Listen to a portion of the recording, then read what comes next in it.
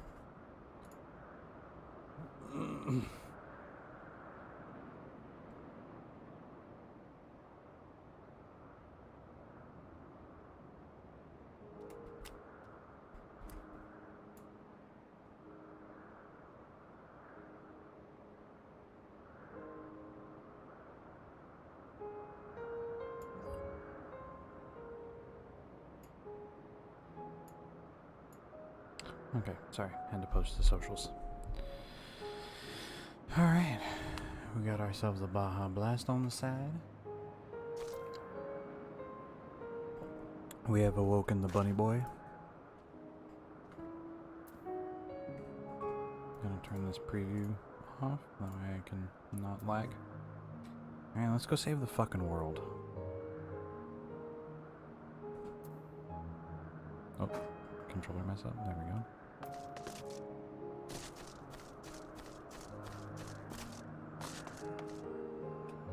Hello? Hello? Oh, wave to Emmett Silk.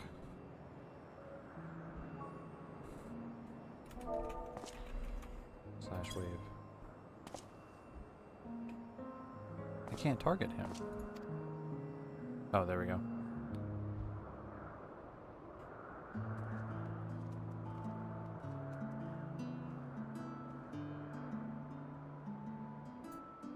I have no words to express my gratitude. Thank you. The Charybdis has learned to fly.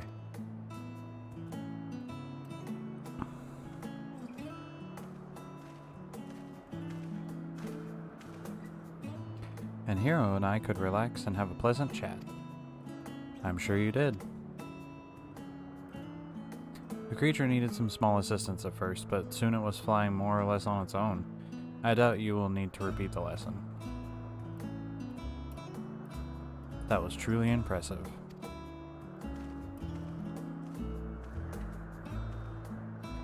I witnessed it all from afar. The Charybdis flies.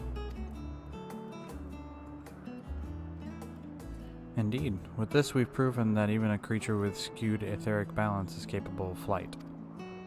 Though we helped it to achieve this, the Charybdis is a herd animal. They may well aid their struggling kin in like fashion and when the need arises. Keeping this in mind, I bid you continue observing them. If this is what you want. But if I may say so, rather than hoping an idealistic opportunity or possibility comes to pass, would it not be simpler to have the concept adjusted? That way we could guarantee the anomalies such as this specimen are never born in the first place. These creatures are already here. We will spare no effort in giving them a chance to survive. As you wish, Chief. As you wish.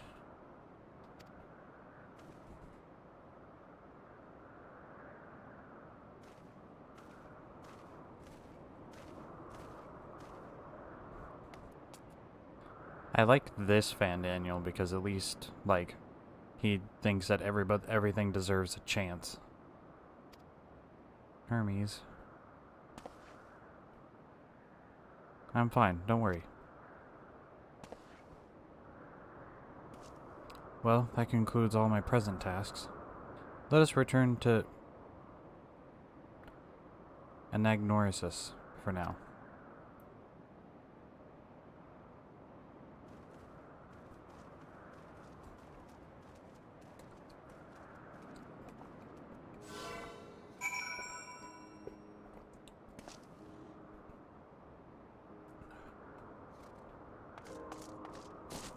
Ixion. A buttload of Ixion. Is that a fate?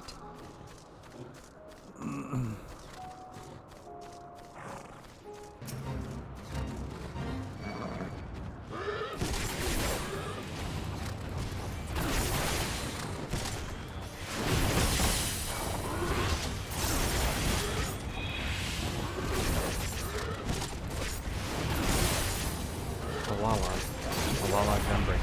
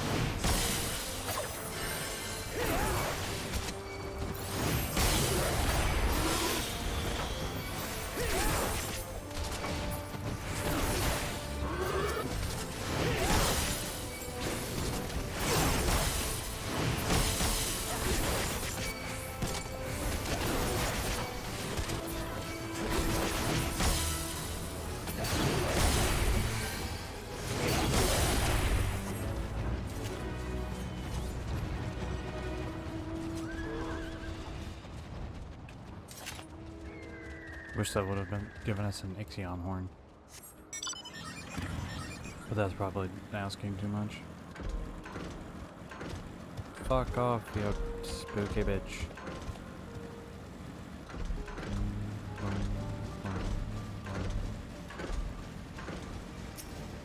Oh, click on that guy.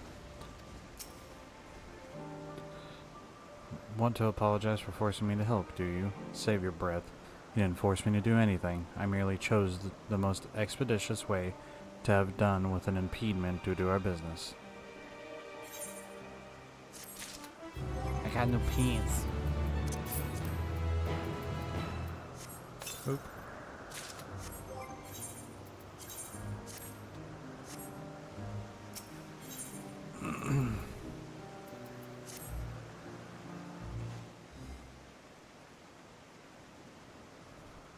Tell me, hero, in the course of watching me, have you learned aught of value? Dynamis seems promising.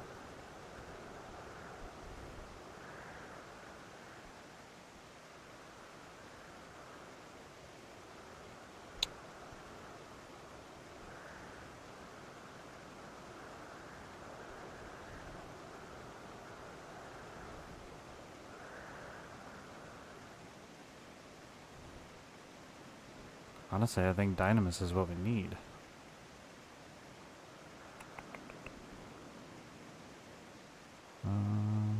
Sure. We'll go with that.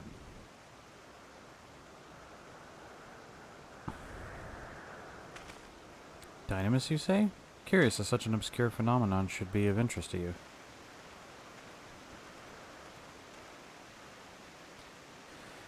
Chief Hermes, what good fortune to find you here. Is something the matter? That Lycaon? I don't know if that's an I or an L. Oh, it's an I, because the Lycaon. I'm afraid it's done it again. No sooner did we release one from observation that it set upon the nearby Akiopetes slaughtering them. Was the creature hungry or somehow provoked? I had just fed them myself, and the Akiopetes were keeping a wide berth. It's the nature of the Ikawan that is to blame, their innate viciousness. Temperament aside, it is an outstanding creation, perfect in form and function. Though it may not be suited for release, I have no doubt that the Bureau will accept its concept for preservation. In any case, there's no point in postponing the inevitable. Doros will revert them all once the paperwork is in order. Uh-oh. Where is the scene of the incident? Just off the path of the 12 Wonders. As you make your way, you should see it on the left. I don't know if Doros is still there, however. Hermes, wait.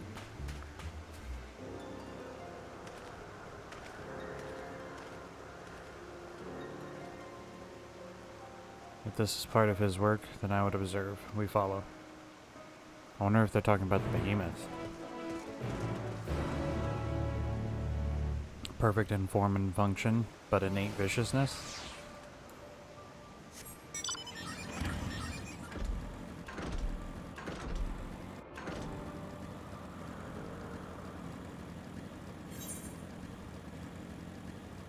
Sounds like the description of a behemoth. Because they're big motherfuckers. That are very hard to kill and will easily kill. And they're vicious as shit.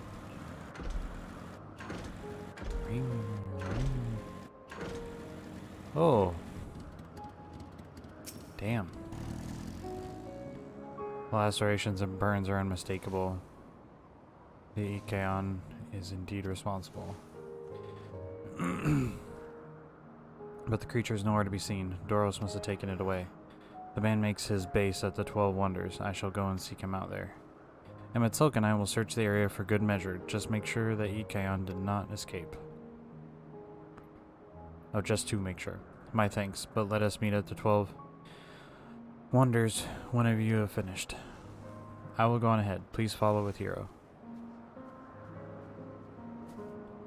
Come, come, it's down the path and over the bridge.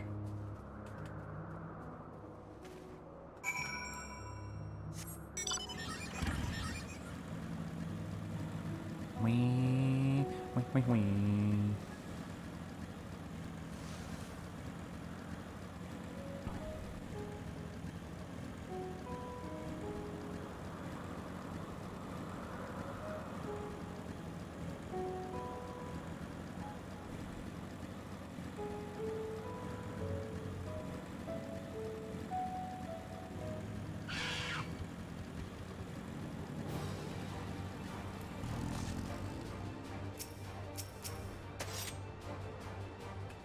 That's what I thought.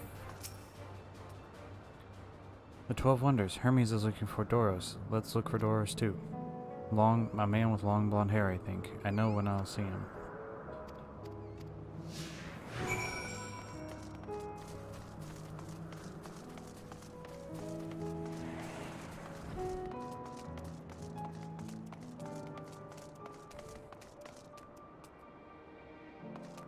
Blonde hair.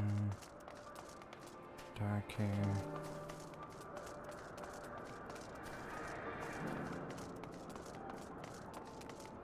Blonde-haired man.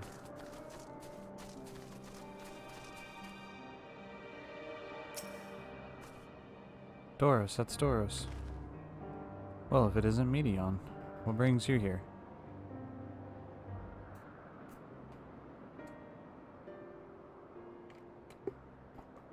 I thought I heard a familiar voice. Or familiar voices. I didn't realize you two had decided to help me search for Doros. Thank you. You're in charge of the Ikaons, I believe. Where are they now? Out in the fields in restraints. Frenzies that they were. I couldn't well return them to Katisis. Once I've submitted my report, we'll see them reverted without delay. It's as he says, the beasts are indeed quite ferocious. You're one of the 14. What brings you here? Nothing you need concern yourself with, as you were. We've heard the news. The Ikaon slaughtered Akupetes. As the observers in charge, you are of the opinion that they are not fit to be released? I am. Their abnormal aggression and exceptional strength makes for a highly problematic combination. It matters not where they are released.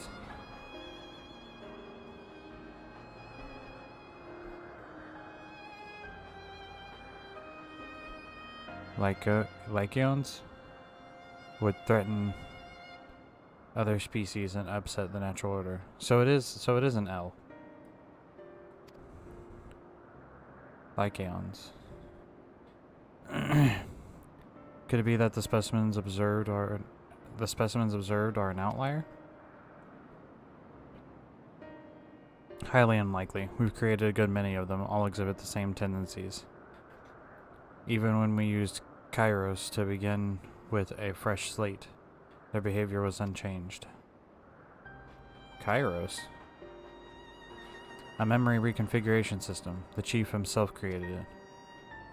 It allows us to erase or alter memories that we may observe creations in a different environmental condition without needing to remake them from scratch. Literally like a simulation. Quite impressive and potentially dangerous, depending on the intensity of the etheric emissions. Pashtero may wish to have words with you. Rest assured, I've kept all values within prescribed limits, and to prevent misuse, its applications are limited to those authorized by the Chief Overseer.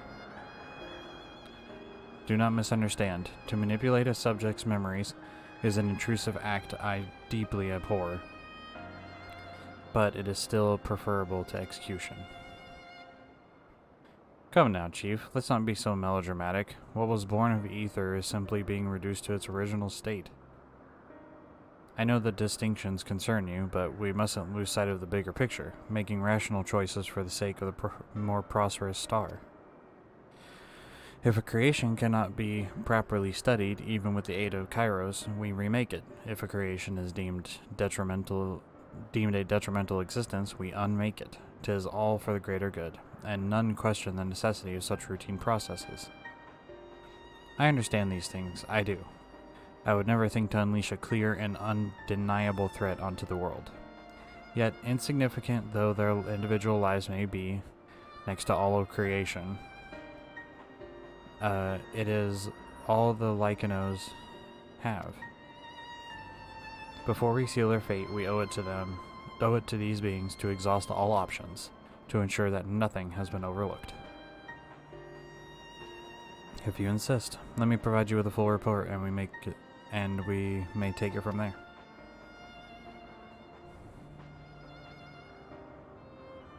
Would it be possible for us to attend the discussion, that Emmett Silk may better carry out his duties? By all means. Pray show them to the meeting room.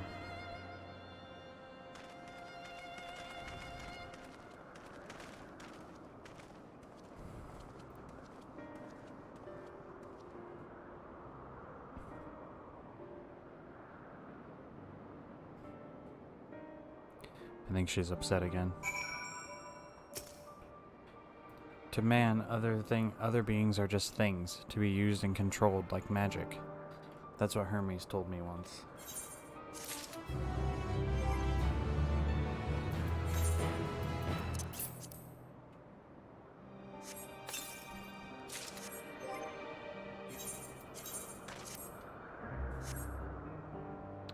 I like this outfit. I wish these, like, razor-bladed shoulders weren't here. If they weren't there, it would be perfect.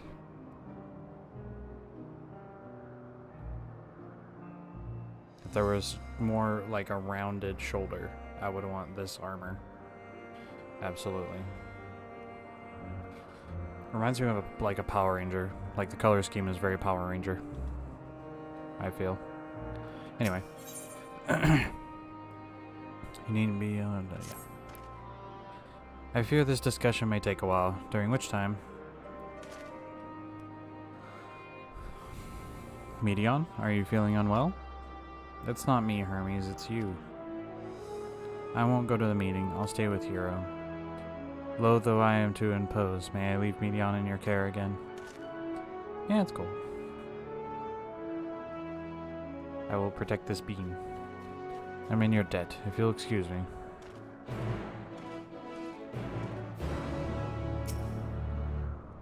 Can you help me with something, Hero? The meeting will make Hermes sad. I want to cheer him up with a flower. Hermes likes flowers the most, of all the creations in Elpis. Most creatures are expected to be interesting, or beautiful, or strong, better in some way. But flowers are different. They're designed to suit our emotions, what we feel and what to convey. Hermes likes that. I can't make flowers, so I'll search for one. And I want you to search with me. Let's start here, at the 12 Wonders.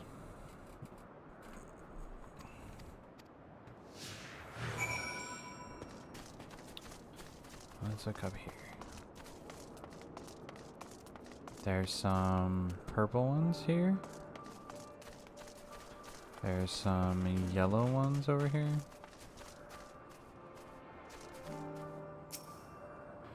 Oh, a slender tree. Hang on one second.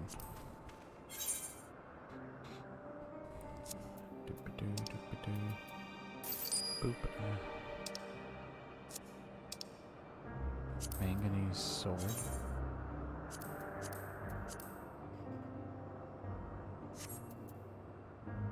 What's the manganese shield look like? It actually looks really cool. I like that a lot.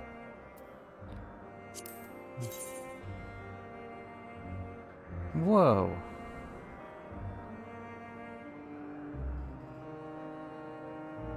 Yeah, they kind of look like syringes.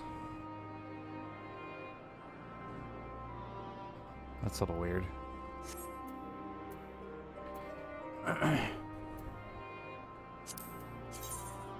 Arapia. Very nice.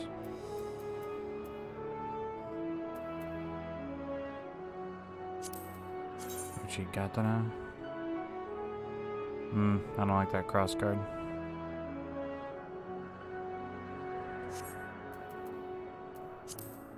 A war scythe. I like.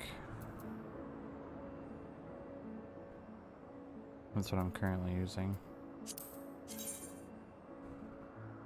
Greatsword looks kind of small. The axe looks kind of dope though. I'm just curious. Alright, let's look at this one. Curious what the hell's on the tree. Crane your neck to look for flowers. No flowers. If there were apples, we'd cover them in syrup.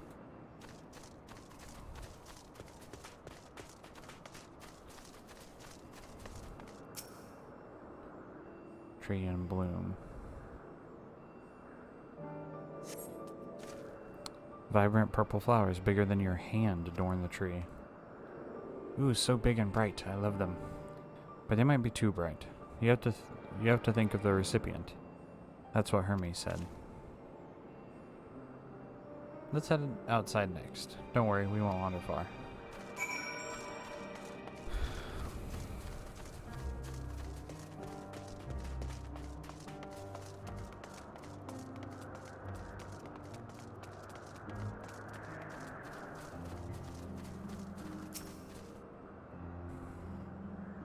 There's pink flowers right there.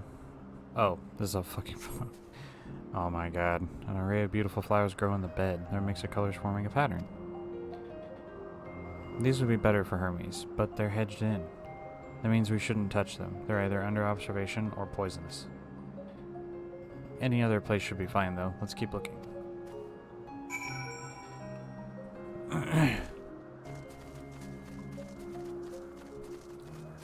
That's hedged in. Oh, this is gonna attack us. Absolutely. Familiar plant. Thin stalk, oddly shaped flowers mesmerizing in its undulations. Oh, a conian, a flower that can move. When Hermes wasn't looking, it shot seeds at him. Not a good gift, maybe. But you're a good hero at spotting flowers. We'll find something soon.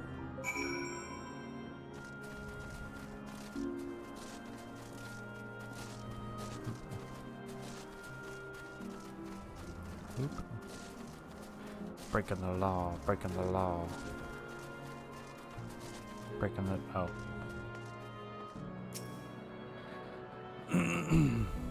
There's some red ones right there, I think. You spy nothing promising nearby. At best, common-looking grasses with some few tiny flowers. Nothing around here. Ah, over here, something big. Oh no. A Marlboro.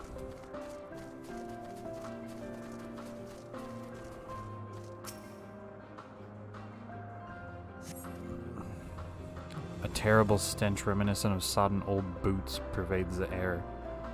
Without a doubt, the culprit is a Marlboro-like creature before you. It's an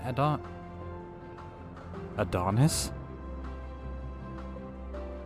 The thing looks like its mouth... oh, the thing around its mouth looked like petals, but the flowers on its... or are the orbs on its head.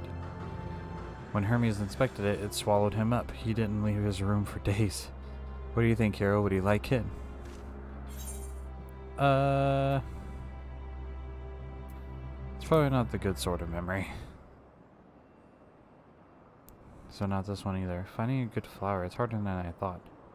Could we search a little more? Maybe as far as the fields over there? Pick something after that, I promise.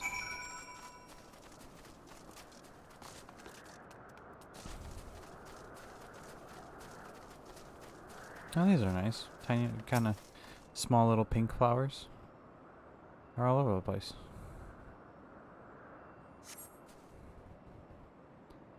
Lush green fields stretch out before you, ending where the sky begins. Oh, there's nothing.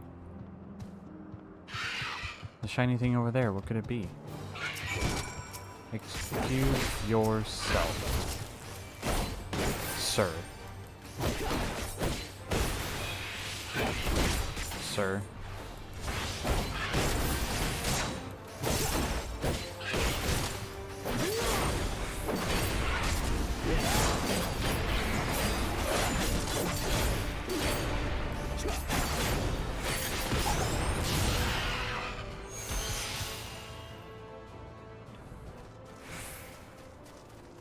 What shiny thing is she talking about? Shiny object?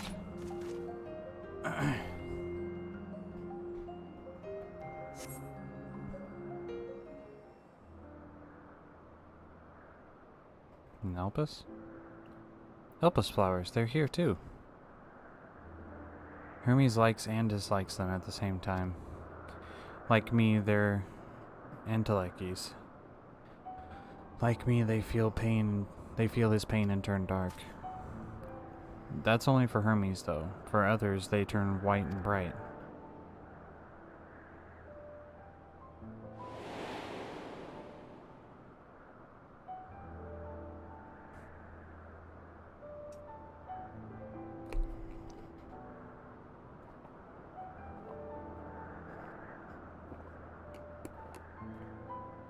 Truly, the flower was dark in your home? Then do you have it too? A dark emotion?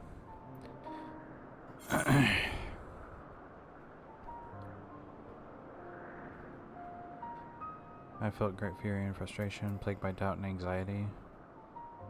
I dare say I have a few.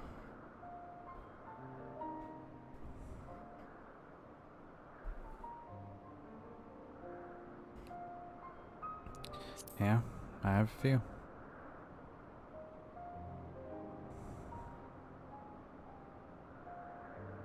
You don't have to say it. I can feel it sometimes. I feel it's something you want to hide. But won't you lend it to me? The darkness inside you? I want you to make the flower dark in front of Hermes. He's been in a dark place since before he created me. He needs to know that he isn't there alone. The others are sad too. Truly, you'll do it? Sure. Thank you, hero. It means more to me than I can say. I can't wait to see how Hermes reacts. Let's go back and fetch him.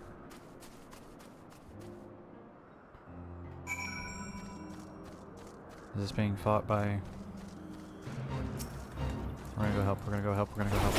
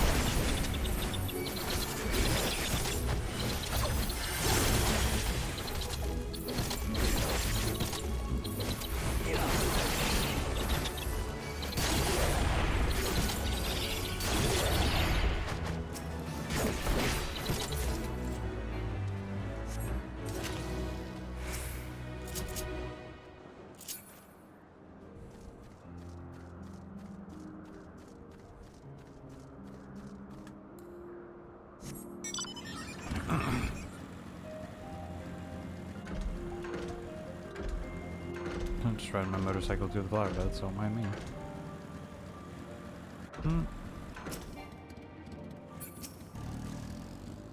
Seems they're still talking. Let's wait until they finished.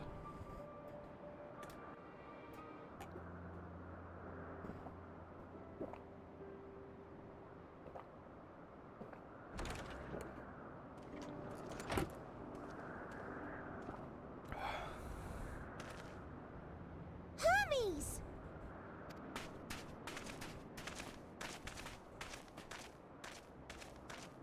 Oh, you were waiting for me. You've finished talking? Yes, we've come to a decision. My thanks for keeping Meteon company. Emmett Selk and Hythlodaeus have already retired to their rooms. There is room for you too, if you would follow me. Wait! I want to show you something first.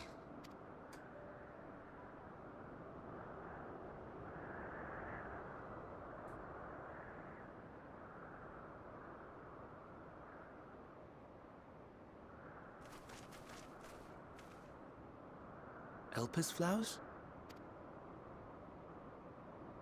Go on.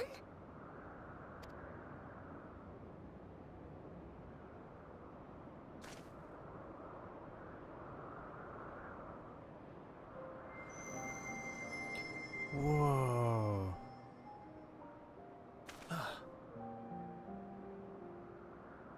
That was a pretty You're color. not the only one, Hermes. Others feel sad too. You're not alone.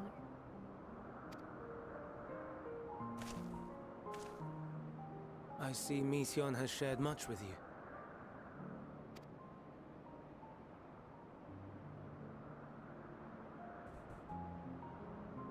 That was a pretty color. That still is a pretty color.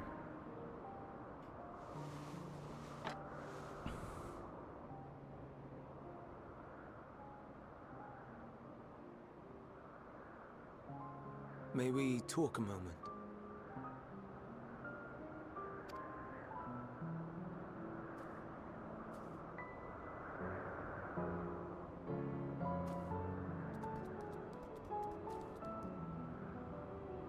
Mm. Oh no, come back. That was adorable. I do not think it wrong that we live for the star, that we strive to make it a better place. And yet, in carrying out my duties here, there are times when I am plagued by doubt. Do you recall what Hythlodaeus said when we first spoke of my nomination? Death is the privilege of those who have fulfilled their purpose, a choice they embrace of their own free will, and when they depart, it is always beautiful. Perhaps it is, but only for man. Creations that he deems useless are discarded with nary a second thought. Some scarcely born into the world, afforded a handful of breaths before life and potential are abruptly extinguished. We make an effort to spare them the pain, but they sense what awaits. Rage and anguish and cower and fear, and it is not beautiful.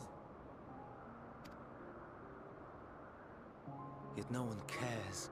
No one. So fixated are we upon the duty that we do not pause to question the method. Pain and suffering, confusion and despair, writ plain in the eyes of those poor creatures. Yet no one sees. We turn a blind eye and carry on in blissful ignorance. Not amiss. And always, always the blossoms shine pure and white. A contradiction so blatant I could scream, want to scream. How can you all accept this aberration? Then I wonder, am I the aberration for thinking thus? And I am filled with dread. But now I know I'm not alone. Not the only one for whom the flowers weep. I won't ask what you thought as you kneeled beside the Elpis, or if you only did it at Meteion's insistence. Nevertheless, I thank you. To know that you too have experienced suffering is a comfort.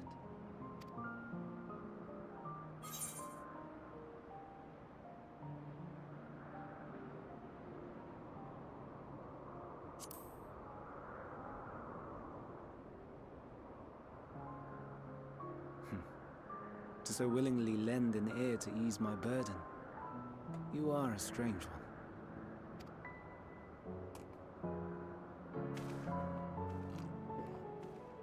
The stars in the heavens. Know you what they are?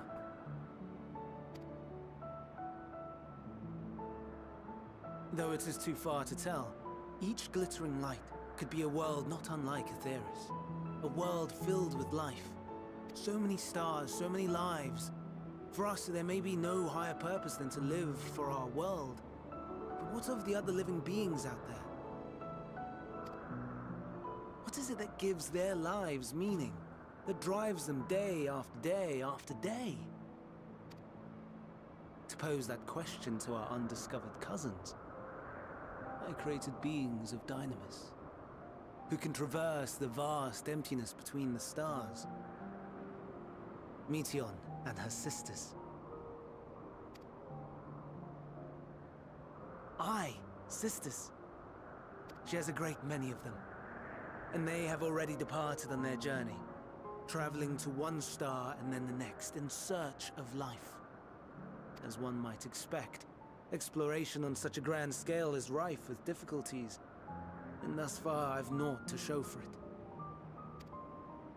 But I have faith that we will make some manner of discovery ere long. And when we do, I should be glad to share our findings with you, in gratitude for your kindness. It's getting rather late. We had best find our beds. It would not do for both of us to be sleep deprived on the morrow. Come, Meteon. Let us head back. All right.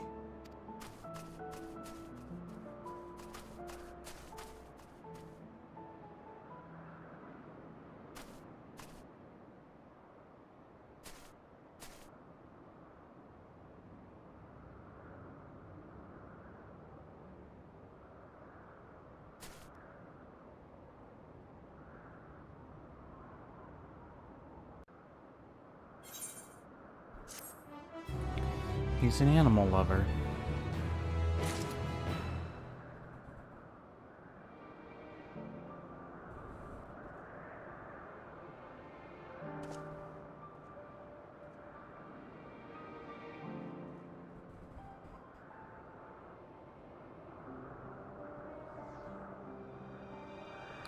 I like this Van Daniel. Hermes. I like him.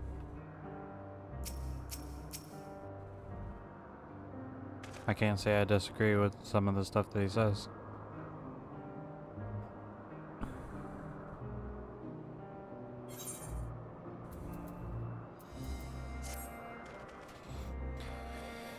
An all too brief interlude, perhaps, but it is time I attempted my next task.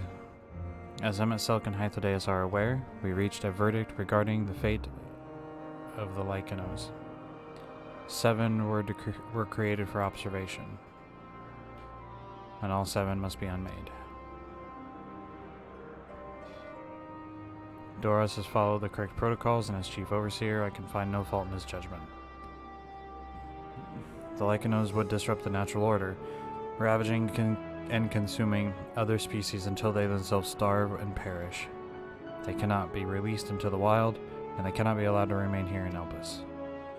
I intend to petition the Bureau of Architect to have the concept preserved as a restricted purpose hazardous life form.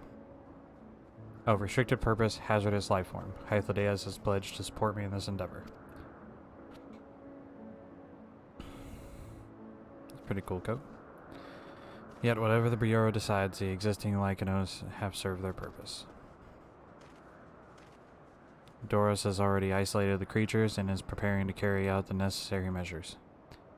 I will join him forthwith. It is my duty to witness the conclusion to this study. If you are resolved, then we have but to accompany you. Of course. Let us be off then. We return to the main isle.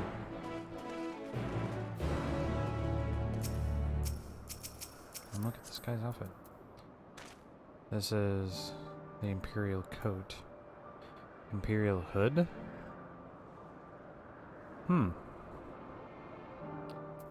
Interesting. Bismuth daggers, Imperial Magitech cleavers, which are like buzz saws. That's pretty cool. If I can just whip out a whip out a fucking giant whirling saw. A Gala cat. I'm gonna grab this for the. Hey yo, what to do?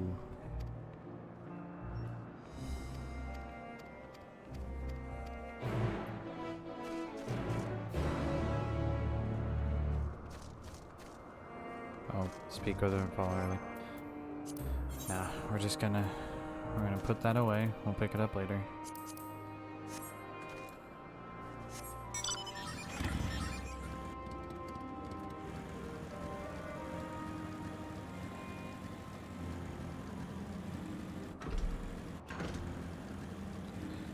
Ladies and gentlemen.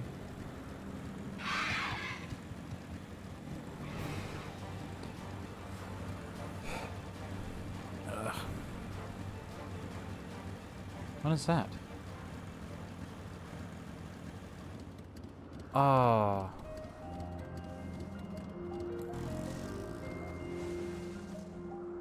They're managurmers? Managurmers? I don't know. Here, I have the mount. It's this thing. It is super small. But yeah, it's this thing. It's a red fin rear, basically, with, like, horns.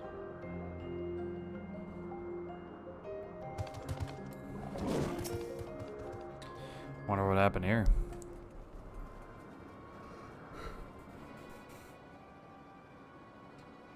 Doro, so you're hurt? What happened here?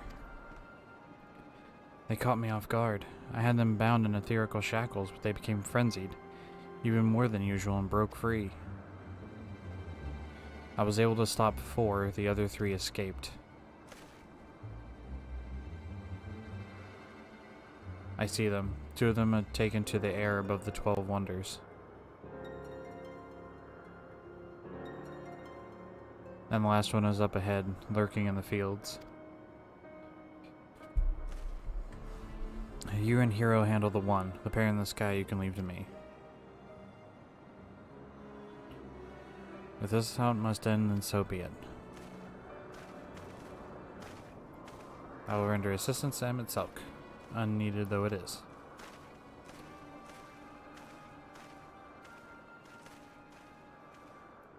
Medion, you stay here with Doros. But Hermes, the Lycanos must be reverted. I would spare you the pain, and mine.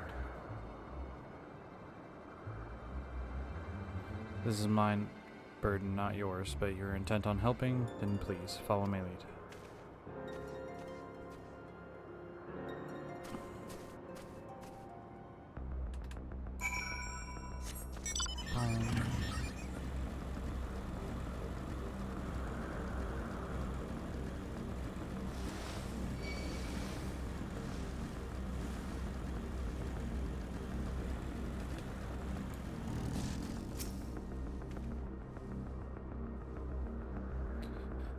I appreciate your help and lament that it is necessary.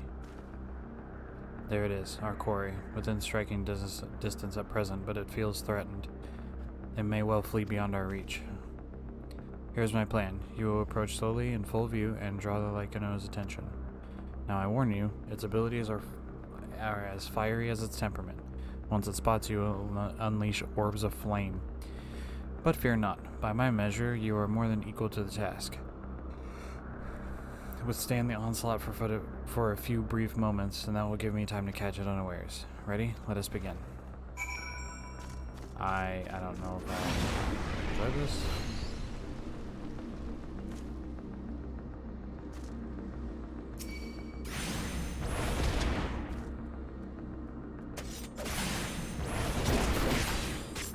Okay, I guess I have to back to it. I thought I was supposed to.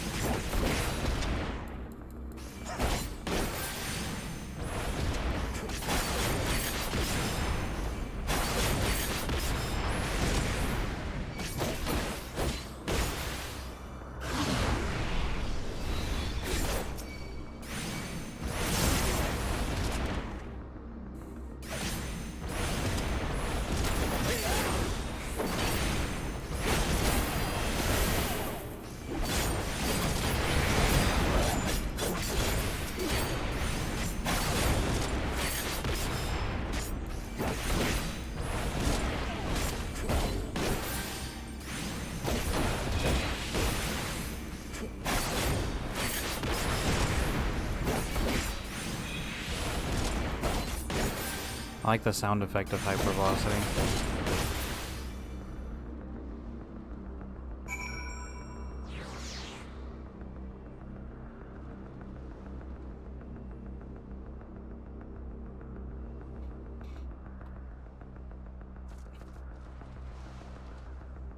Oh.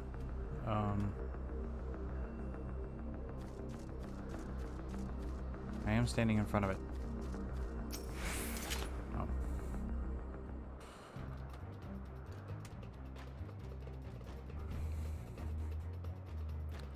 Now.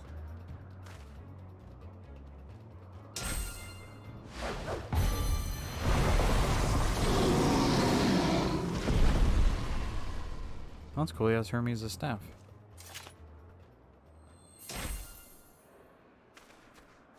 A caduceus, I believe it's called. Oh. Forgive me. Please, forgive me. May you and your kin find peace. Wherever your souls may drift in the underworld, may you find tranquil seas.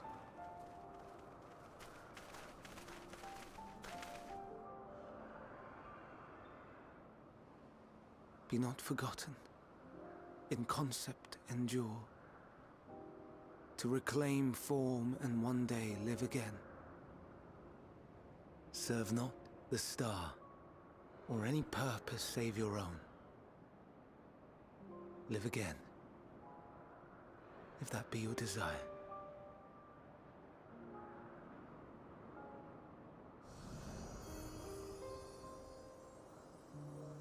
Hate, if that be your want. You're worthy. But leave your suffering behind. Lay down your burdens, be born anew. Fly high. Fly free.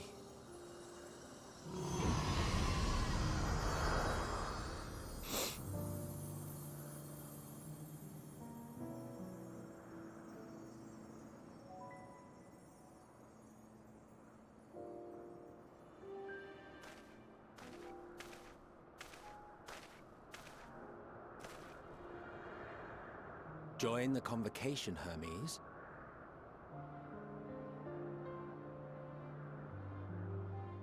You do not belong here. Leave to replace another. To be replaced. It changes nothing. Tell me, do you think it right that we sacrifice all these lives for the sake of the star? And when the star has reached perfection, what then? If all who are satisfied choose to die, shall we all die in satisfaction?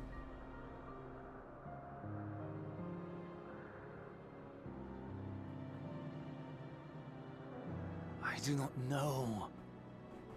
Were I to take up the seat of Fandaniel, it would be tantamount to approving my predecessor's death. I do not know if it is right. And to be torn by such thoughts. I do not know if I am fit to represent mankind. Hermes! Please don't be angry. It hurts so.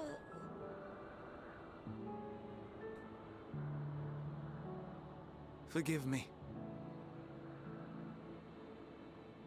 If you would still consider me in spite of everything, I beg some time to gather my thoughts. Meanwhile, Hythlodaeus, I fear I must trouble you to attend to the others.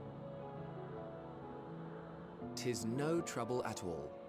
Take as long as you require.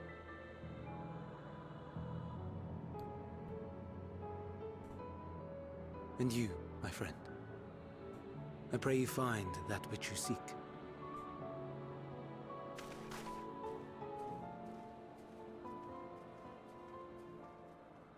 I expect we have some few matters to discuss.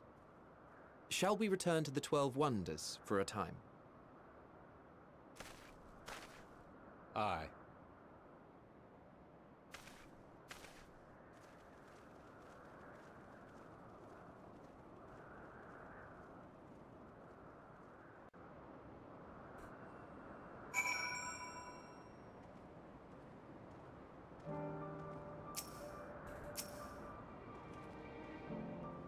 The other Lycanos have been taken care of. The incident is resolved and life in Elpis continues as normal, or ends as the case may be. Rationally speaking, I understand Hermes' argument. No matter how well deserved the rest, there is pain and of sadness when a colleague leaves us. Yet nothing has a departure cause me such grief as Hermes appears to feel. What must it be like to experience such torment?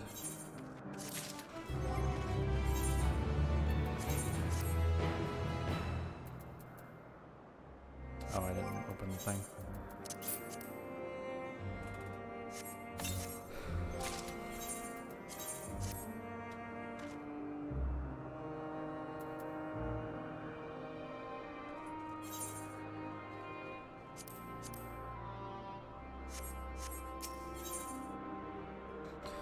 Come on, man.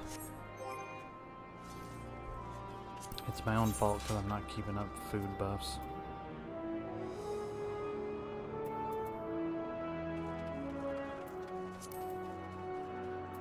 What was that? Dendrocluster, Anthrocluster? Materia 10 and 9. Oh, wow.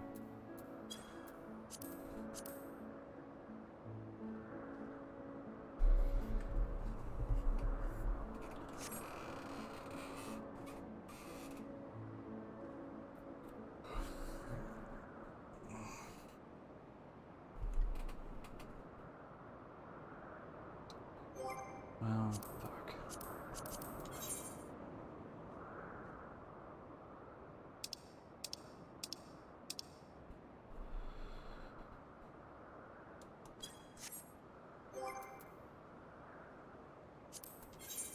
Alright, we need to go into Duty Finder and level up.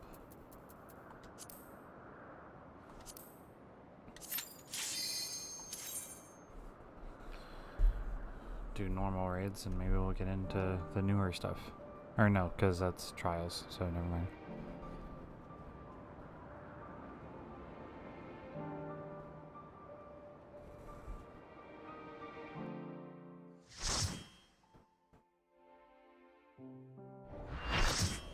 Oh boy.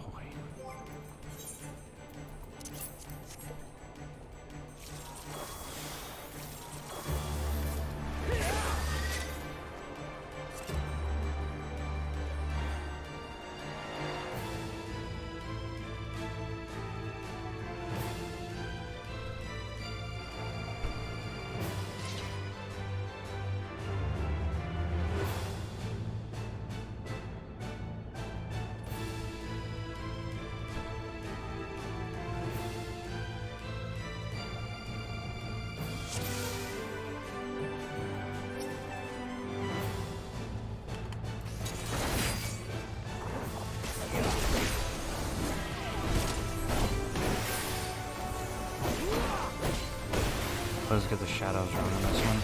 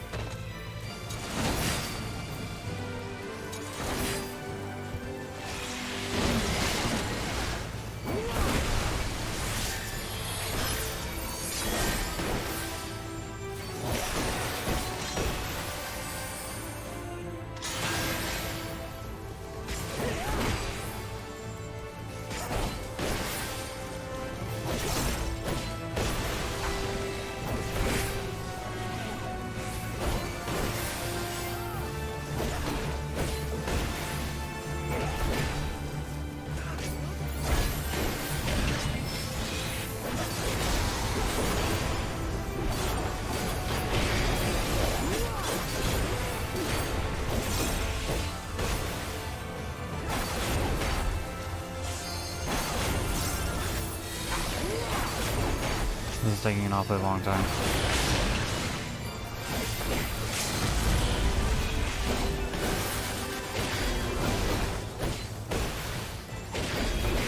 Oh, I got lucky on that one.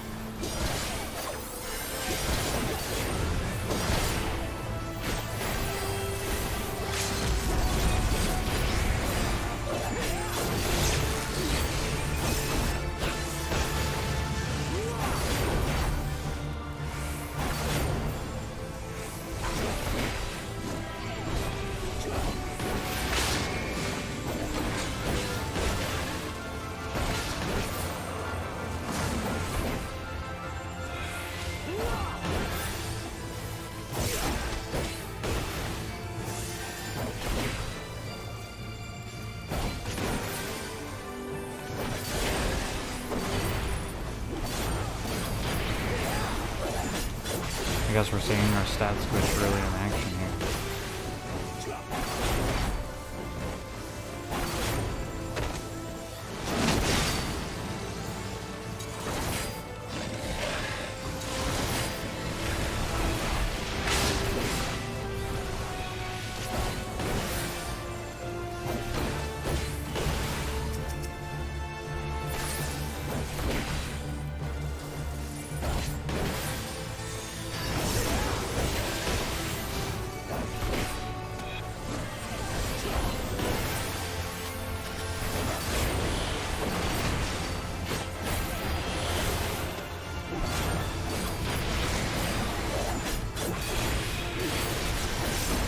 Fire DPS higher.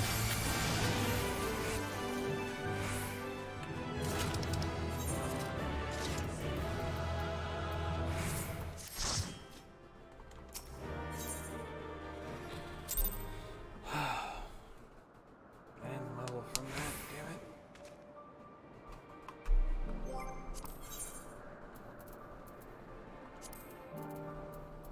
I'm gonna put this on limited leveling.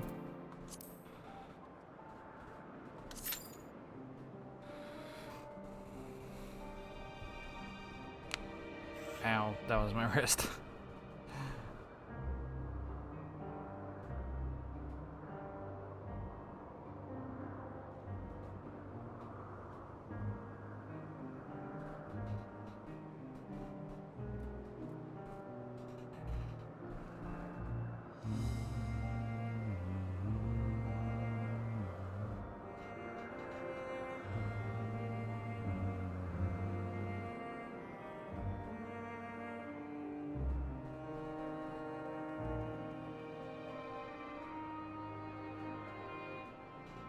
This place is very pretty.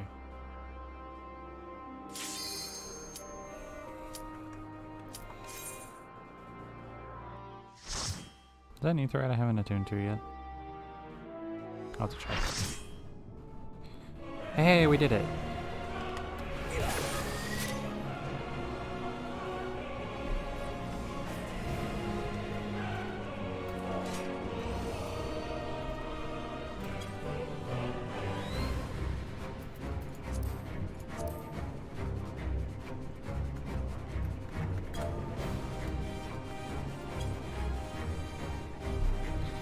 Let's go.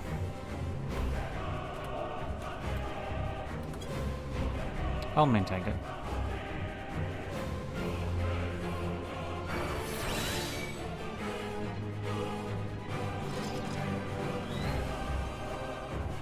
Those are really cool.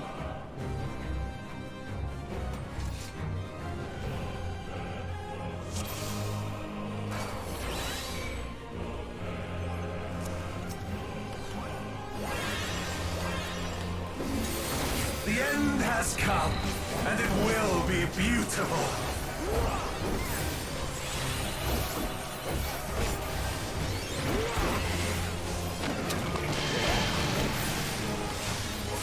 The marvels of Sirius were but playthings.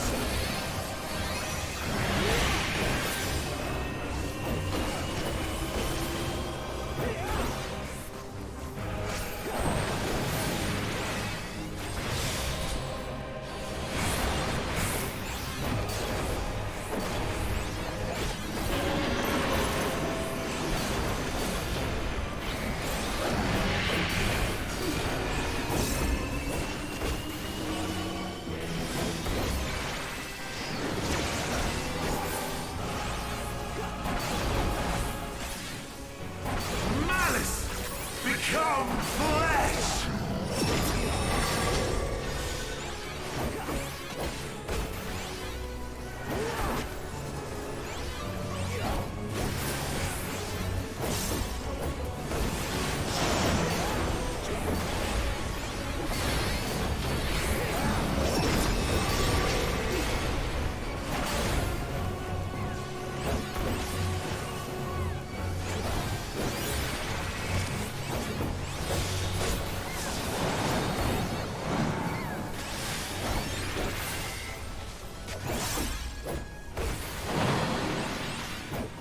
Will you live to see the end?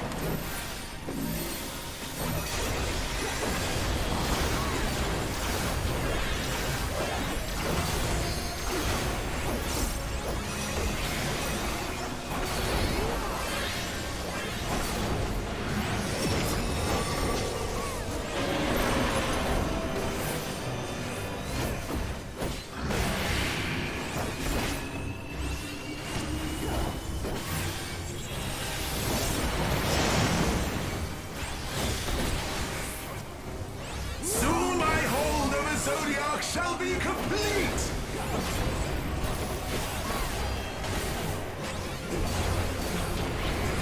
Mine! All mine!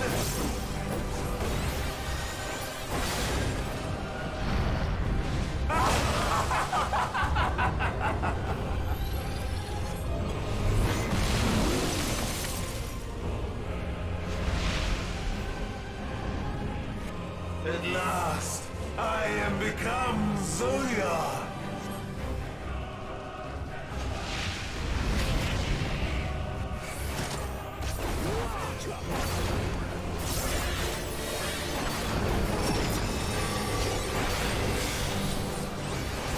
The natural order overturned!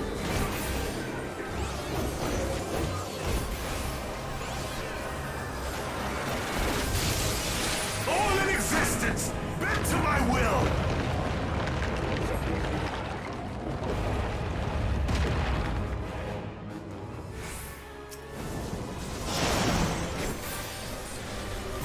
My life's work!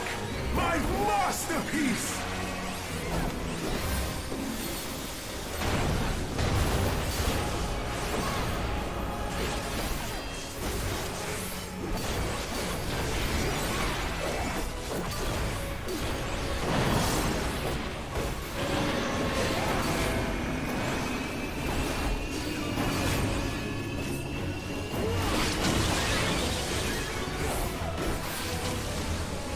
How I've waited for this day!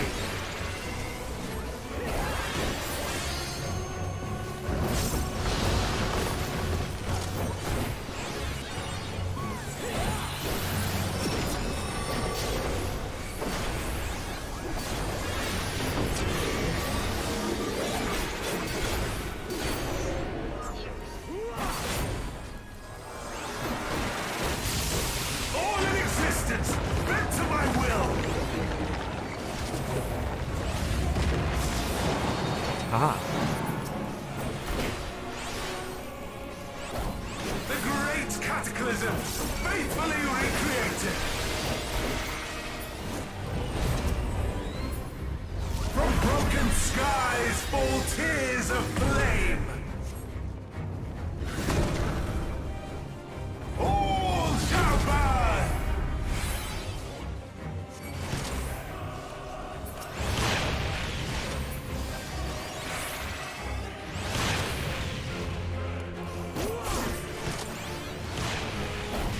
Will you live to see the end?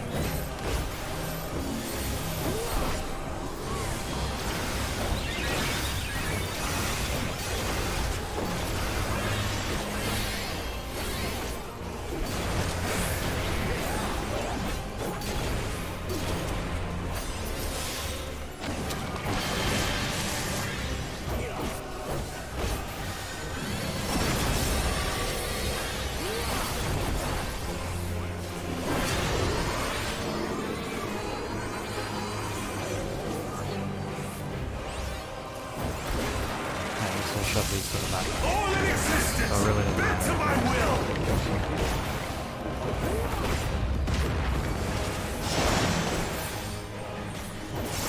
Will you live to see the end?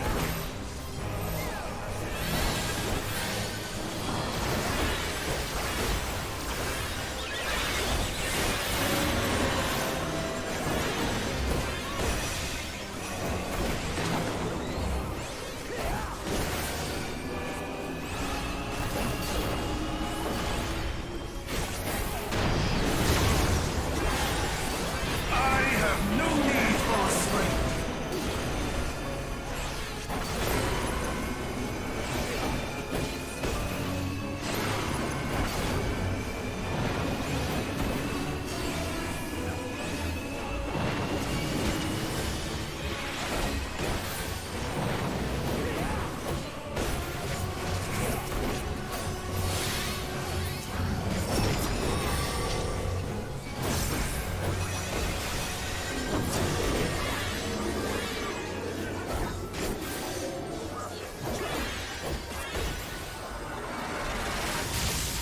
All in existence, bend to my will.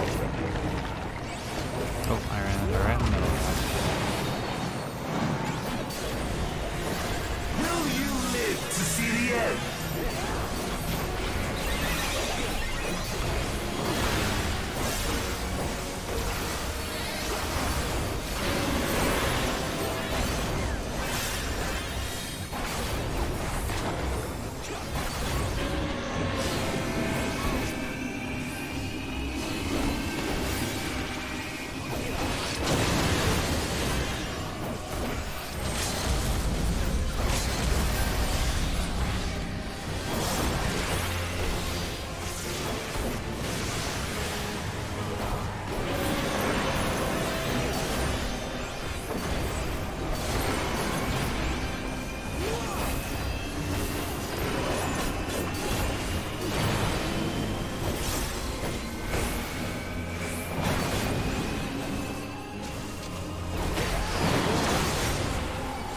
Will you live to see the end?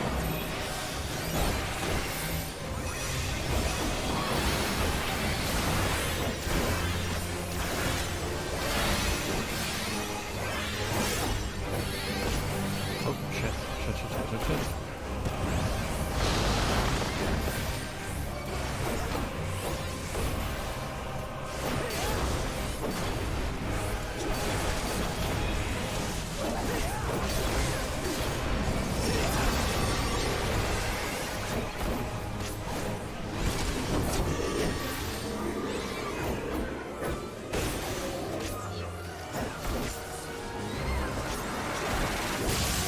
All in existence, bend to my will.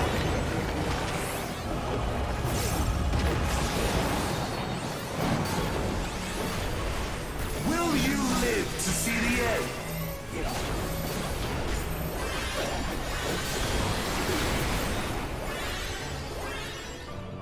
Damn, it's so close.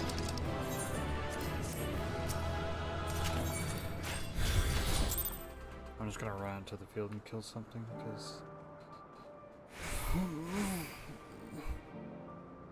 I need 31,000 experience. Is there a fate nearby? There is. Oh wait.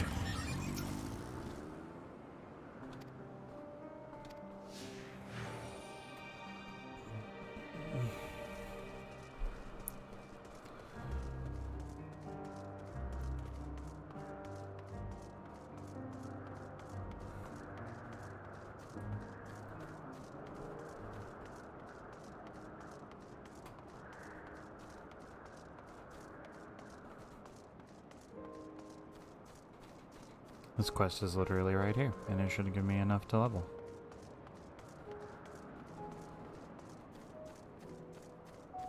Don't do it, Mr. Griffin. You motherfucker. Ow.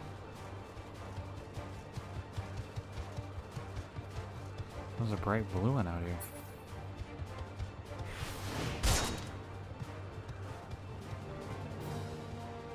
Alerts you two creatures facing one another and looks at you unsuspectingly.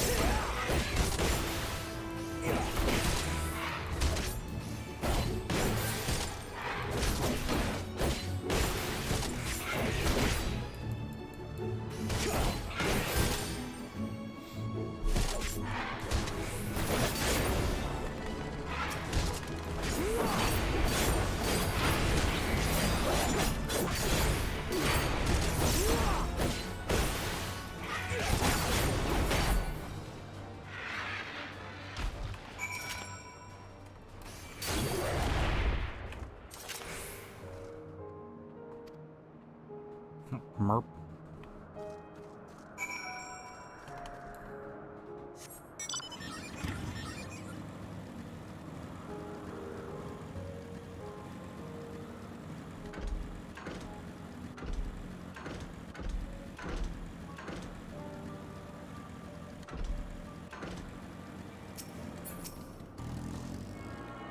Oh, I'm not attuned to this one.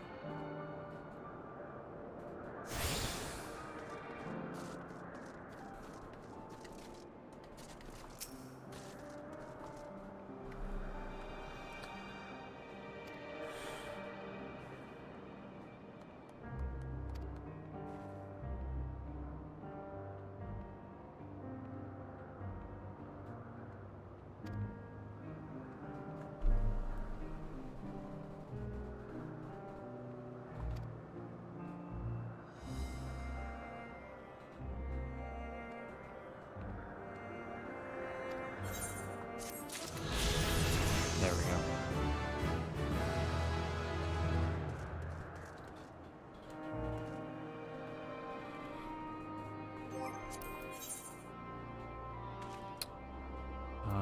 I might as well. I think I want to kind of run through a couple of these real quick. Written in trials. Let's do 60, 70, 80 dungeons real quick. We'll do 60, 70, 80 and leveling, and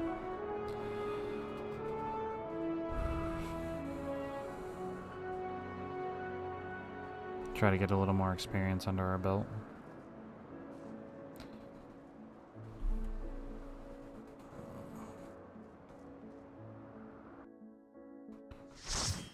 Wonder if we'll get put on the new ones. Nope, Keeper of the Lake. No, come on, dude. Don't do this to me. Ah, man.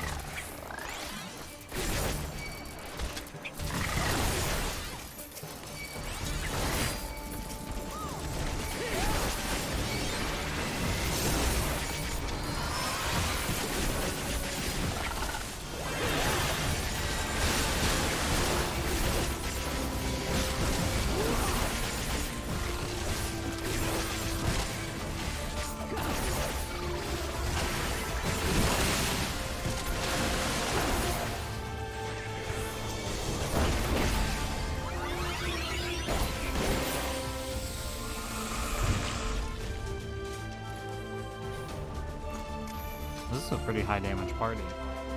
Reaper, Machinist, Sage, Gunbreaker.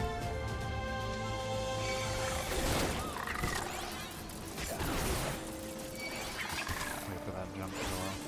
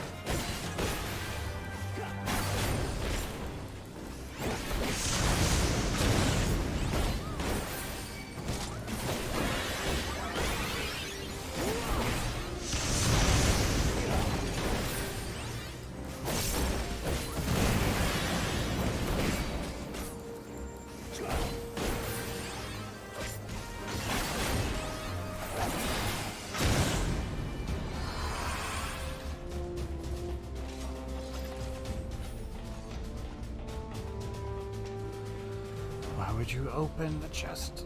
Why?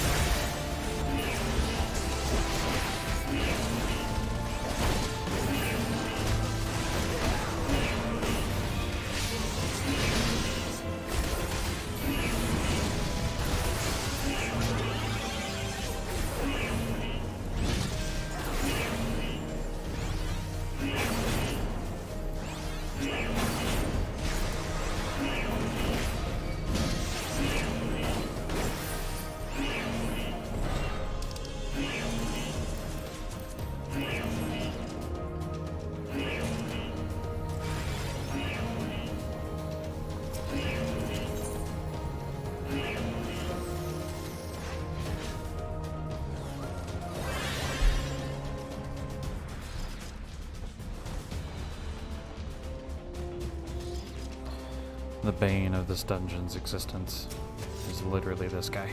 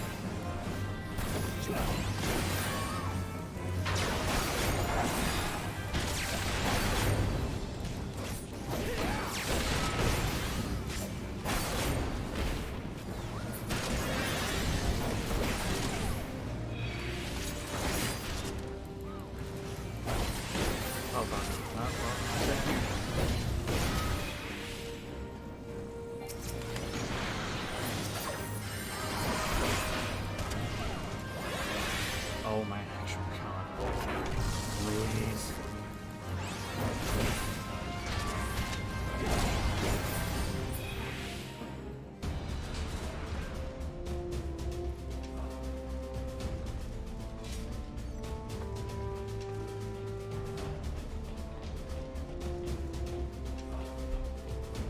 I'm pretty sure that was some type of enrage to just like cover the whole thing in fucking fire. Stupid.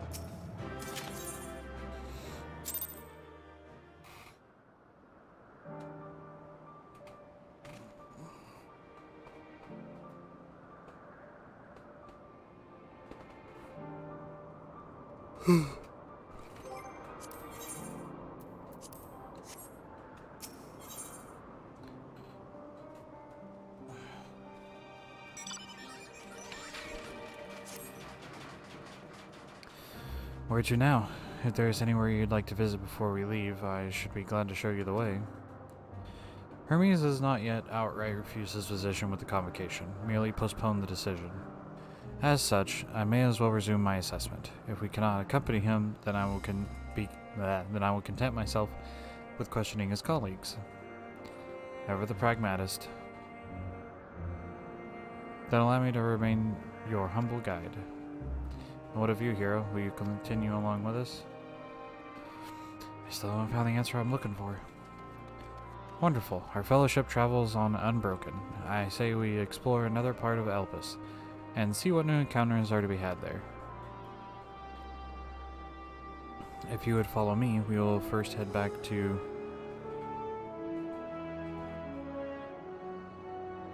Anagnorisis. Anagnorisis. I always get stuck on that word, every time.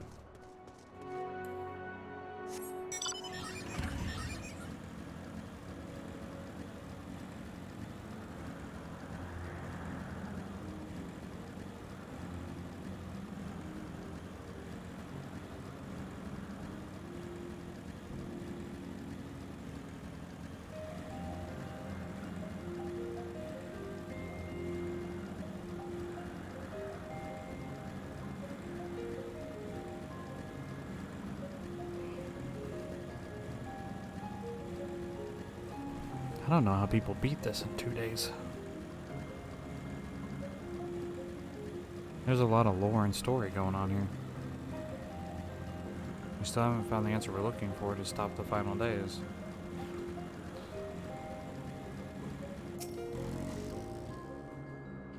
From here we will follow the path northward to Natonius. There we will find one of the teleporters which facilitate travel between the islands of Elpis. First-time travelers must be accompanied by someone with the requisite permission, which I have previously been granted. We only need to use the device together once, and henceforth you will be able to use it freely. Shall we?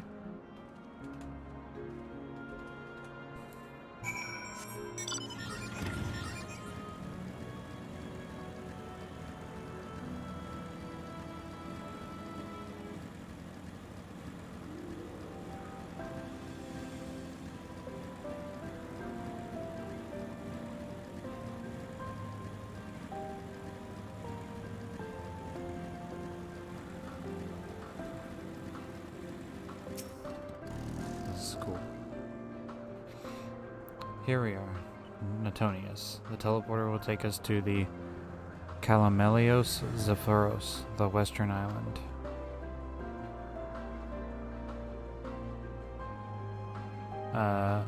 That's it right there, looming large over us. Step this way, we can soon admire the holy shit. We can soon admire the view from above.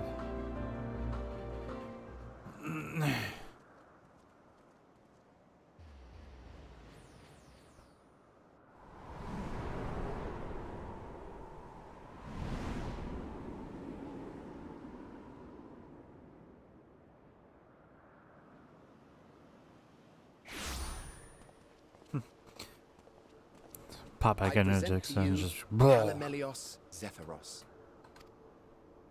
Here you will find a number of testing facilities, as well as the observation hub of Poiton Oikos.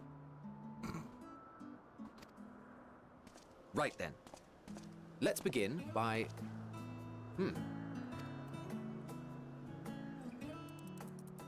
Well, well. An Arraius. How delightful.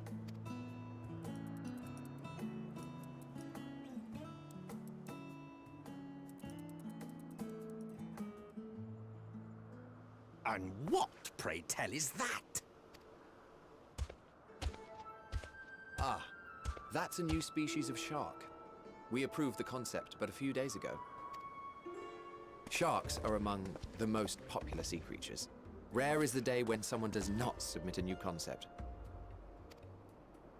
At first, they were largely orthodox, consideration given to such things as size and environmental impact.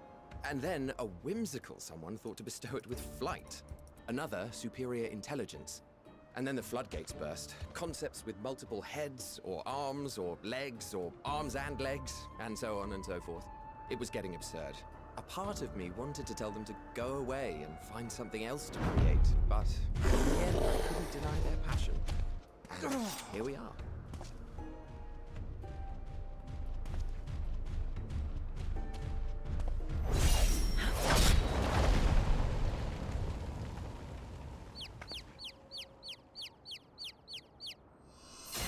Ooh, I want that. That was too close.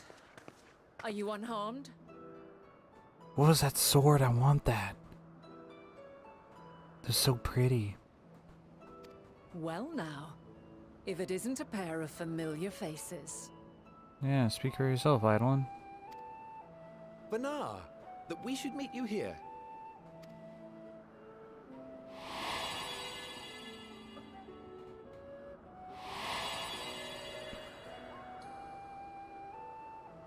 As I mentioned earlier, the better part of the convocation holds that when we retire is when we return to the star.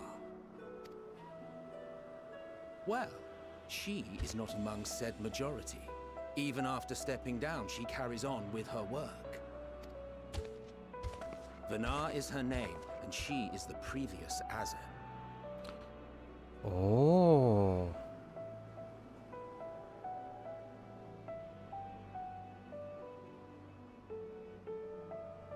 Eidolon was once Azem. Or Azem, or how the fuck you say it. Azem, just... It has been a while, Hythlodaeus. You look well. Less so, Emmet Selk. I dare say the lines upon your brow have both deepened and doubled in number. A shame for one so young. You must make an effort to frown less often.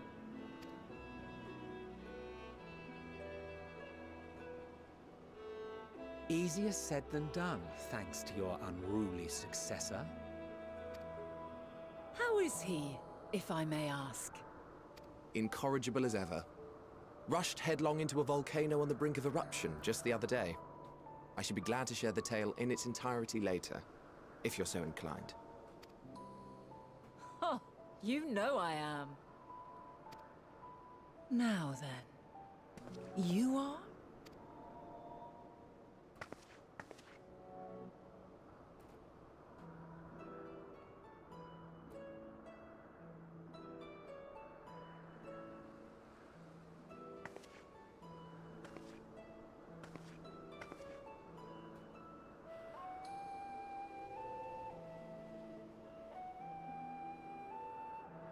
I say, have you perchance come from the future?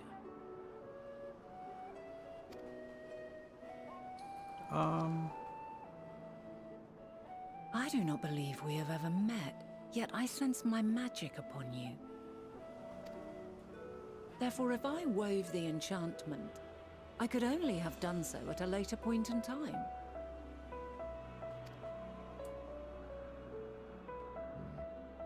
What manner of magic is this, if I may ask? A traveler's ward, of course. It prevents the corruption of one's ether.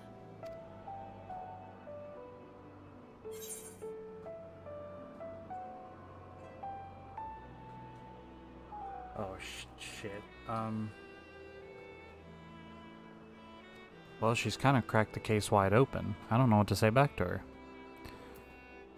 I don't even know if primals exist in this day and age. Man, fuck it. Sounds rather like the Blessing of Light. I see you are not ignorant to its presence. Oh, it And exists while here there too. are many protective spells, the one you bear is unmistakably mine. Hold on. From the future? That's absurd.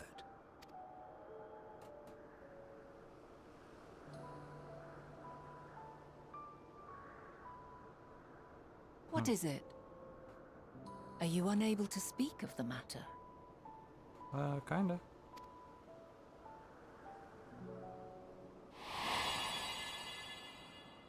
The reality to which you must return exists as a result of the final days.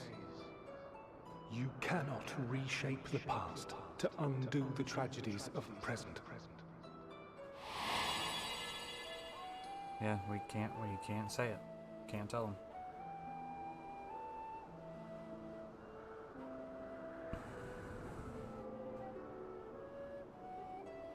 So, your actions here will not change your history, but they may yet affect the course of ours. How very exciting! I'm quite fond of delving into the unknown, and there's naught more unknown than the future. Until a moment finally arrives, we cannot know for certain what will come to pass, regardless of our supposed foreknowledge, so you needn't worry for us. More importantly, that you should go to such great lengths as to travel unto the past bespeaks the gravity of your quest. Will you not reveal it to us? Mayhap we can be of aid to your cause.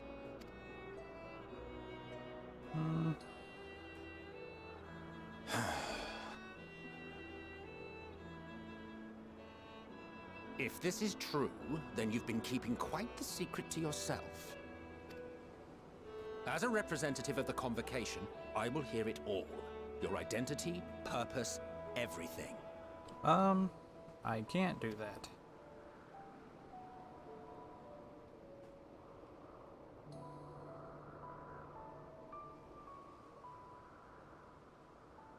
Why don't we move to a place more conducive to calm conversation?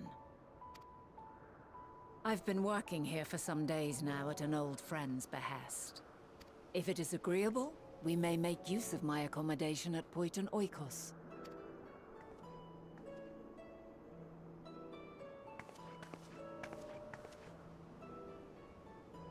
We were meant to meet. I am certain of it. Else I wouldn't have marked you so clearly, and sent you unto myself in the past. It's precisely the sort of mischief I would get up to, and quite inspired, if I do say so myself.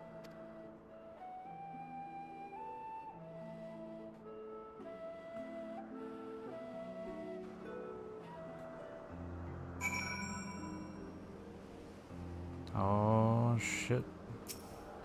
We're about to get into some stuff now. Wait. What is this?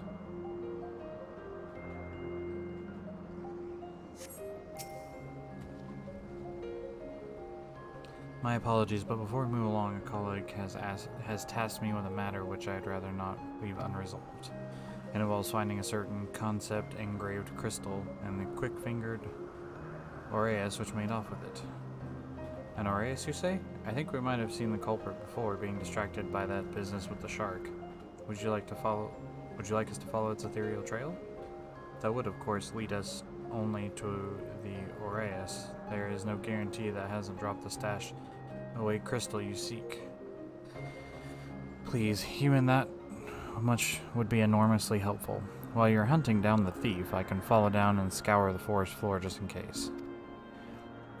Could I ask you to join the search? I would appreciate another pair of eyes to cover the land to the west of here.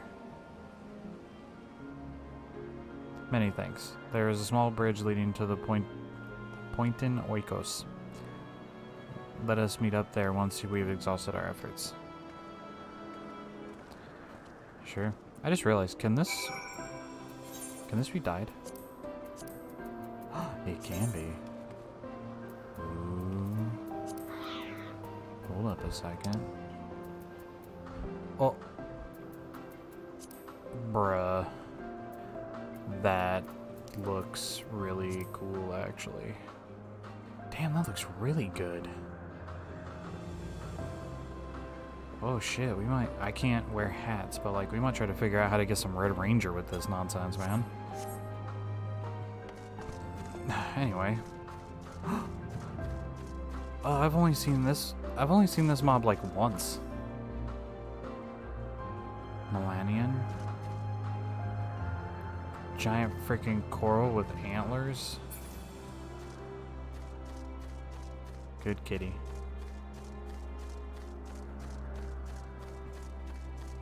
I think I've only seen that like once. Really cool mob. Very neat monster. I like it. Hello? Hello?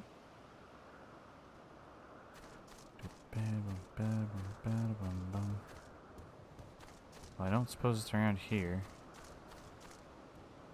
No? Oh. Aha!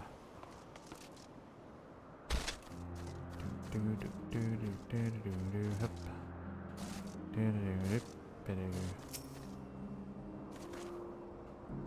That's our crystal. Aha! Little shithead goblin. Or what are they? It's a Hayao Miyazaki soot sprite. I'm just gonna avoid the kitty. Let's not piss with the kitty. Oh, a Tauren? Or a Taurus? Whatever. A Minotaur. Dude. Our last searcher returns. I'm afraid the Aureus no longer had the crystal, nor was I able to find it and followed its wake. Suppose you fared any better? Ta-da! Yo, let's go. Crystal, well done. Wonderful. Now I can focus on your tale without missing concept nagging at my mind. Have you always had a knack for finding things?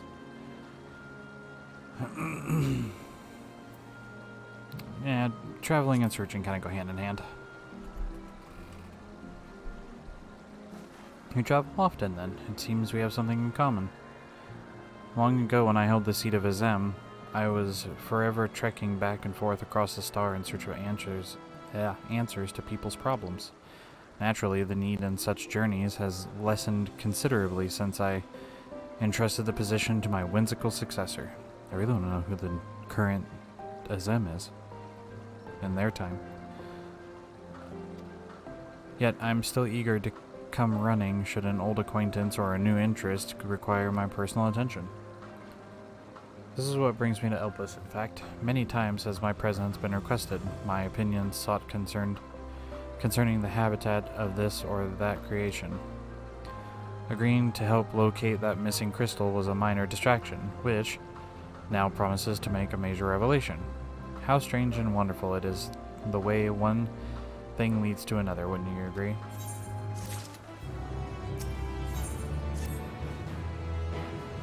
Thank you again for your timely help. Now then, 'tis time I returned to stolen property. If you would go on ahead to my accommodation, I will join you as soon as I have attended to this task. Follow the path straight ahead toward the building at the top of the slope. I have the entire place to myself, so we can speak without fear of being disturbed or overheard.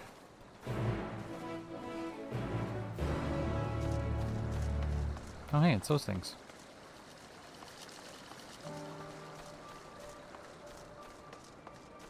Bum, bum, bum, bum, bum, bum, bum, bum.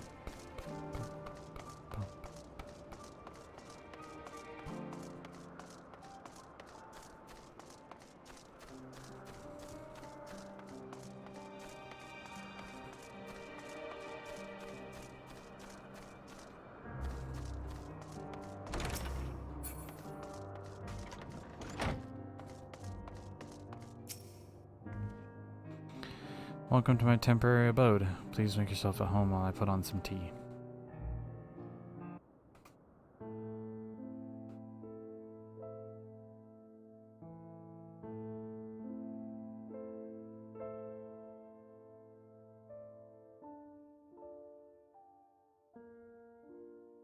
Ah, a wonderful aroma. I feel more relaxed already. Would that I had sweetmeats to offer, but I travel light out of habit. There's plenty of hot water though, so please have as much tea as you like. Now then, will you tell us your tale?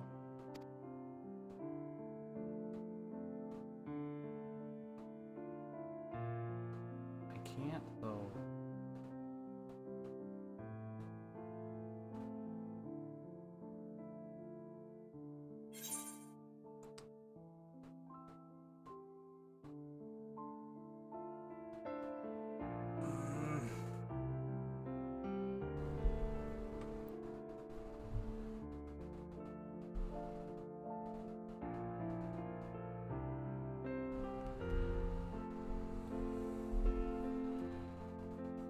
Well, I guess actually he didn't say that I can't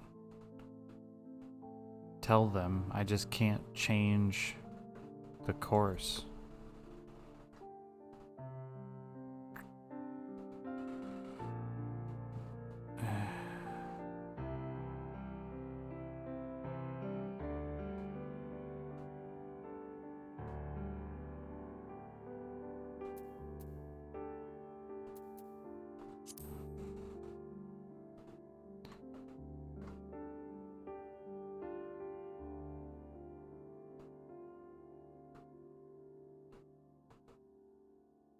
Why don't you start from the beginning?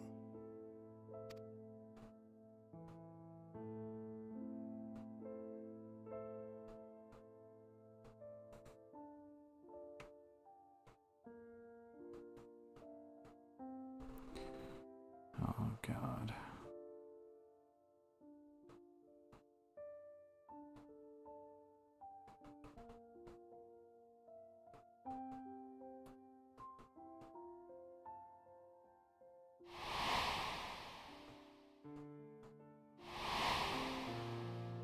Heidelin.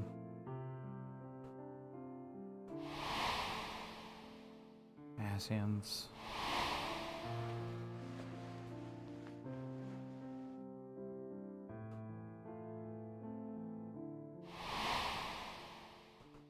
Amaran.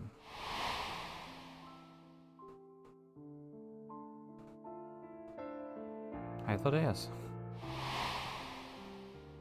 Zodiac. Calamity.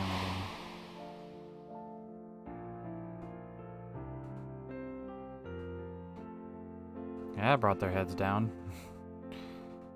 You asked.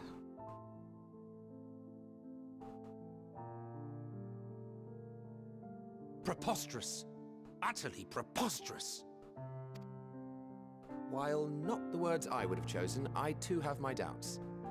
Much of it borders on the incredulous. What of you, Vanar?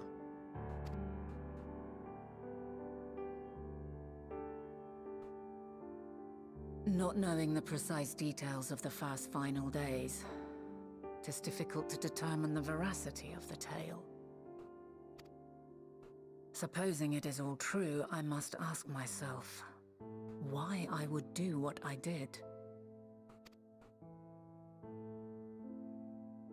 Why would I feel I had no recourse but to oppose the 14 and create this Heidelin? Circumstances change, of course, but it would not have been an easy decision regardless. No, there must have been a reason. One compelling enough to force me to take such drastic measures. Then there is the Elpis flower, which I said would serve as a guide. That it's of import to your mission is plain, but your presence here leads me to believe that this place also holds significance. But what could it be? What are we meant to accomplish?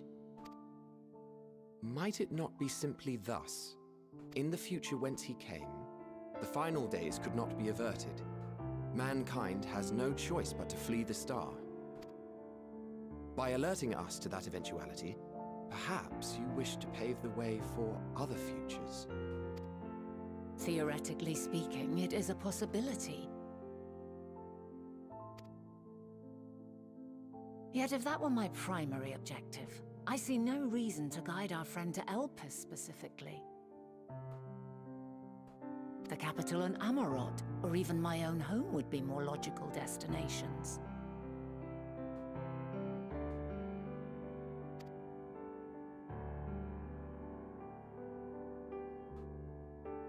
True, true. I note also that Heidelin did not specify a point in time to which he must return. By this, it may be inferred that it was not critical that we should meet. Alternately, she had reason to believe that our paths would converge, coincidental though it may seem. This is quite a puzzle, and we do not have all the pieces. Hardly any. But we do have one immutable fact. If the final days are indeed as described, they will bring death to all that I hold dear. Yet despite being afforded long years of preparation, the only provisions I could make were for flight. Nay, my first and foremost endeavor would be to find a way to forestall the coming doom. Given that even the 14 failed, mayhap you deemed it impossible. Nothing is impossible. This I have always believed. And if Hydaelyn is indeed me, she would believe the same. Listen to yourself. Are you seriously entertaining the notion that you are a messianic figure in some far-fetched tale?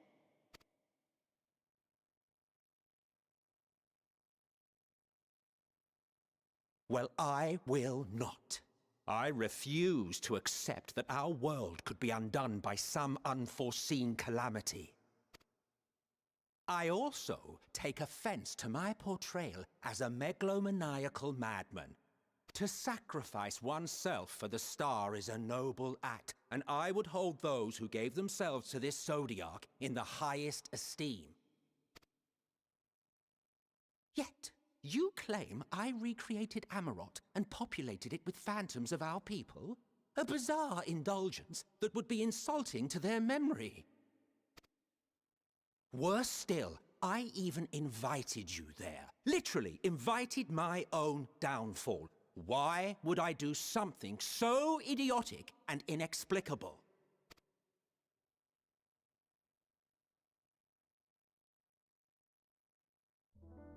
Now, I will allow that the hypothetical task of restoring our world would be daunting in the extreme. The thought of having to bear such a burden for 1,000 lives horrifies me. But I would never forsake my duty. I would never forsake my brethren.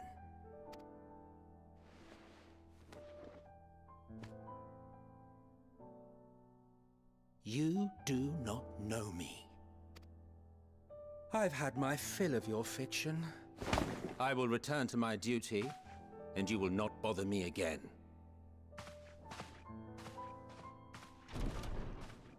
Emmett Selk! Wait!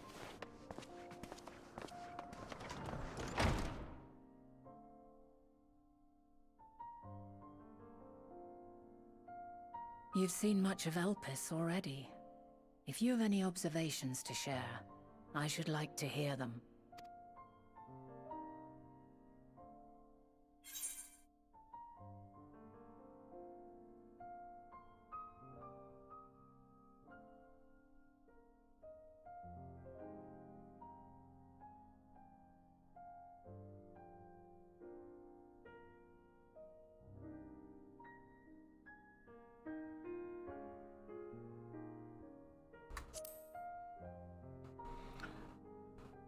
I think Dynamis is what we need. Ah yes, the energy distinct from ether. Though not my field, I have a basic understanding of Dynamis. I think that's what we're here to find. I think that's what we need to figure out. And you say Hermes researched the phenomenon in the course of creating Meteon? Yes, I believe this warrants further investigation. With that settled, it is time for action. The missing pieces of the puzzle are here, I'm certain of it. And when you find them, the picture my future self has painted will be complete, and you will have your answer. Now suffice it to say, I will aid you in your quest.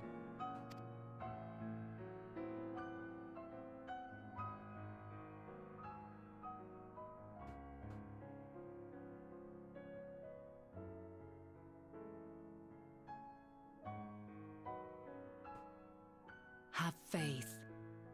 If Emmett Selk is the man Azum described to me, we've not seen the last of him.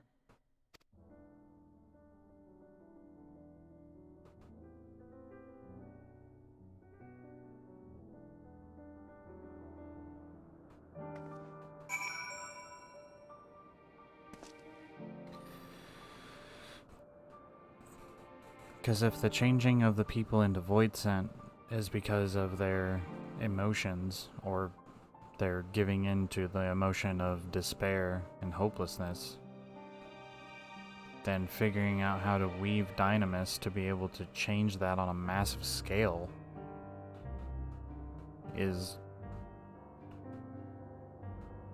that's what we need. I just don't know where the fuck to look, because nobody knows anything about the shit. Shall we begin our investigations then? I'm acquainted with Hermes, of course, but only as a visitor received by the chief overseer of Elpis. Of the man himself, I know only that which is common knowledge. Thus, I suggest we fall back to the tried and true method of conversing with the locals. The observers who live here can surely tell us more of Hermes and Meteon, and I have a good idea where we might begin. I wonder if we'll meet a grown-up Meteon, or like one of her sisters or something. That'd be really cool. We could see that race of people.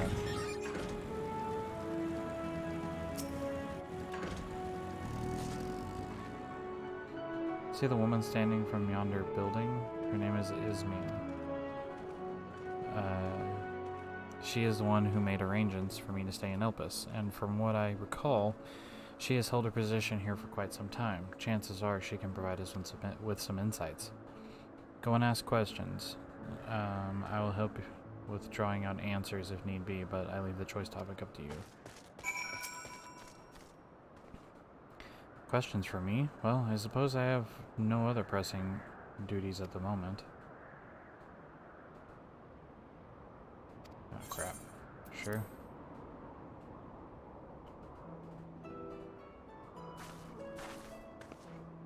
Hi. Greeting, Ismene. My friend here is desperately curious about Chief Hermes, and I was wondering if you might indulge him. Certainly, Mistress Fana. Anything to be of service.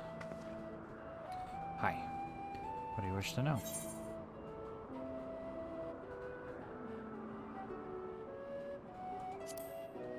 What kind of person is he? I can only answer from my own experience, but I would describe him as a quiet man, reserved, you might say, and occasionally somewhat poor with his choice of words. His reticent nature, however, does not prevent him from carrying out his duties as chief overseer. The man is a walking archive when it comes to life forms. He can discuss any species in incredible detail and is a leading authority on concepts with the power of flight. I hope that answers your questions. Was there anything else? Yeah, how long has Meteon been here? Cannot rightly say as the chief's personal creation.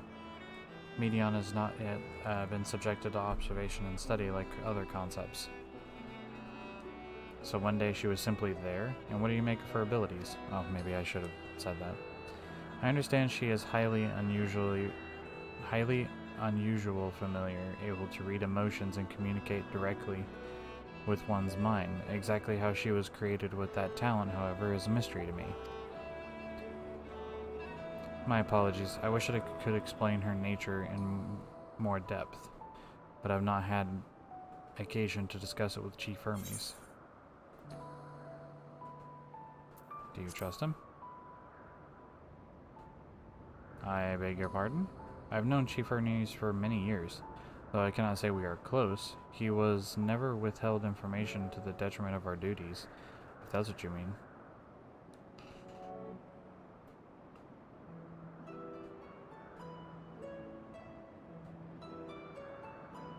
That wasn't the other question, was it? Forgive us, we seem to be very slightly off course here. Is there perhaps someone else who could tell us more about Meteon? That wasn't the other question. I don't think. I don't know, I saw, do you trust him? And I was like, maybe that's a question that would be asking. Anyway, that would be Timaeus. He has a similar expertise with flying concepts and is more eager to discuss the subject. You'll find him conducting his observations on the bank of the stream somewhere on the east. Oh, and unless you take particular joy in rambling discourse, I suggest you keep your questions concise. We shall keep that in mind. Thank you for your patience and your insight. Think nothing of it. If there is aught else you need during your stay, please do not hesitate to ask. Come, Hero. I think we've taken enough of Ismin's time.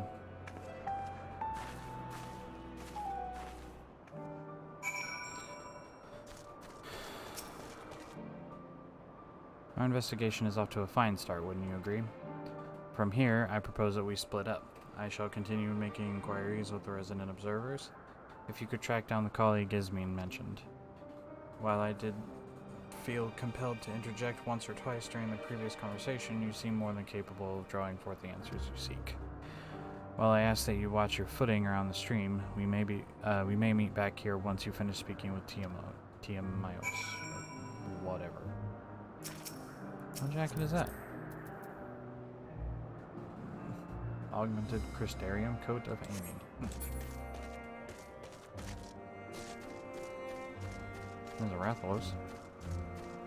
I need that mount. Taxidermist. Or taxonomist. What's the difference? What's a taxonomy? I don't know. Is there a... Ring.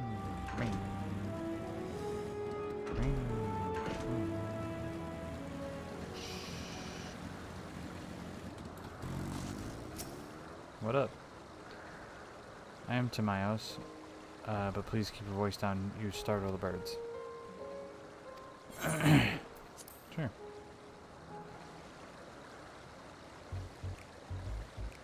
So what is it you wish to speak about?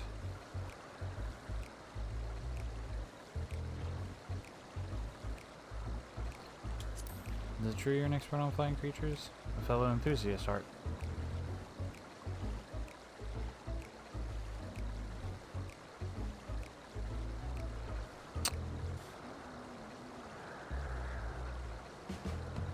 I think I've already messed up. Settle in, we'll discuss the finer points of the fascinating craft. My deep and abiding love of avian artistry can be tracked down to when I was but a young boy. Oh my god. Stricken by the transcendent beauty of a glorious golden feathered creature my father had designed, it was then that I vowed one day to surpass that masterpiece. Yep.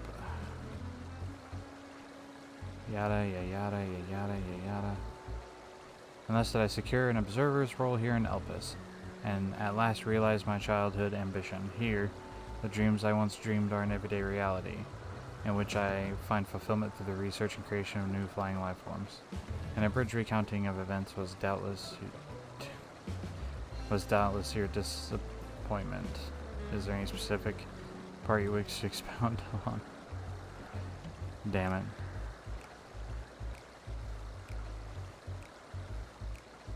Yeah. So that concise part that they just talked about, yeah, I probably should have followed that. You were hoping for an opinion on Chief Hermes' creations. Then why didn't you say so? Yeah, okay. No broad subjects. Just Hermes. Those beings which soar through the clouds, majestic and graceful, are ever a favorite of creators. Even now, with so many varieties in existence, the flood of newly imagined concepts continues unabated. What sets the Chief's creations apart, however, is how they benefit from his boundless knowledge of celestial realm. Birds that can fly so high that they disappear from view, others which traverse the boundless sky in moments, and all without riding the currents. I know of none save he who can conceive of such marvels. Even we, who prize elegance of form above all else, is dumbfounded by his genius. Medion too is a marvel then? My opinion on that matter would be superficial at best. Despite my admiration for Medion as a concept, I've never delved too deeply into the inner workings of her nature. I know that she has a gift for communicating via emotions, but otherwise her abilities are a mystery to me. If Chief Hermes would choose to submit Medion's concept to the Bureau of Architect, then will the design be registered for public scrutiny? Analyzing a colleague's creation before that step is frowned upon, to say the least. Of course, if he came to me, a fellow artisan, looking for advice, that would be an entirely different story.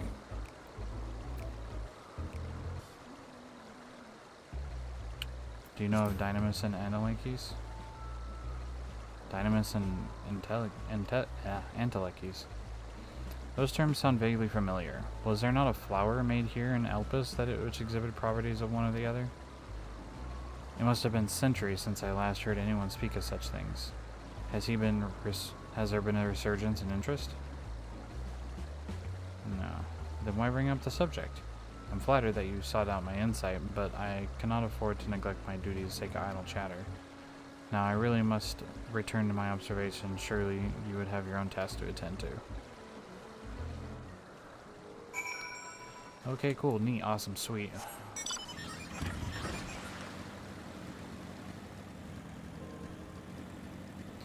Glad that went over well.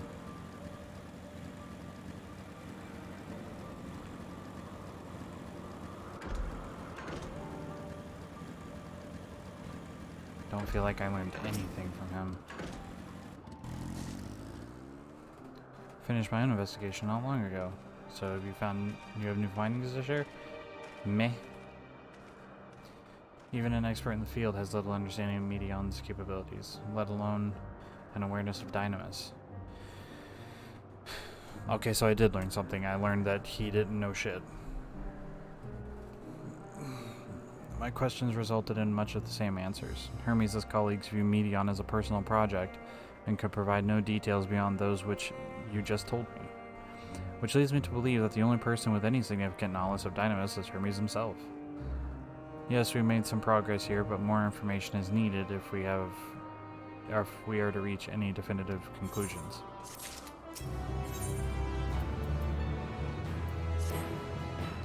At present, the strongest link we have to the final days is the power of Dynamis, and the Antelekes which can control it. Yet most scholars are only vaguely aware of these terms, let alone study them in any depth, except for Hermes, it seems. Thus, I am inclined to stay our current course, and learn all we can about the Chief Overseer and his familiar. On that subject, was there aught else of note you could tell me about Medion, aside from unorthodox method of communication? Oh, should we not say about the sisters? She and her sisters created... Oh, well, fuck.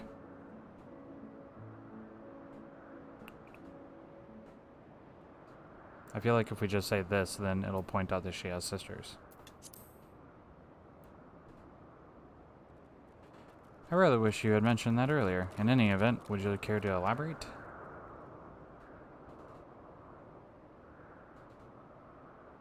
So these siblings of hers now travel the great expanse in search for deeper meaning. Thank you. Though the mystery at hand remains unresolved, I feel you've touched upon a vital clue, one we should keep in mind as we continue. Next, I suppose we take ourselves to Peripatia Crystalline. Not far from here, just follow the path to the west.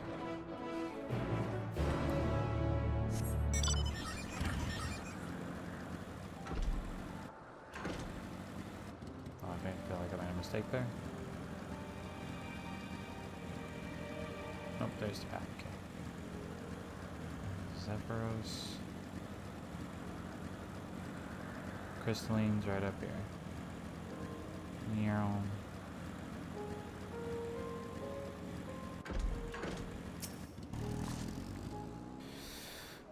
The tower and the one further along are both part of Peripatia Crystalline, the facility where they archive all of Elpis's observational and testing records. Despite how they appear from the outside, the interior is actually a vast area of magical interconnected spaces, which, while fascinating, is not the reason we are here, is it? I shall cut my architectural lesson short and see what the two archivists have to share. If you could find someone to speak with over at the other tower, I shall join you there anon.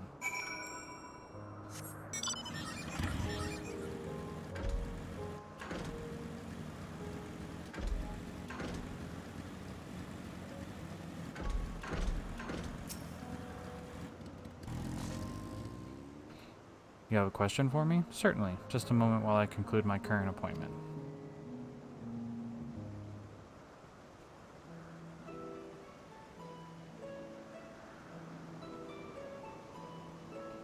Because this isn't awkward, just like hiding over in the corner.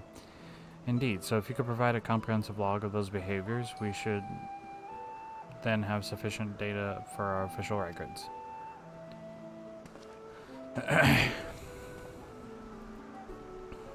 Now, what was it you wish to speak with me about?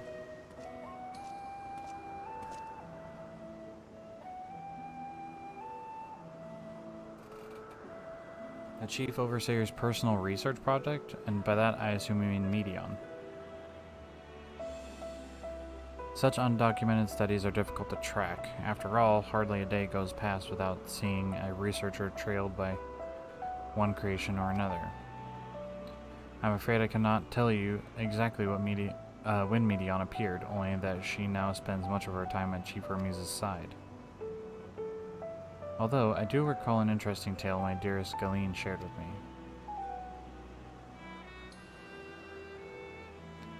Galeen is my partner and a fellow researcher here in Elpis. She was returning late one night when she caught sight of Chief Hermes sending Medion heavensward. A host of them.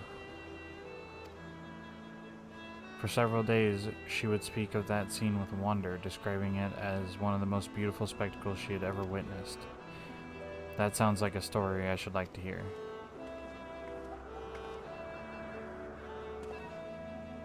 Mistress Vanah, I thought you had already returned to the surface. Permit me to thank you again for your invaluable contribution to our concept placement proposal. Pray do not mention it. As you say, my original plan was to leave after that task, but I have since become engrossed with Chief Hermes' research. Would you favor me with retelling me of this sight you so delighted your Galeen? Of course, or you could hear from her lips directly if you prefer. At present, she should be observing a subject in Metabasios Thali... Whoa, holy shit. Metabasios Thalasi. It's really hard to say. She does enjoy her time there, watching the sea creatures hunt and play, gazing upon salty waters of the world's ocean, recreated in such sublime detail. Oh, cool. I imagine you must find similar joy in indulging your boundless curiosity, Mistress Vanah. Even though such pursuits must continually and regretfully delay your return to the star. Indeed they do. 'Tis a rest well-deserved and long overdue, I think. How greatly have we proposed for the wisdom you accumulated during your travels as a Zim. And what would Elpis be without your earlier academic work? The theories you developed served as a basis of many techniques still in use today. Man is a creature of contemplation, but none embody that nature with as much enduring passion as you. I dare say there is not a soul alive more worthy of a return. I shall rejoice the day you do depart on your final journey. I will be honored. They're just like, oh yeah, can't wait for you to die, it's gonna be so cool. Well, shall we take this opportunity to meet Galeen in person? Then allow me to reconfigure the door to the archives here. It will take you to the Skyway and spare you the need to avoid hostile concepts on the ground. That would be most helpful, thank you.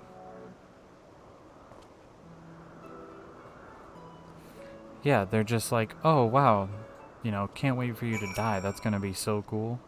So happy for you, you've done such a good job living. I've opened the pathway to the sky. Once you pass through the door, simply walk straight across to the next tower and ask for admittance to the upper tier. Upon arriving to the upper tier, walk straight through the Skyway and you'll find yourself in the entrance to the Metabasios Thalasi. Galeen will be eager to share a tale with you, I'm sure. Everything here has really complicated names.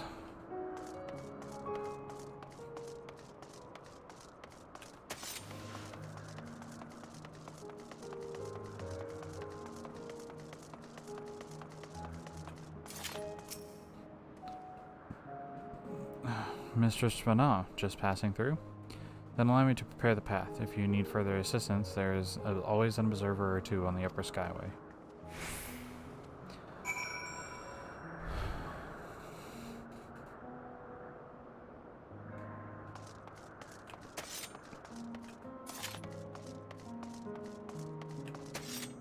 The cylinder on this gunblade reminds me of Thorn from Destiny 2 a little bit. Just saying. An observation that I saw earlier. That I was like,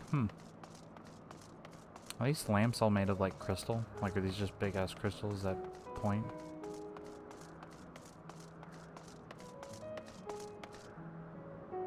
Kinda looks like it. Unhurried observer. Mistress Fana, I was told to expect we would have I was not told to expect we would have prepared an official welcome. Please, there's no need for fanfare. I only wish to speak with Galeen, if that might be arranged. Yes, Galeen, of course. I will inform her immediately. But she may be engaged in a testing phase. You could be in for something of a wait. Should I let her know your business is urgent? That won't be necessary. This lovely view will keep us occupied until she is ready to receive us. Ooh, we gonna talk. Are we gonna talk about this?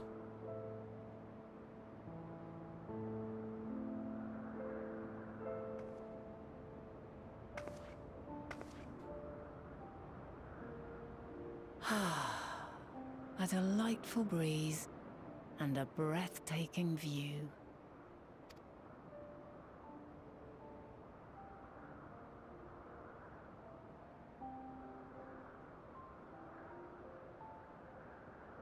What is it like in the future?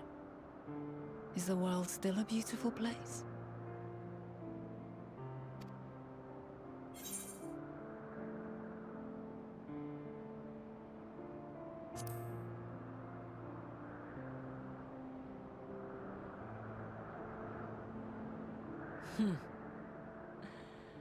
I swear I could hear the glimmer in your eyes and the adoration in your voice.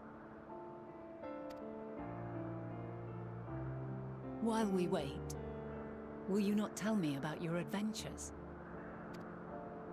Well, not the portentous events which led you here, but the simple delights all your own. By learning about the future world, I may gain insight into future me's plans. But more than that, I have an interest simply as a fellow traveler. Short of going somewhere oneself, there's naught more stirring than hearing another's account.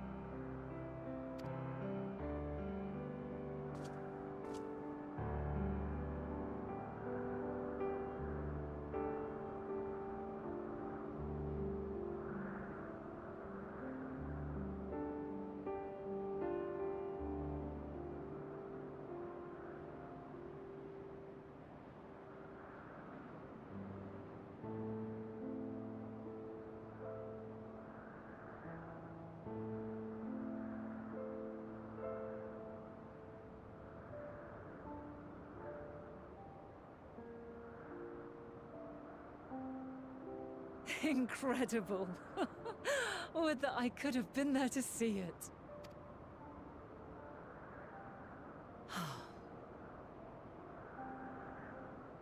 Yours is a harsh and unforgiving world.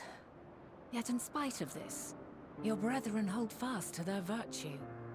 To know that the light of mankind's potential still shines, even in that faraway place, it gives me heart.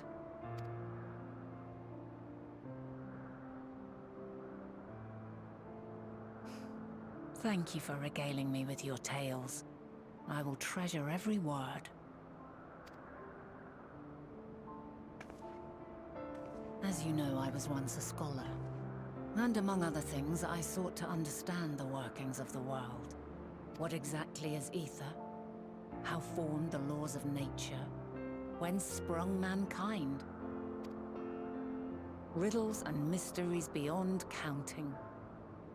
Over the years, I have managed to find answers to some few of them. Yet rather than attain a sense of mastery, the more I understood, the more I came to hold the world and its miracles in awe. We too are miracles, each and every one of us, born of the warm breath of life that traverses the heavens, swirling through eternity. When I fully grasped the improbability of our existence, nothing felt impossible anymore. If it could be imagined, it could be done.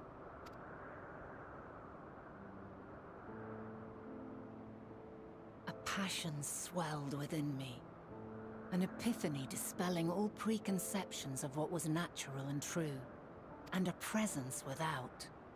Immense, yet intimate. Fate, perhaps, holding us in its tender embrace. As reassuring as it was intimidating, how keenly aware I became of creation's fragility, built as it is upon precarious happenstance. I was overcome with an irrepressible urge to know the world more intimately, to hear its voice, feel its breath.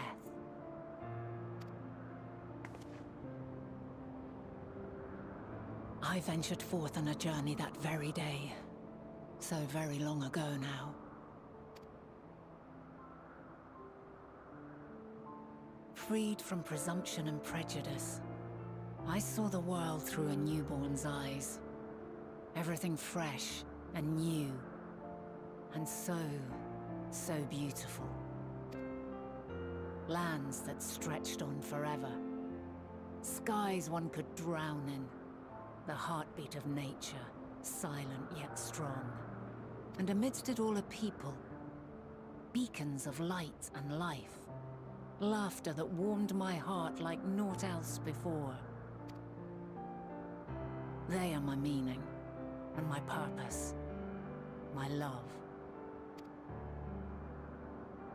And so long as they need help, I cannot return to the star. Perhaps my future self is still waiting for it. The moment she can let go and walk unto the end. Safe in the knowledge that man will find his own way.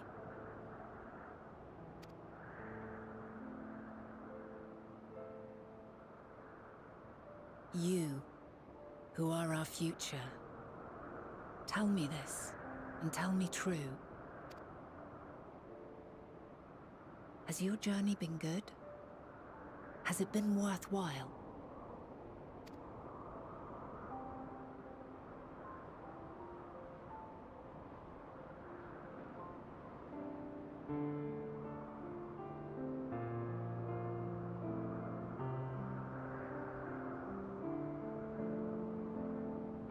Pray forgive my lateness.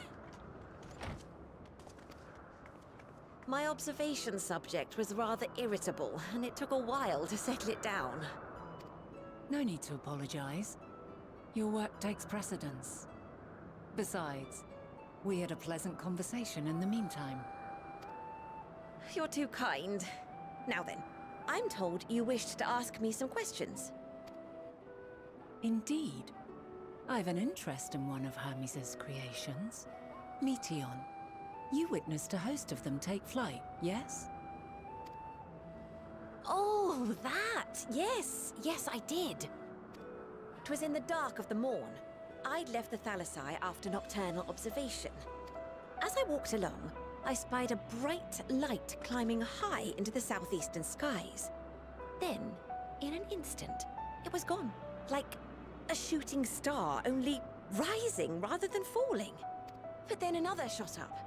Then another, and another. Intrigued, I made my way to the edge to investigate. And who should I spy on an isle to the south but Hermes and Meteon, the Metea, rather. There were lots of them, and I realized they must be the shooting stars that I'd seen. A dazzling spectacle indeed. Have you spoken with Hermes about this? Oh, yes. The sight left such an impression on me that I approached him about his mystery project the very next day. Alas, he said that he couldn't reveal anything just yet, that he needed to conduct further tests. It shouldn't be long now, though. He often returns to that isle, and I have a feeling he's nearing a breakthrough.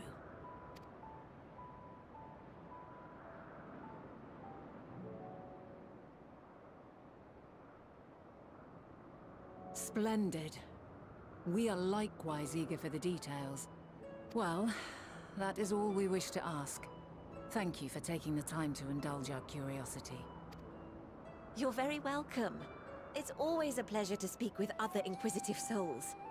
Oh, and will you be descending now? If so, I shall link the doors for you. Please.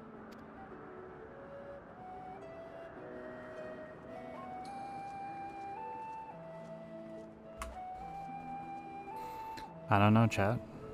Has our journey been worthwhile? I would say so.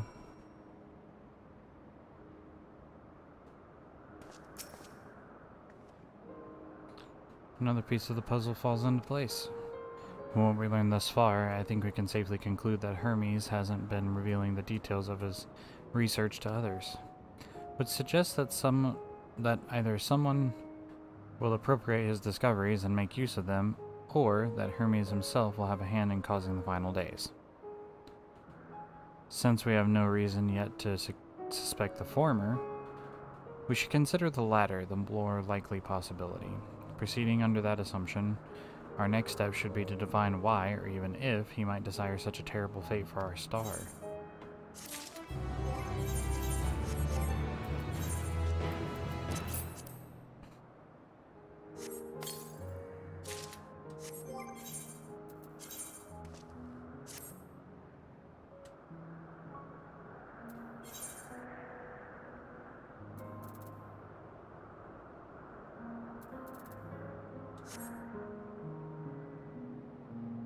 Oh, the sword's 539.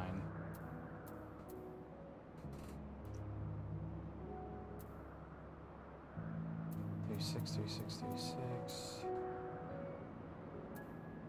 Oh, I still need new rings.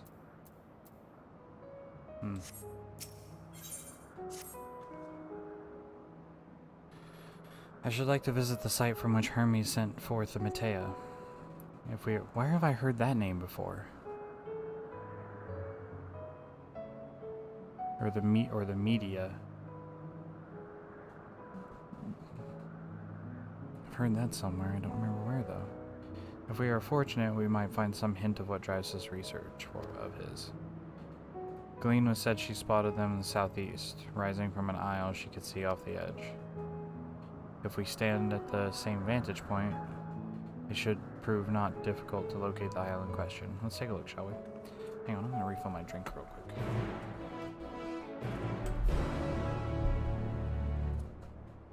See if I can spill it and make a mess.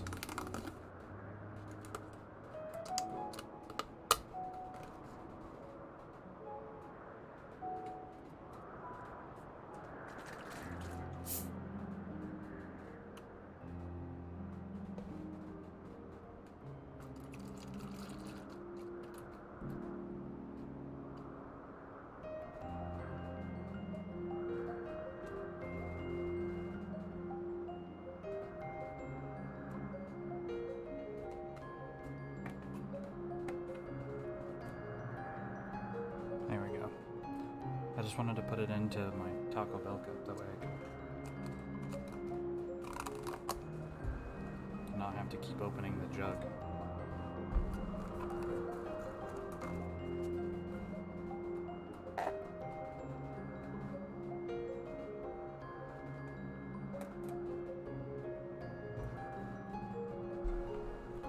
I mixed Sprite with a mango juice the other day, and it's really good. Okay.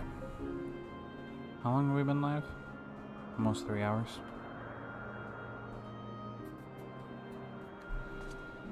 Oh boy.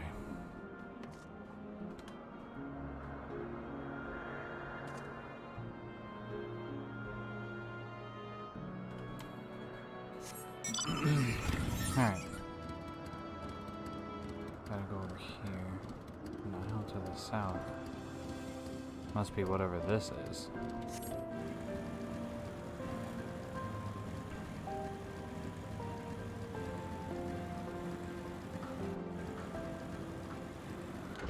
Did we attune to this? I don't remember if we did. Yeah, we did.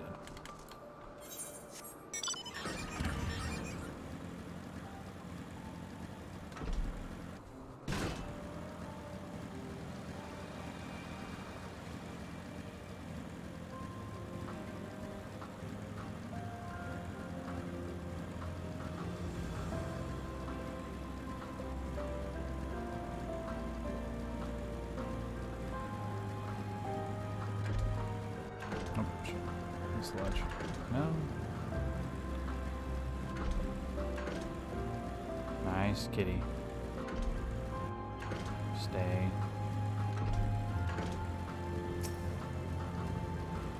Vantage point. Is it that one?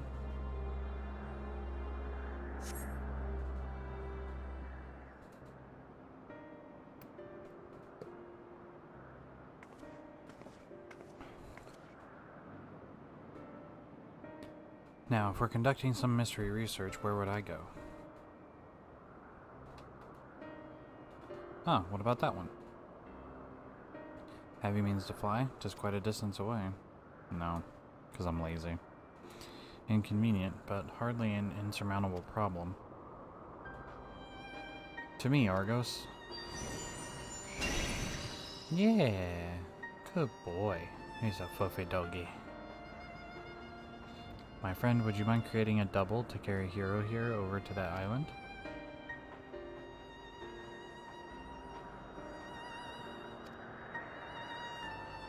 Stubborn creature. There's no place on this great star wheel we have not together traveled, and still he remains obstinate in the presence of strangers. Argos has rather exacting standards, I'm afraid.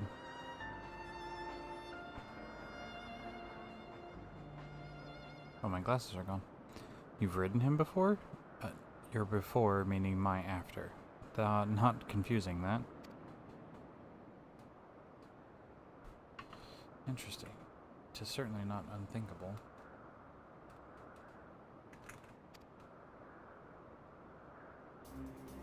But speaking of the here and now, a quick solution is for us to face off in a sparring match. Demonstrate to him that you are capable of holding your own against me in battle, and you should convince Argos you are worthy of his back. And besides, I might even teach you a thing or two in the bargain. You seem doubtful, but useful lesson or not, I will certainly be a moment to remember, a memory of the distant past to cherish. What say you, traveler out of time?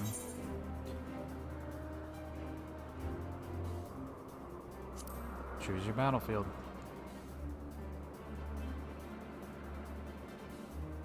I admire your confidence. Clear your mind to prepare your weapons. I will await you in the clearing over yonder.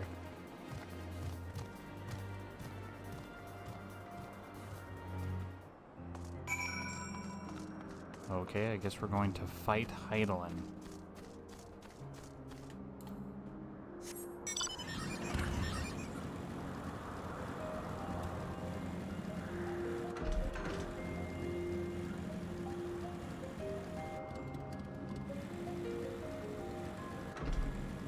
Trying not to disturb the wildlife.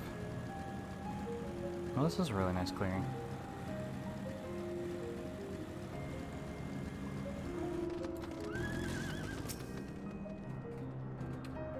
Shall we begin?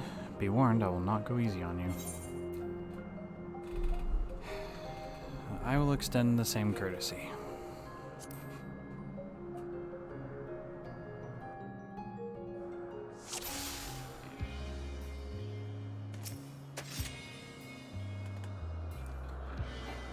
Okay. Let neither side hold back.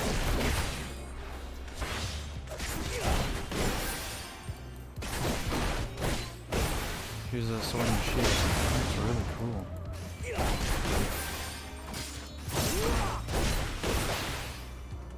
But I say sings!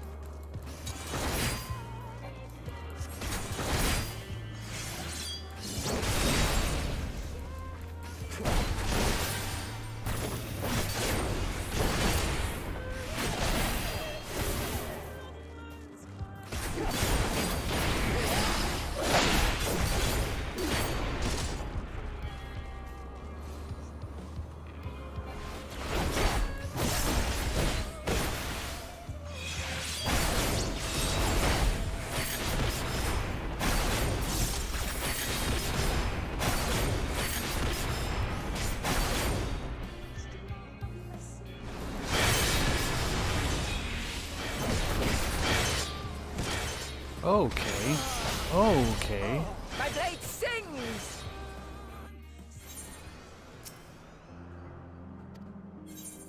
We're gonna try that again because I was not paying attention. Okay. She's like, here, I'm just gonna configure everything. Let neither side hold back.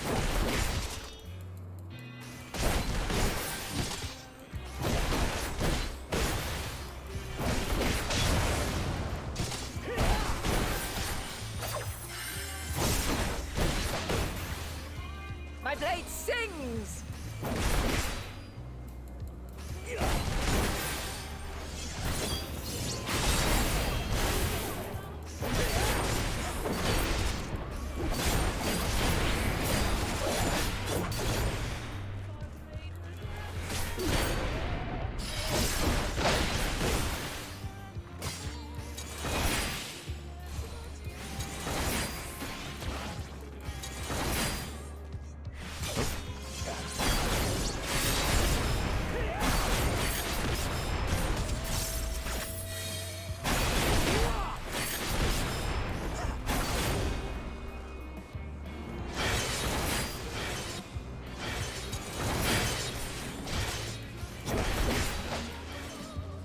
My blade sings!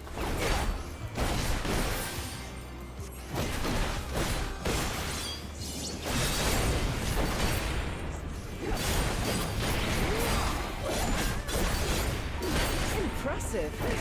I shall have to try something different.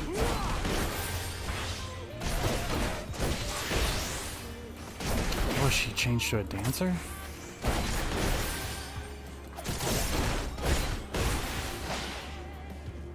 No quarter.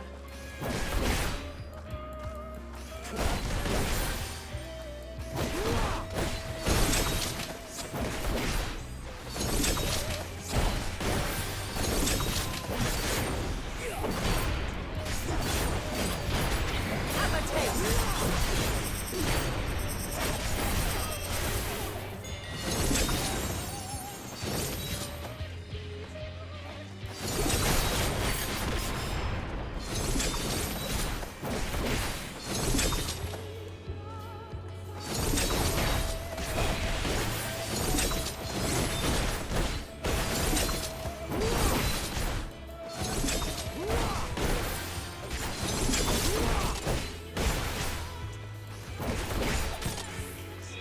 I see you won't be easily overcome, but neither will I.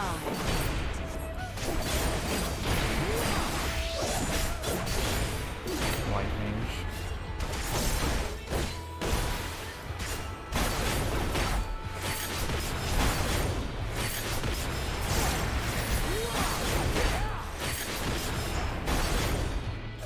I think I like it over here.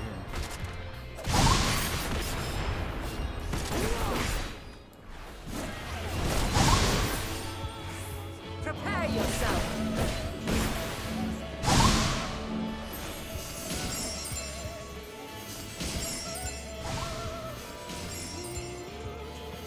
I don't know how far that's gonna go.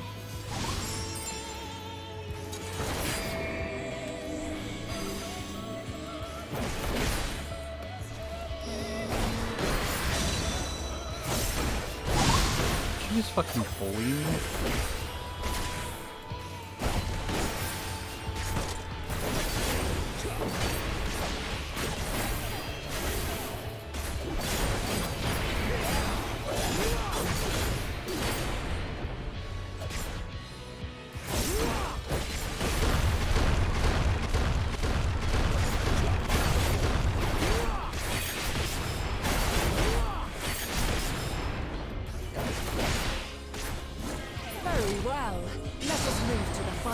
trial.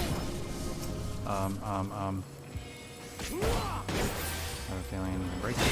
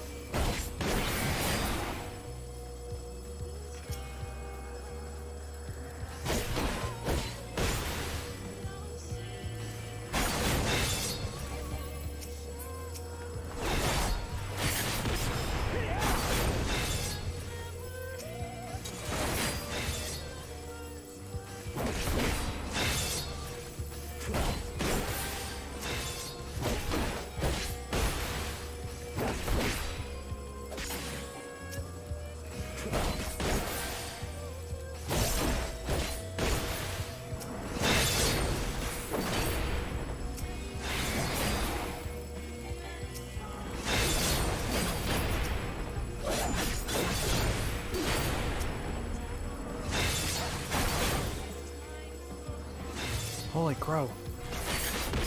Oh wait, the red ones.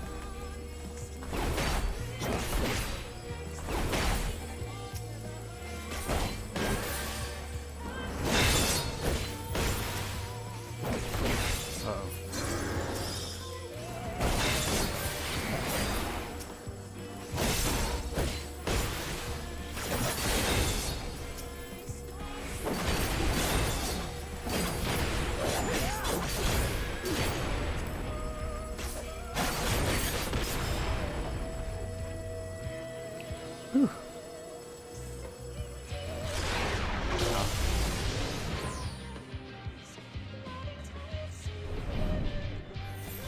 Break your chains, shed your burdens, and show me your strength of will!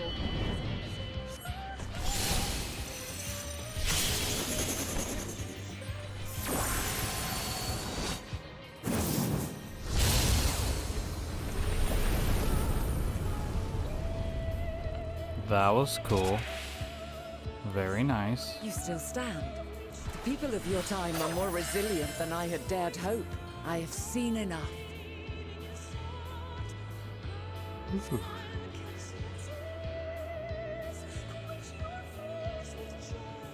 That was dope. 10 out of 10.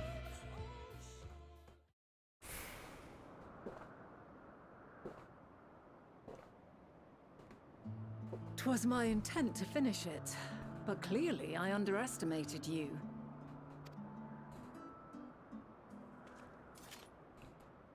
I love those new One would animations. think I never learn. I made the same mistake with Azam when we first sparred. Despite being less than half my age, his strength was astounding. As is yours. 'Tis plain you have weathered considerable hardship. Far more even than your tales would suggest. It seems we have both learned much on our journeys.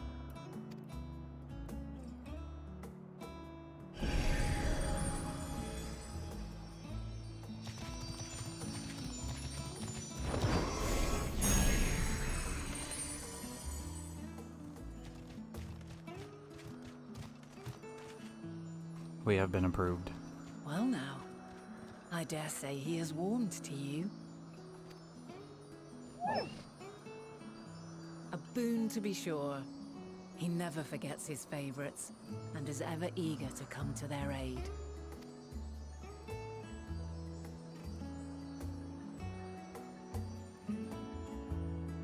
Pork.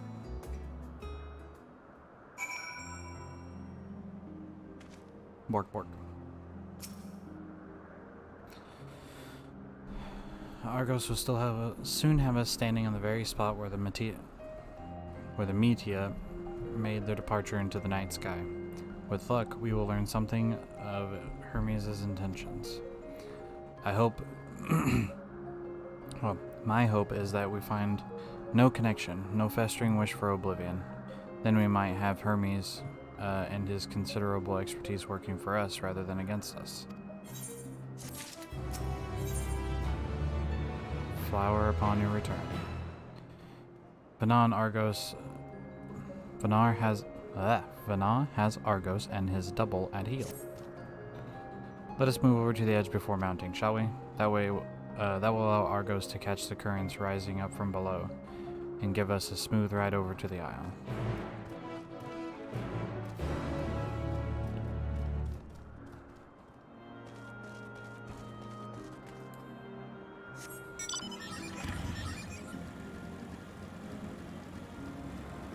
Hey, an ether current.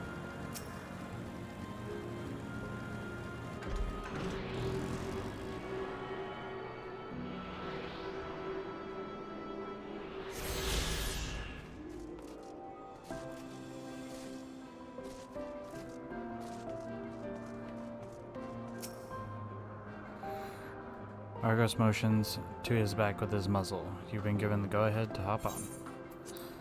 Let's go.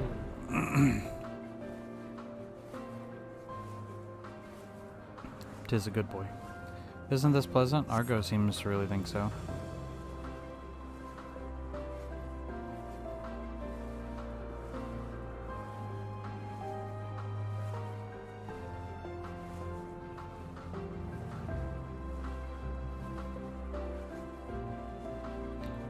Now, what was the name of that tree? Noah something. Noah Telephoroi? Is that what she said? Noah Telephoroi?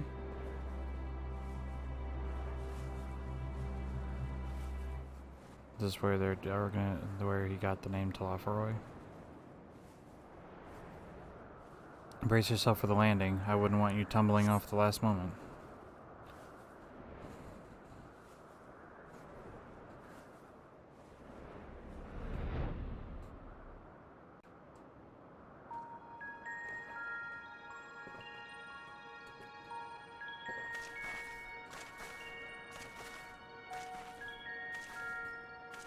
Quite a small place, lacking even the most basic equipment.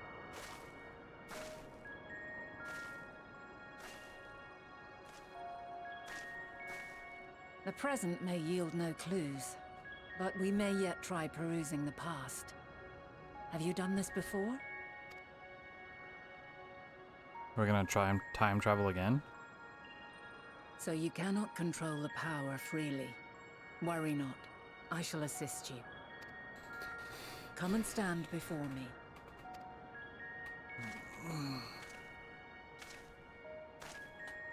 There are two ways to see the past. The first entails peering through the walls of the soul in the moment a subject is recalling a memory. The second requires no subject, and is instead a process of piecing together an event from ripples left in the ambient ether. As memories are etched upon the ether of the soul, so too are they etched upon the ether of the world. In this way can history be preserved. Such memories are given to fading, however, and can prove challenging to visit.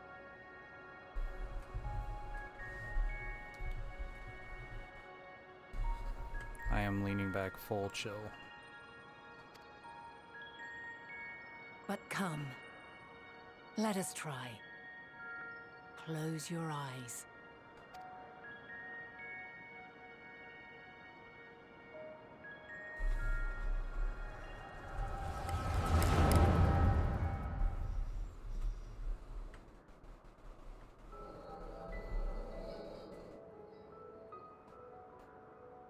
All units fully functional and proceeding on course towards their respective stars.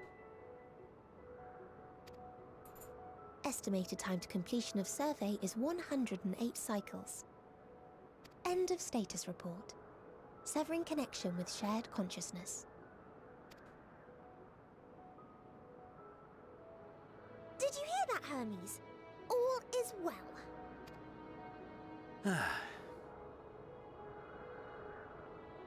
Yes. Good tidings at long last. Every step of the way, I've been reminded how little we understand creation. How the universe defies imagination. But soon we won't need to speculate. We'll know the answers. What others live for. Indeed. And we'll owe it all to you and your sisters. I wonder what answers we will get. Whatever intelligent beings that exist out there are bound to be vastly different from us. Diverse in form and culture. Possessed of unique ways of thinking. Their conception of life and its purpose will be no exception. Completely and utterly unlike ours. Utterly unlike... how? I have no idea. Yet whatever answers we receive, I will not dismiss them out of hand. No. I will think earnestly on them all, and I will share them with our people, that together we may contemplate our own existence. Perhaps then our star will become a better place. Not only for man, but for all life. Meteon, though I gave you wings to soar the heavens, I did not teach you how to walk the earth. So loath was I to bind another living being. In the course of your long journey, you will learn from those you meet, learn to walk and run and so much more. And when you return, older and wiser, we will have a celebration to mark your homecoming and coming of age both. Will there be apples? Covered in syrup? And how are you supposed to eat them? Rather than food, perhaps... a flower. Yes. Upon your return, I will gift you a beautiful flower.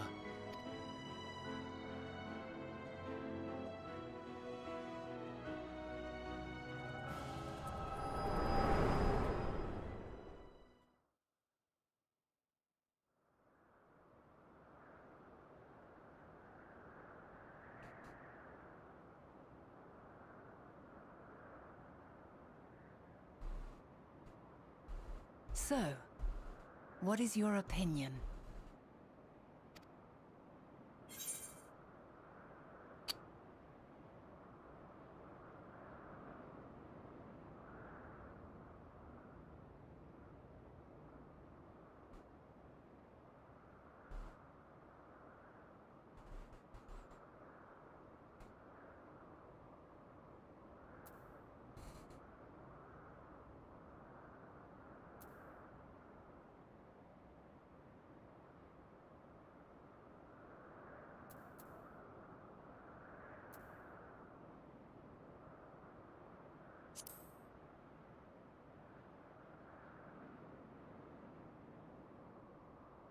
I understand.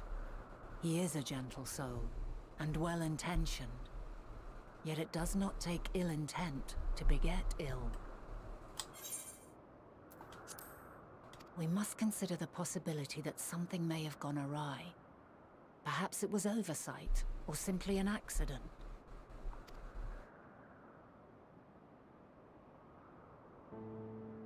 In light of this, I propose that we reveal your tale to Hermes himself. If he does not wish for the final days, as we believe, he may well join us in pursuing a solution.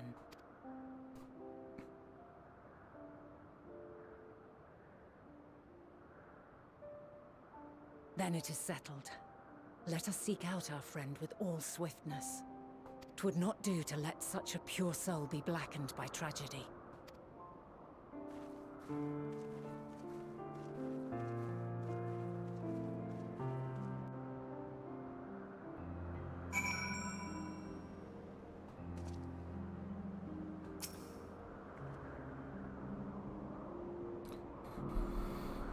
There are any number of places where Hermes might be in Elpis. But we could do worse than look in Catasis Hyperborea, the largest facility. It stands in Aethericelcos Boreas, the Northern Isle. I wonder, Hero, for an institution which claims to studious research every species destined for release into the world, did you not question how they find room for them all on few islands? The answer lies in Catasis itself. I touched upon the practice before back at the archives, where a vast area is stitched together out of multiple conceptual spaces. The same holds true for the interior of this facility and its magical constructed environs. 'Tis there, within the sprawling habitats, that the chief overseer and most of Elpis's observers conduct the bulk of their work. Come, the simplest route is via the teleporter north of Poitonoikos. That's just a weird name to say.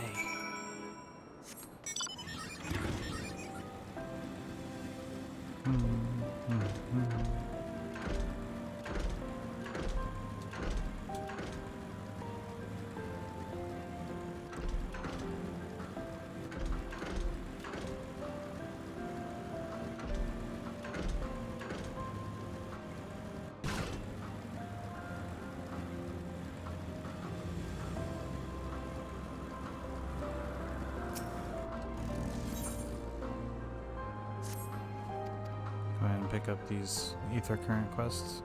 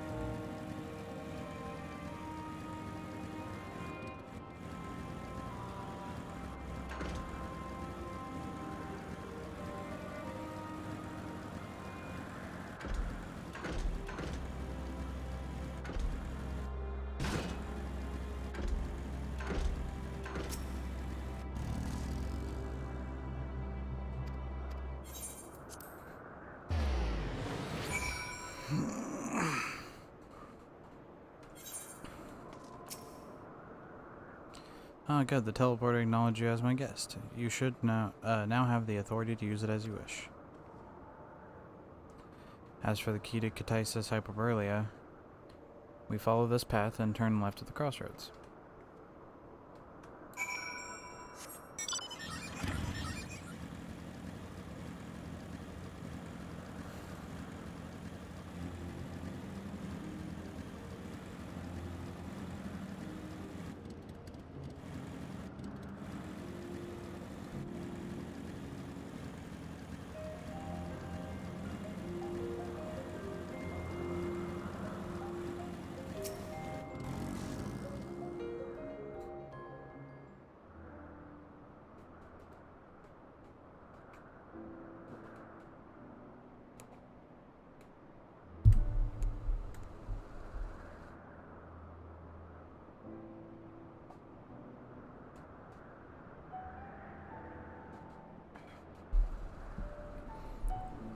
Didn't know the mic was picking up my drinking. It was weird.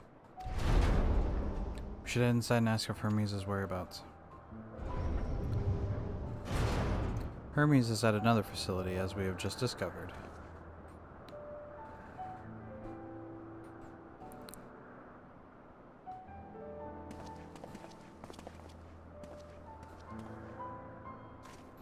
Furthermore, we've confirmed that his studies into Dynamis, as well as his creation of Meteon, were entirely private pursuits. No one else we spoke with appeared to possess the chief's depth of knowledge on the subject, and neither did we hear any tale of stolen research. Which means that if Hermes himself harbors no desire to bring down an apocalypse, then he might be recruited to help prevent one. Or so saith the illustrious Emmett Selk.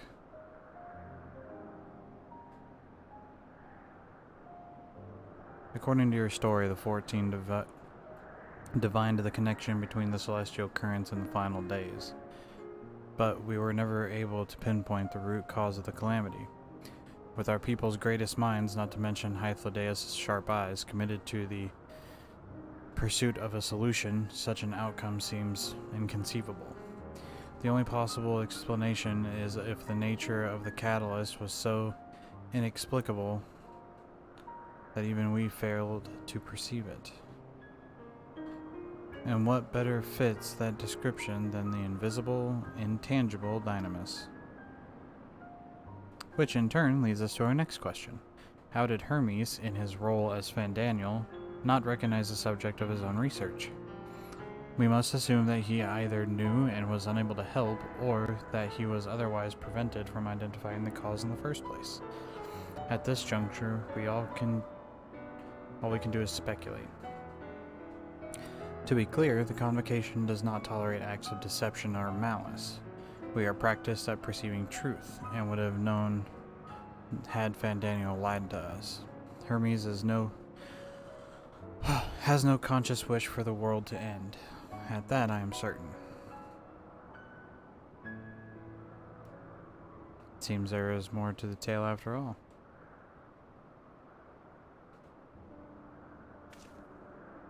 We conducted an investigation of our own, you see.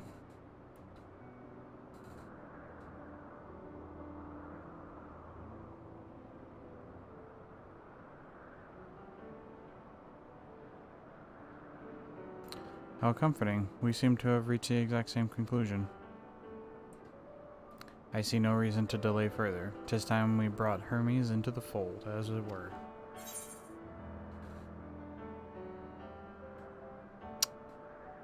Don't know if I want to tell him thank you, because he's kind of an asshole.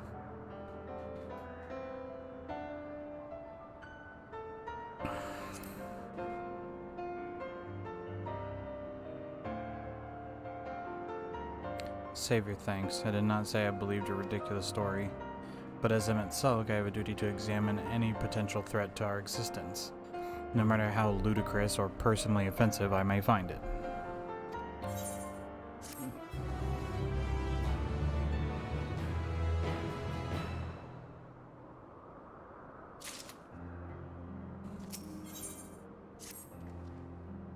I think the time for leisurely exploration is past. If I might have a moment to adjust my vision. There he is, on the next dial over. Medion is with him. Hermes appears to be in the midst of observational study, but I suggest we hurry over before they venture elsewhere. Head straight down the path and teleport to Mesopsis Euros from the device at the bottom of the slope.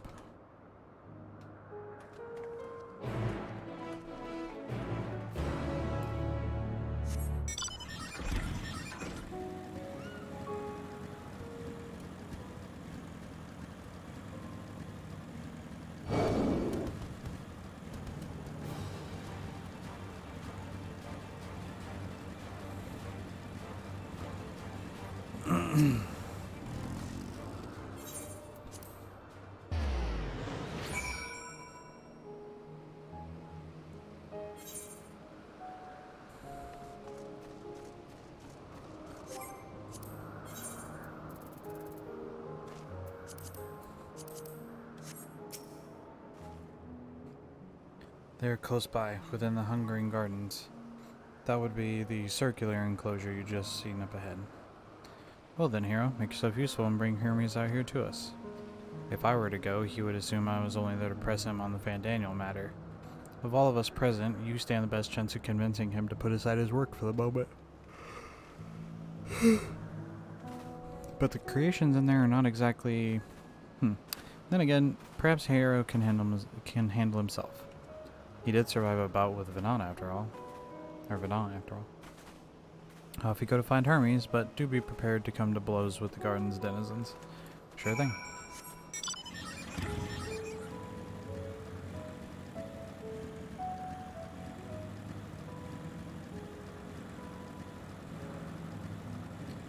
Oh. Okay. Whoa, okay. They just appear.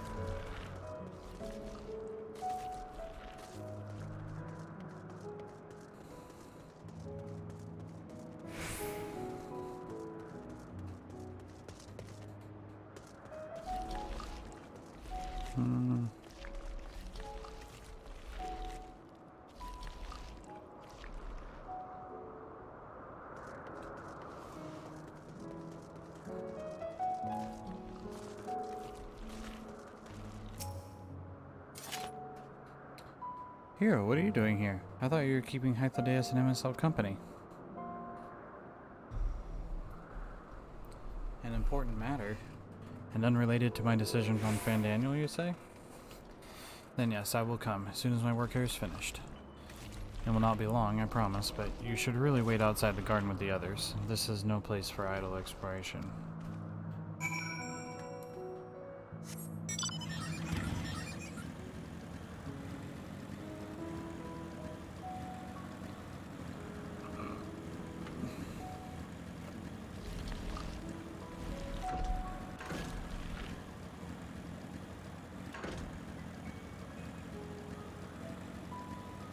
Leaning back became uncomfortable.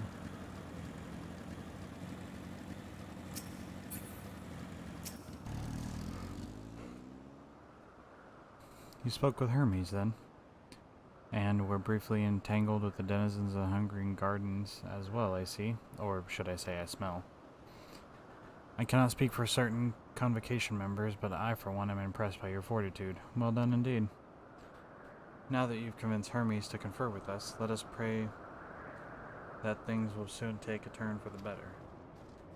For as fascinating as it is would be to meet the Emmet Selk who would recreate Amara in the depths of the ocean, I think it's best for all concerned if such tragedies or tragic events never came to pass.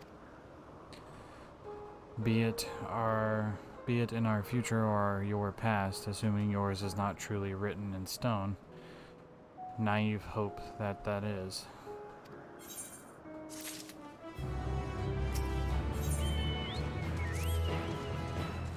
Hermes said he would not be long, yes? Then we shall wait here until he emerges.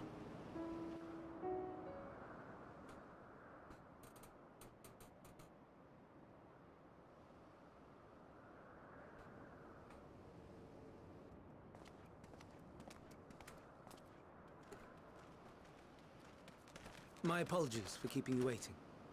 I understand there is a matter you wish to discuss. Aye. A matter of the utmost gravity, if one can suspend disbelief. Go on then.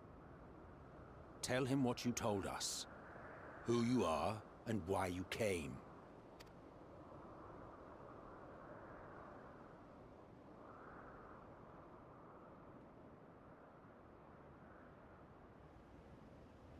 The final days.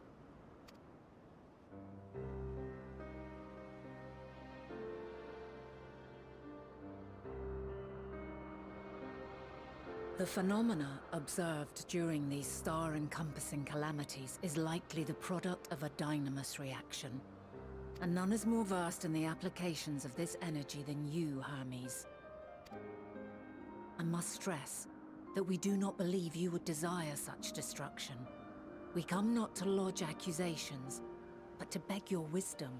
And so, distressing though the exercise may be, I ask that you share with us your opinion on the matter, on the assumption that our visitor's tale is true. Even you, Vana.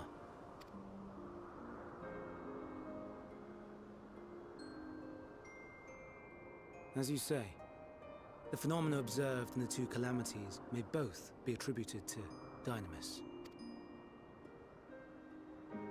Of note is the difference in its effect. In the first final days, it warped creation magics. In the second, it warped the people themselves. The key variable, I suspect, is the etheric density of the men of each age. As you know, ether, in essence, negates dynamis. Harboring high concentrations of ether, we ancients cannot readily manipulate dynamis, nor be manipulated by it. Therefore, rather than ourselves, the calamity affected our magics. In contrast, having been sundered, the people of the future are composed of but a fraction of our ether. Thus are they susceptible to the influence of dynamis and its transformative potential. But that would explain only the mechanism, not the cause. Though perhaps... What is it? Even should it be a hypothesis, we would hear it. Dynamis is an energy put in motion by feelings. Feelings for which there must first exist a source. The source to which the victims must be attuned. One that harbors the selfsame negative emotions. Elsewise it could not be the agent of such extreme change.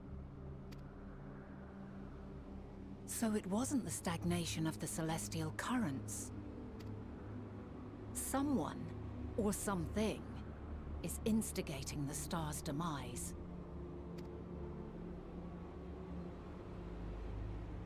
So, we've a villain on our hands after all. Any idea who or what it could be?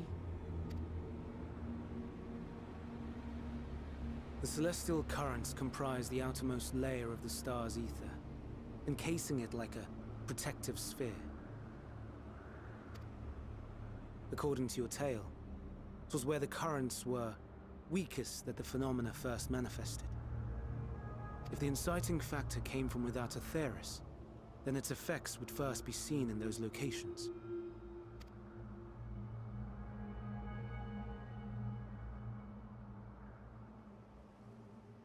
Greetings. Can you hear me?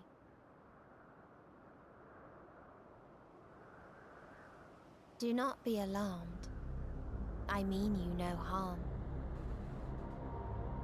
I wish only to hear your words, share your feelings, know your thoughts. Oh my god. May we please be friends? Meteion. What is it? Executing scheduled task, suspending individual self and connecting to shared consciousness. Connection established. Commencing status report.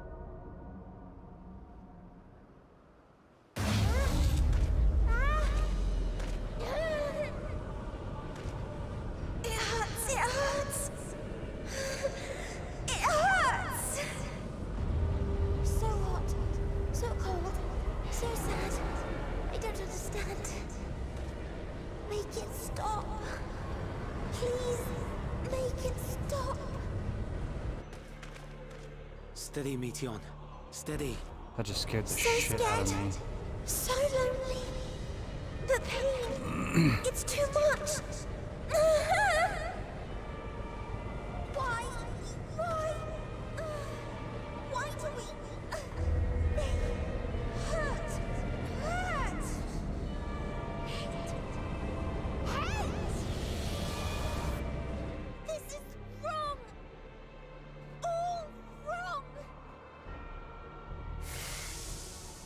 She's gone? But how?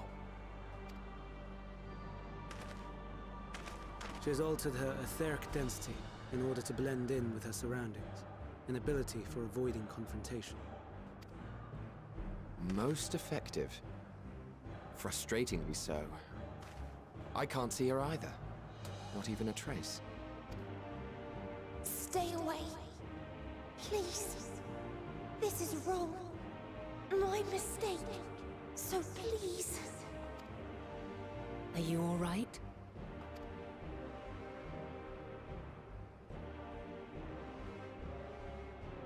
In your mind? No. We only heard her speak the instant before she vanished. Of course. When communicating without words, Meteion also employs Dynamis. That would explain why you were able to hear her, when we could not. Then you are our best chance of finding her. Follow her voice and try to track her down. Hindered though we may be, let us split up and search as well.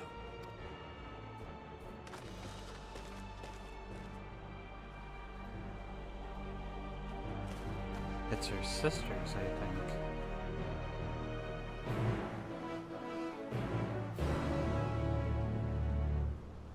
They are the ones that might be instigating the star because they're empaths.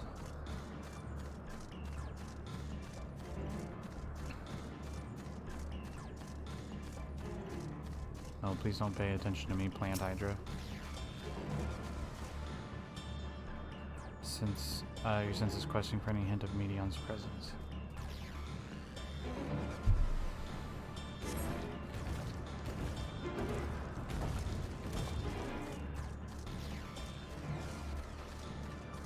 Just kind of go around the circle.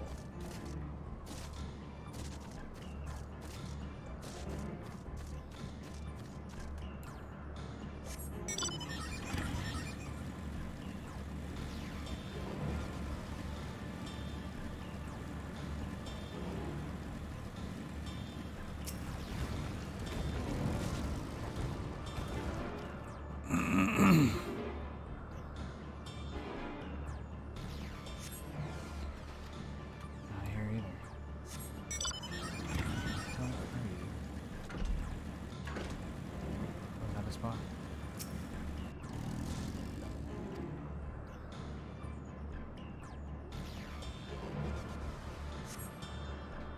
It seeps into our mind, our voices, reporting. No, Hermes mustn't hear them. I have to run to hide. Grows distant as the source begins to flee down the slope.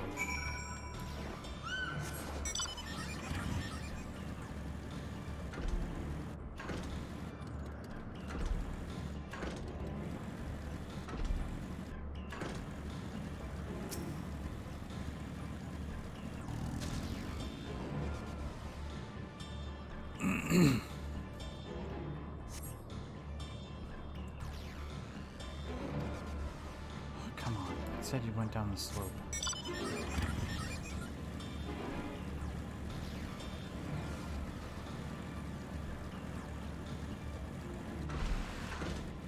Hiding around this rock? No? Over here? It's kind of out of the way place.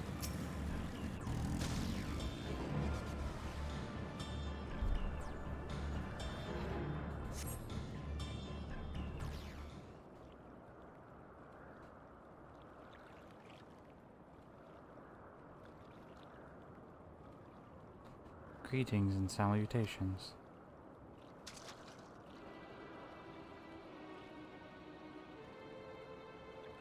Commencing report.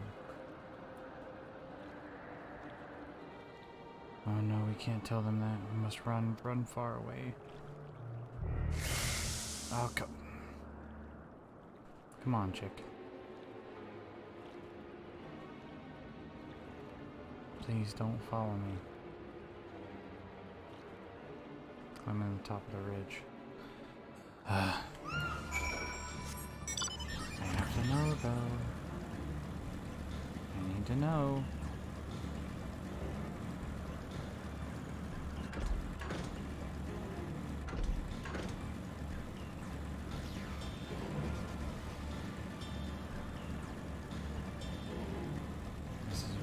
looking for?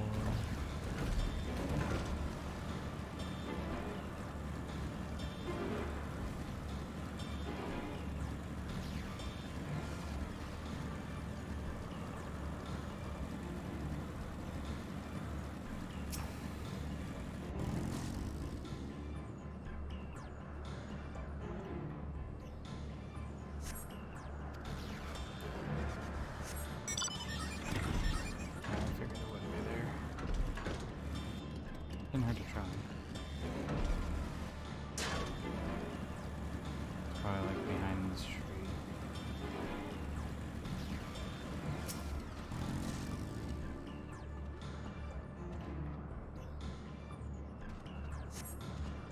How did it come to this? Is this the reason we traveled to the stars? Why we sought out other life forms? Is it this? Is this the answer? No, it cannot be. It cannot be. Just away to the south.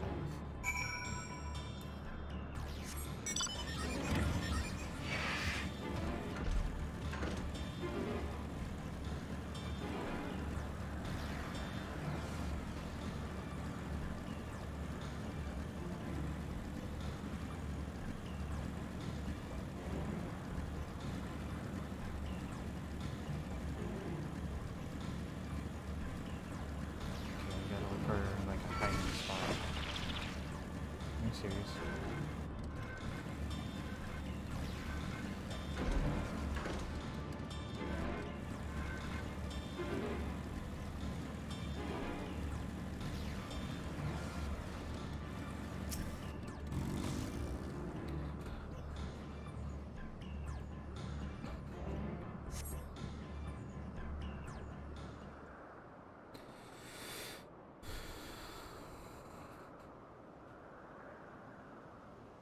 Compiling report for dissemination to Hermes and all peoples of Aetheris.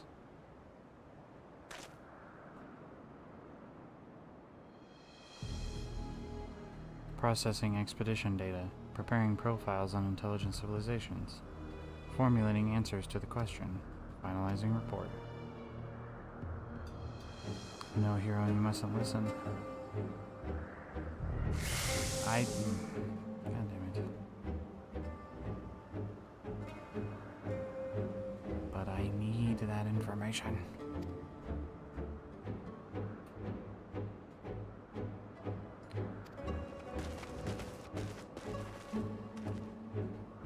Any sign of Medion?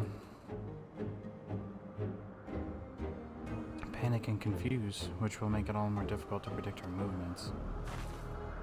Hermes, what do you make of the situation? The media are linked to a single mind, a shared consciousness which connects them across any distance. I suspect something has happened which disrupted its unusual harmony, or its usual harmony. How might we access this shared consciousness of theirs? Much as you would approach any sentient being directly.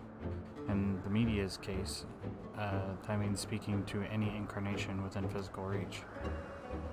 So unless we track down the medium we just lost, we have no means of communicating with them.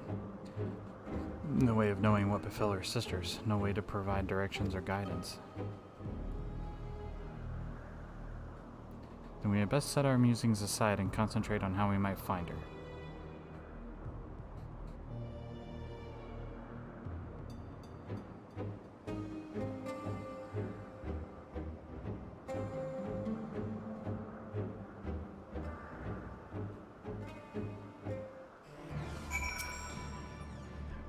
Oh, my dear Medion, what did you witness that frightened you so? Why do you seek to keep it from us? How terrible could it possibly be? Correct me if I'm wrong, but Medion renders herself invisible by matching her etheric density with that of her surroundings, does she not? So could we not disrupt her concealment with a suffit of ether? How much Emmett Silks solidified your presence whenever we met you? Don't be absurd. Oh, whoops. Which is why we must all work together. Hero will continue the search with the same manner as before, but this time with you in tow. Once he ascertains Medion's likely location, you proceed to reveal our wayward familiar with a swift ethereal downpour. Very clever, and thankfully she has made herself easier to capture by fleeing towards Lethe? Whatever. Assuming she is made visible, it should prove no greater feat to herd her into a corner. Then we have our plan. Hero and Silk will be our trackers and trappers, respectively, while we others predict and obstruct Medion's avenues of escape. Silk and I will keep an eye on each other's ether to help coordinate our efforts. Let us be about it. Well, it seems we are partners for the time being. Let us return to where we last saw Medion and pick up the trail from there. I will keep myself in a state of preparedness, ready to rain down ether at a moment's notice, meaning it falls to you to keep the way clear.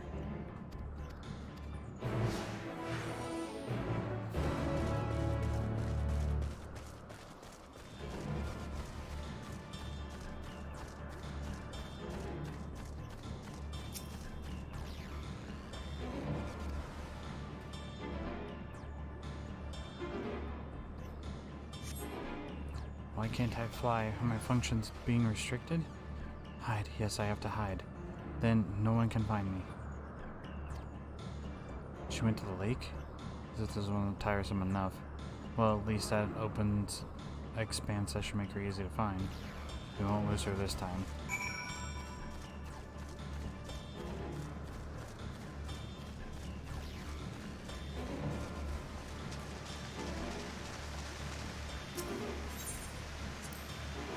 Should be able to reach the bottom of this drop by climbing down the rocks at the water's edge.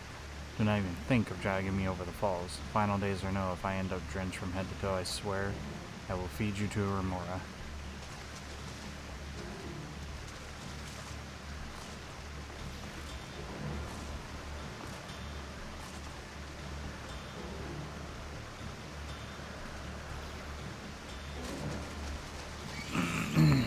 Hey look, a remora.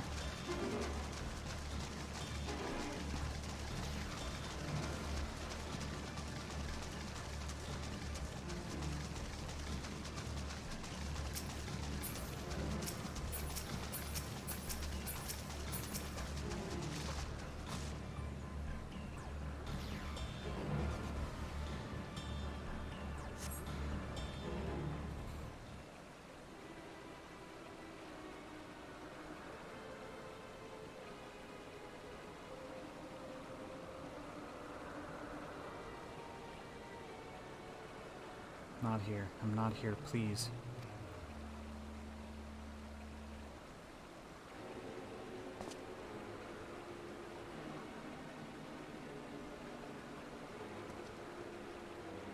By that rock, is she? Very well.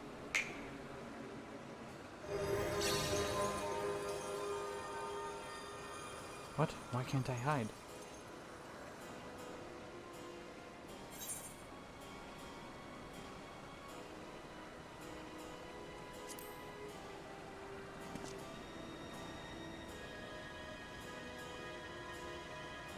Hero, what are you saying? Everything is so faint. I'm sorry, I'm not strong enough. Stay away, I'm begging you. Don't make me say it. It'll break him, his poor fragile heart.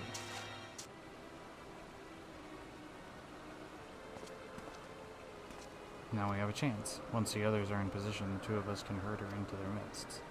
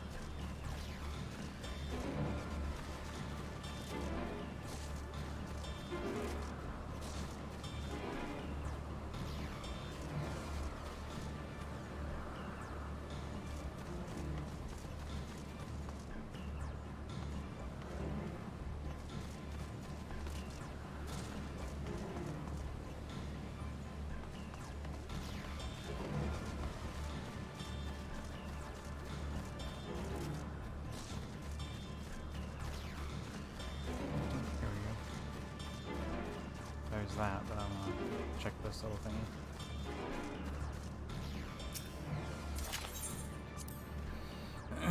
Is this teleporter not in use? It seems to be it seems to have left to the mercy of the elements.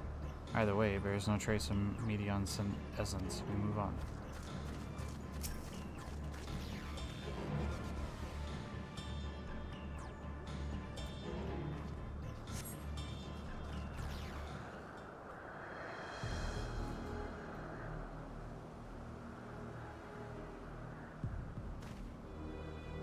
There, I see her.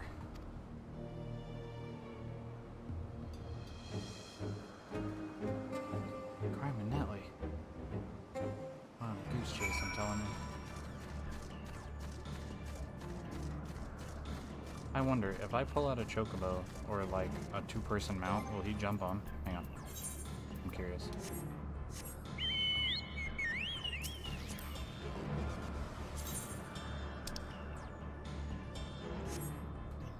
Slash back in. Nope. Okay. I didn't know if maybe like I could get him to ride on a chocobo or something. That'd be awesome. Pull out the car and have him in the back seat. Piss off.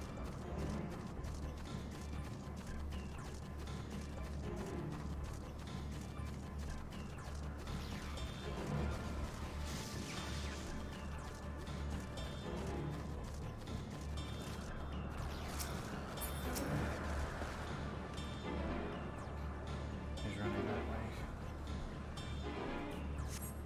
way. $10.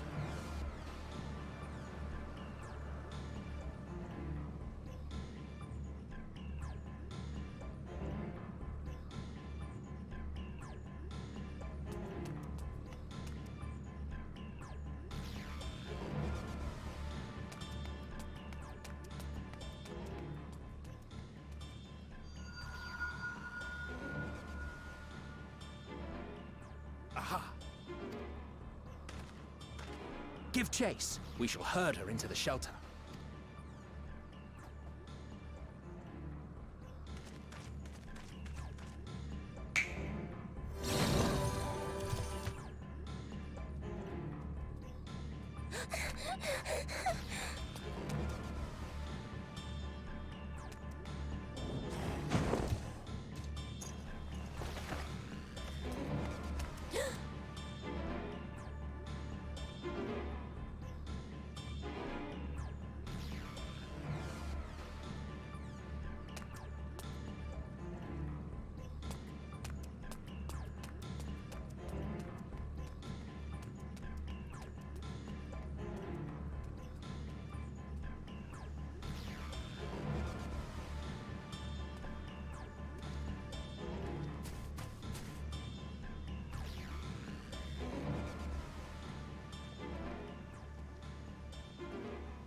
Please, Mission.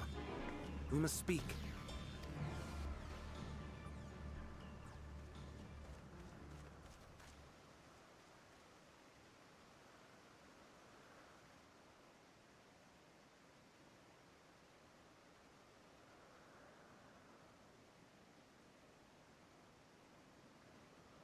I'm sorry, Hermes. I'm so sorry. If someone can hear these words, then please... please protect them. Protect them all.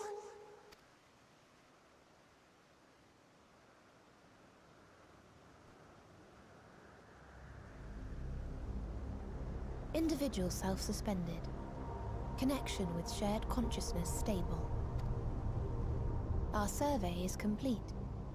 We shall now report our findings.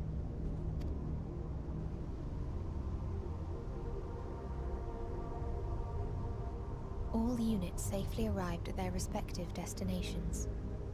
Seeking answers to Hermes' question, we attempted to make contact with the intelligent denizens of each star. Results are as follows, in order of numerical code. Enna. Traces of civilization found. Structures believed to have served as domiciles. No extant life forms detected. Dio. Ruined remnants of buildings scattered across Star, surface of which is encased in ice. Presence of life could not be verified. Tria. Evidence of large population centers, akin to cities recovered. No extant life forms found, only their lingering essence. Tessera. Edifices surmised to be abandoned residences found. No extant life forms detected. Deadly plague or extreme environmental degradation likely to have led to mass extinction. They are all dead. Octo. Star found in state of violent conflict. Contact successfully made with inhabitants, but deployment of weapons of mass destruction resulted in total annihilation of local population shortly thereafter. Inea. Star is a barren desert. No identifiable flora found. Bones of living beings resembling men discovered beneath sands, but determination regarding their intelligence inconclusive. Remind me, Hermes, what exactly was the question you entrusted to Meteion? I tasked her with asking what others live for. What gives their lives meaning. Did you consider what may happen if the premise of the question is flawed? To be able to answer it, one must be living and desire to continue doing so. But if Meteion finds no living beings in the course of her journey, or none who desire to live, what then? What answers would she derive from their silence?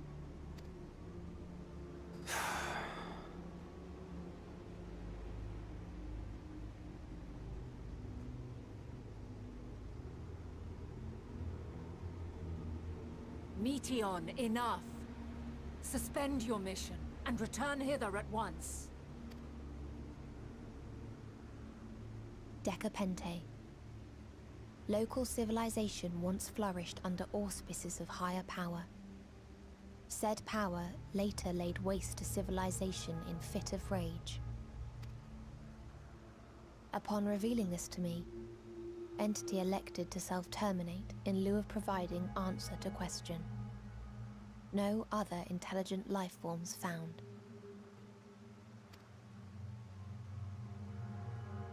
Turning a deaf ear, are we? We are taking Meteion back to Amarot. As I understand, we will need her if we are to bring back all of her sisters. Yes.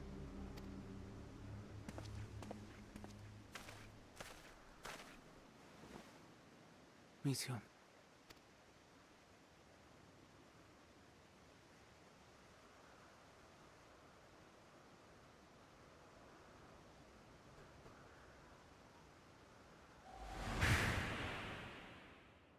It isn't right, is it? It isn't right to turn away from the answer. Even if the answer is pain.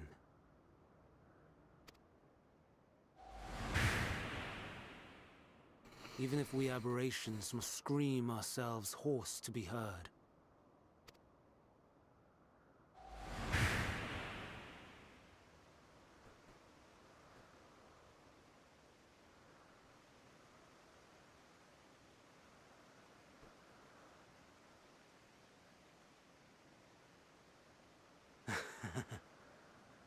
Aye. Whatever answers we find, I will not dismiss them out of hand. These words I said to you, and I will hold myself to them.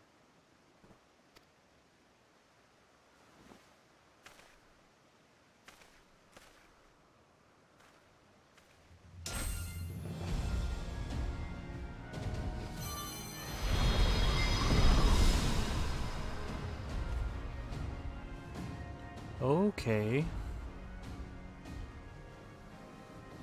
What is the meaning of this? You cannot take Meteor. Not until she has finished her report. All else must wait.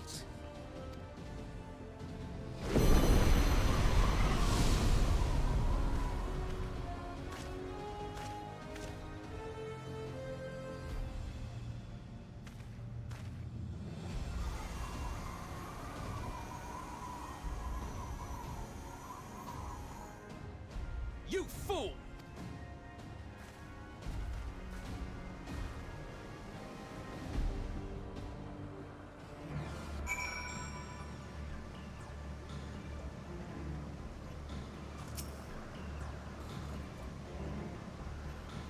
Why, Hermes? Why couldn't you not leave well enough alone?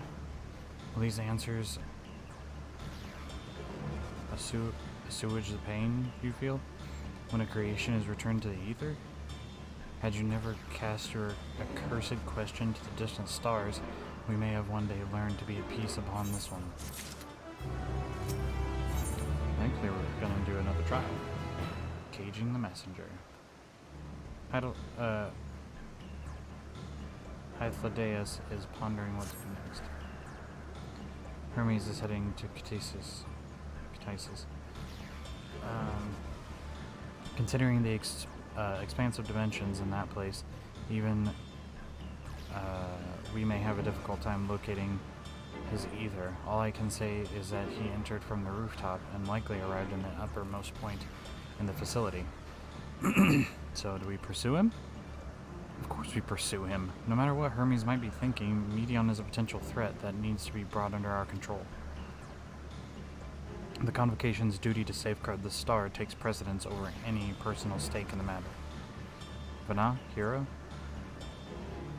'Tis clear we stand on a precipice, but we have yet to determine beyond a shadow of a doubt that Medion is the hand which tips us over the edge. Nevertheless, we are to learn the truth of the final days. We must give chase, and even if neither Hermes nor Medion is ultimately responsible, we cannot leave them to suffer this torment alone.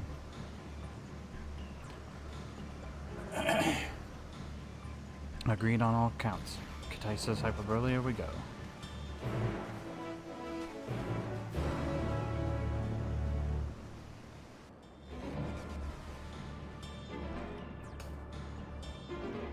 So her sisters went to distant planets, found nothing but death or war, and decided, oh, so that's what life is, just death. So they decided to mess with Dynamis and Ether and start sending monsters to 2, 4, 6, 8, 10.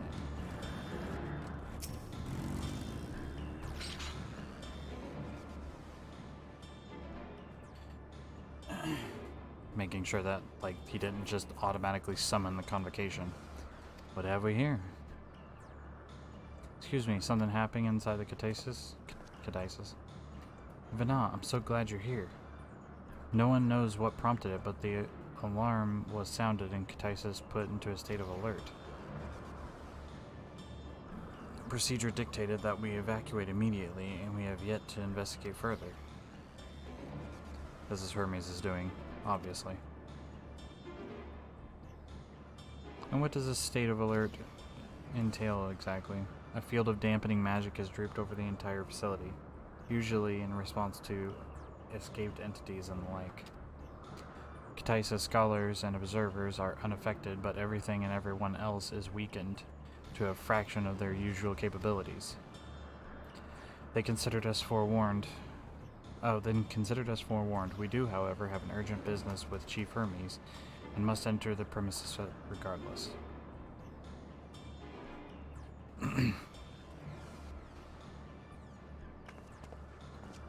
That said, if Hermes is willing to enact such measures, I wonder what other obstacles he is fit to drop in our path.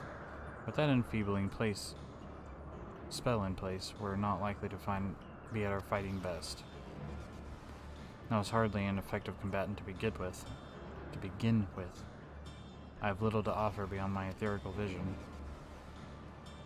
Then you will put that talent of yours to good use. You were fairly skilled at spotting weaknesses, if I recall. Fairly skilled? Now you've gone and raised everyone's expectations.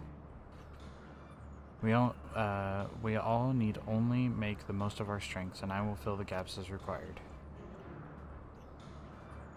I was once a Zim, after all. 'Twas my job to rise to the occasion, be that as a defender, aggressor, or a healer. I feel better about my lack of prowess already. And you, Emmett Selk, can impress us with your arcane majesty. You lob potent spells as easily as breathing, but can also channel that power into a protective manner if you so choose, yes? Well, yes, should the situation call for it. Excellent. That should cover us on all fronts.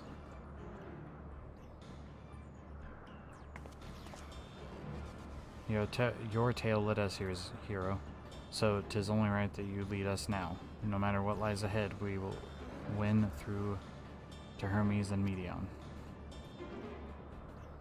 And then we will face the future together.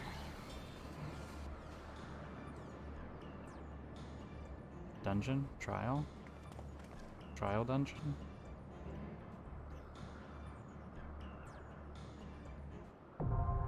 Ctisis Hyperborea.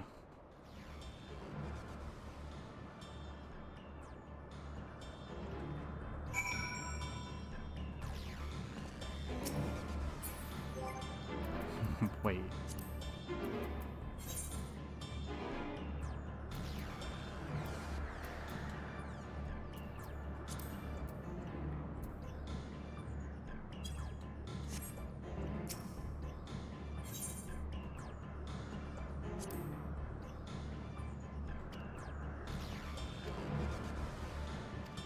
Oh, with his sight, I bet he's an archer. Archer, black mage, all-arounder. Nope.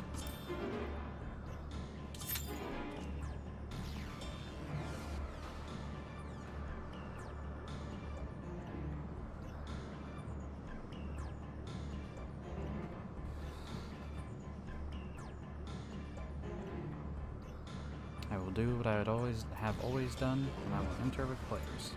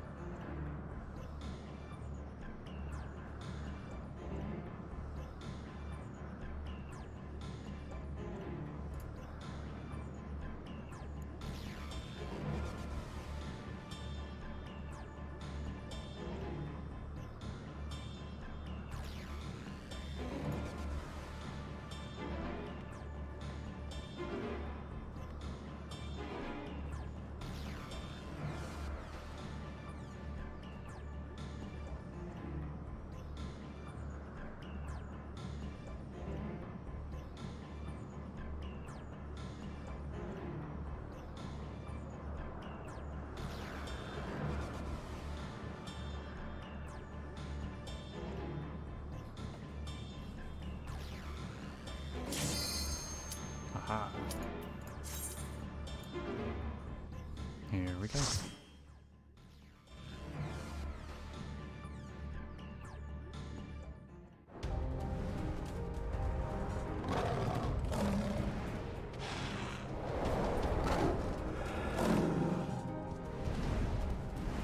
Whoa. Oh, it's this place. The World Unsundered, Ctisis Hypoberlia.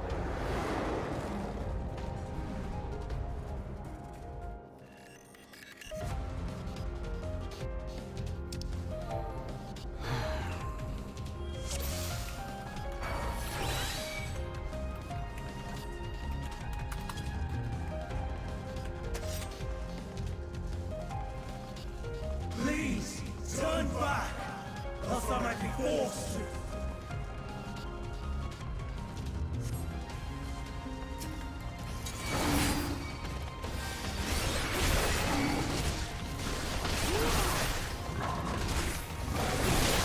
Okay, they want to pull bigger.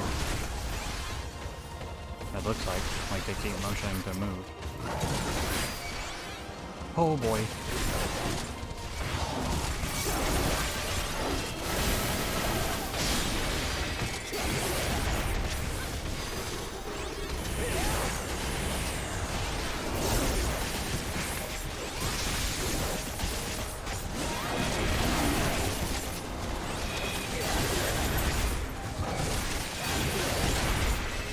Bow shot, arm's length required.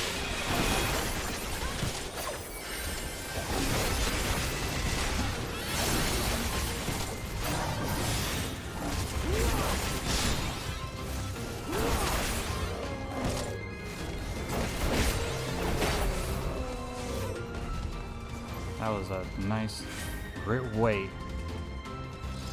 Ruby Rose cosplay? Oh, wife woke up and went to the bathroom.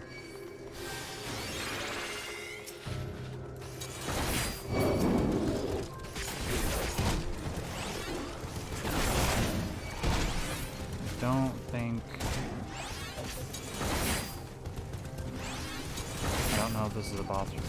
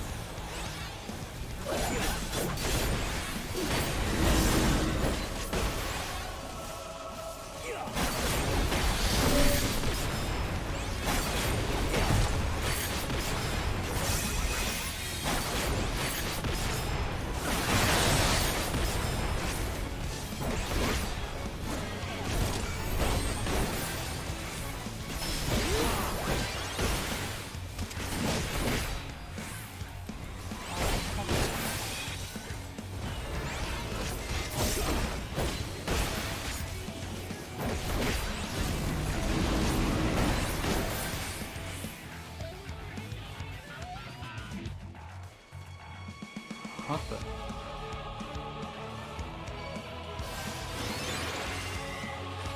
Tricky.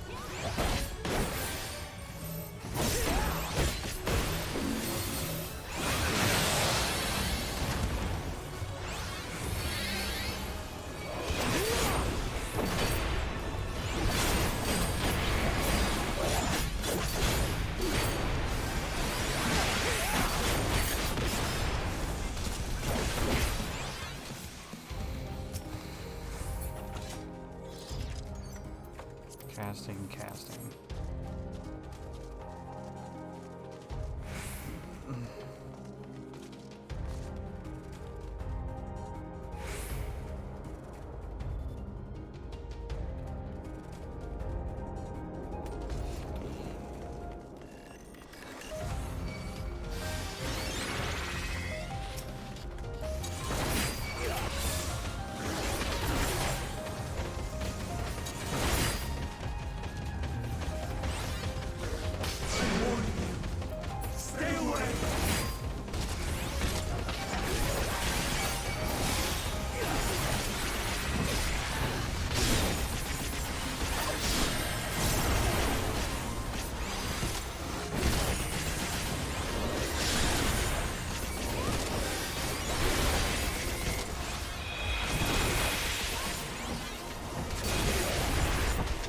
This is really cool.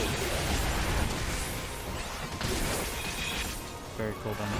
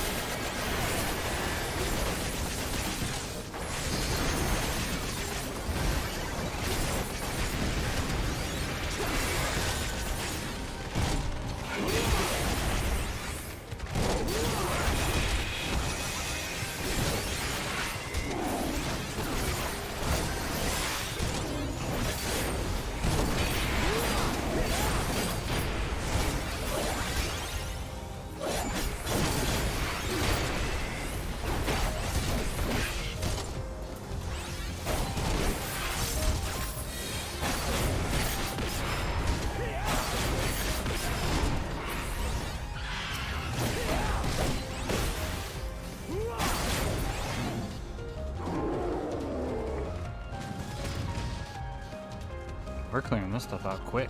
It's awesome. Show curve casting.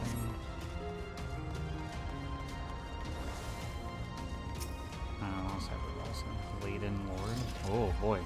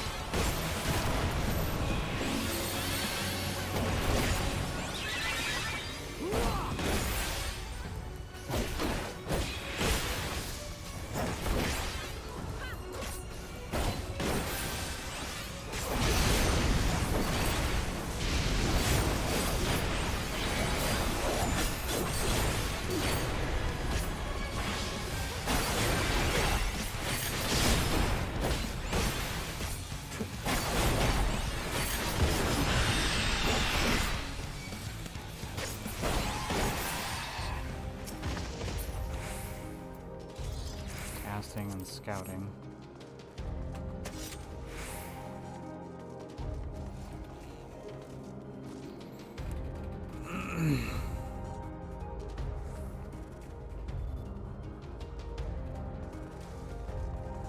I cannot let you take Meteor.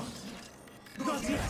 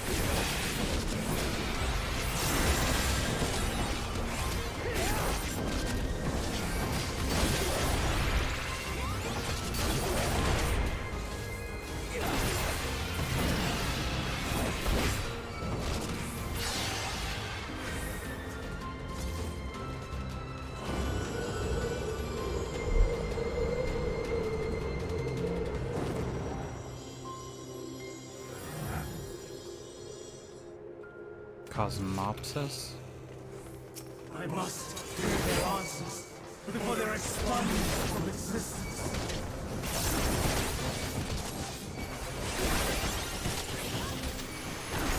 You in the fucking stratosphere?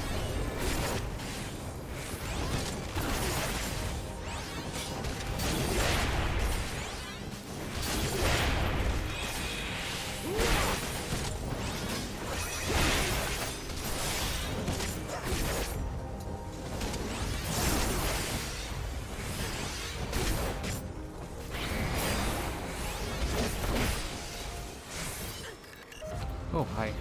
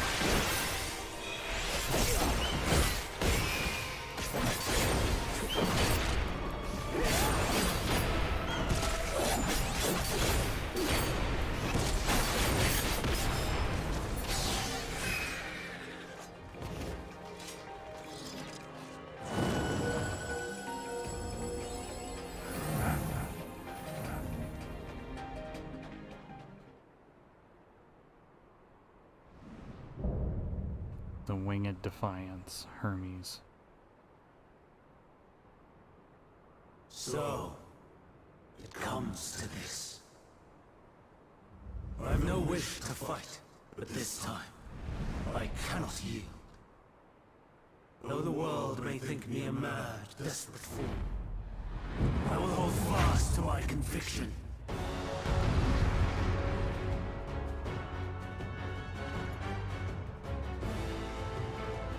Okay.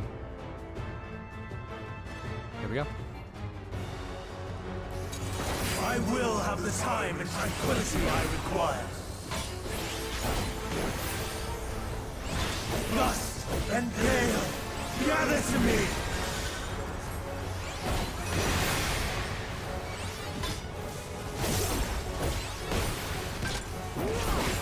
Ancient Brand, unleash your power!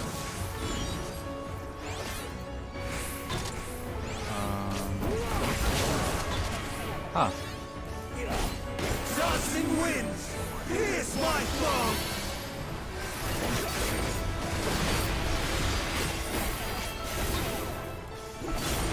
Stars on high, all is ready!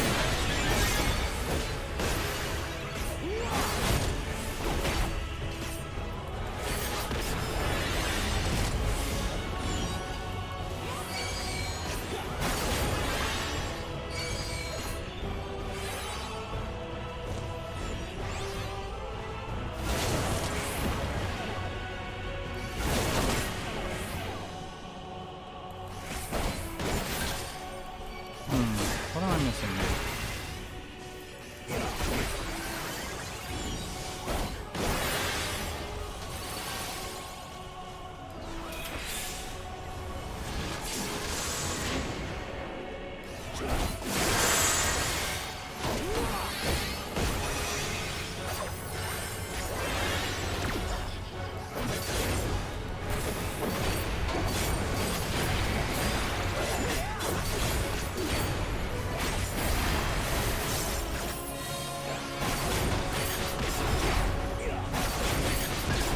Streams of ether! Surge is one! Quadruple?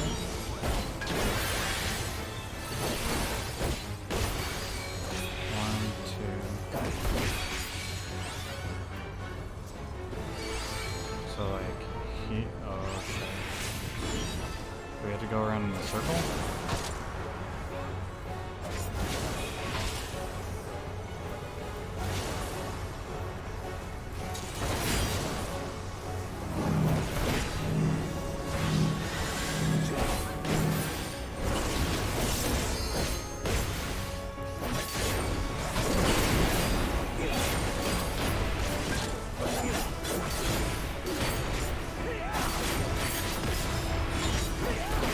Dancing winds, pierce my foe!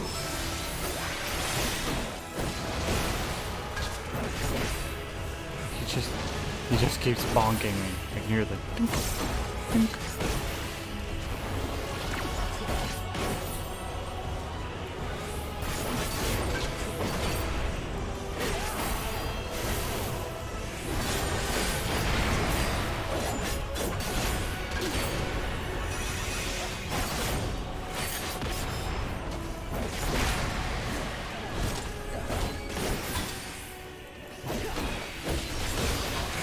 Stars on high, all is ready!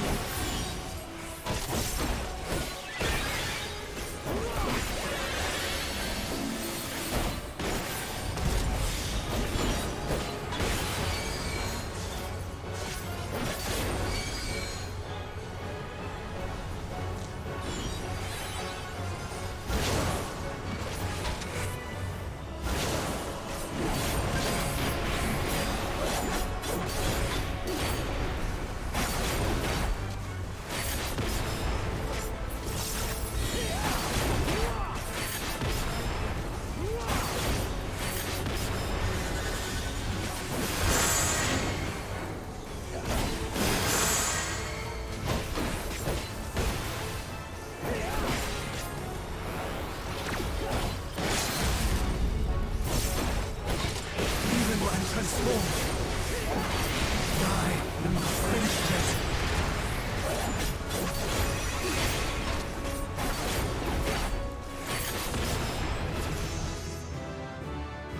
Level up. No! My power!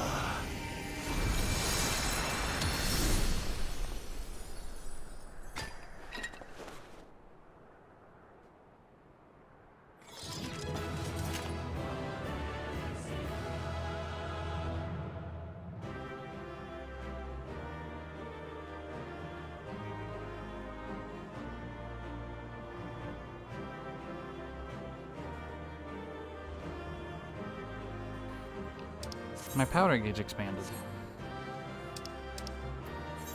Player commendation. I'm gonna give it to this Reaper because I love her outfit.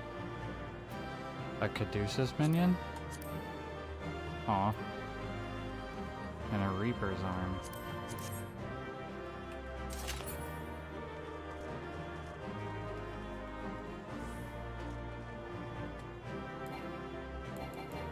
Actually, not yet learned. Wait, so I learn cartridge 3 at 88.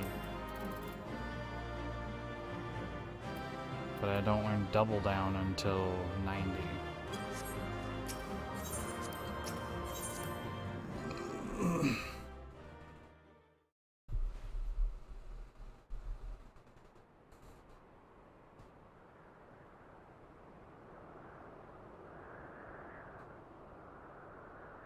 It's over, Hermes. In the name of the Convocation, I hereby take Meteion into custody.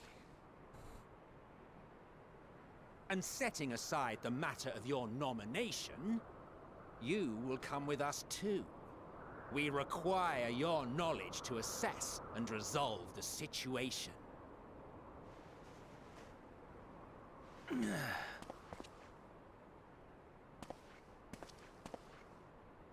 Meteion, I am so sorry.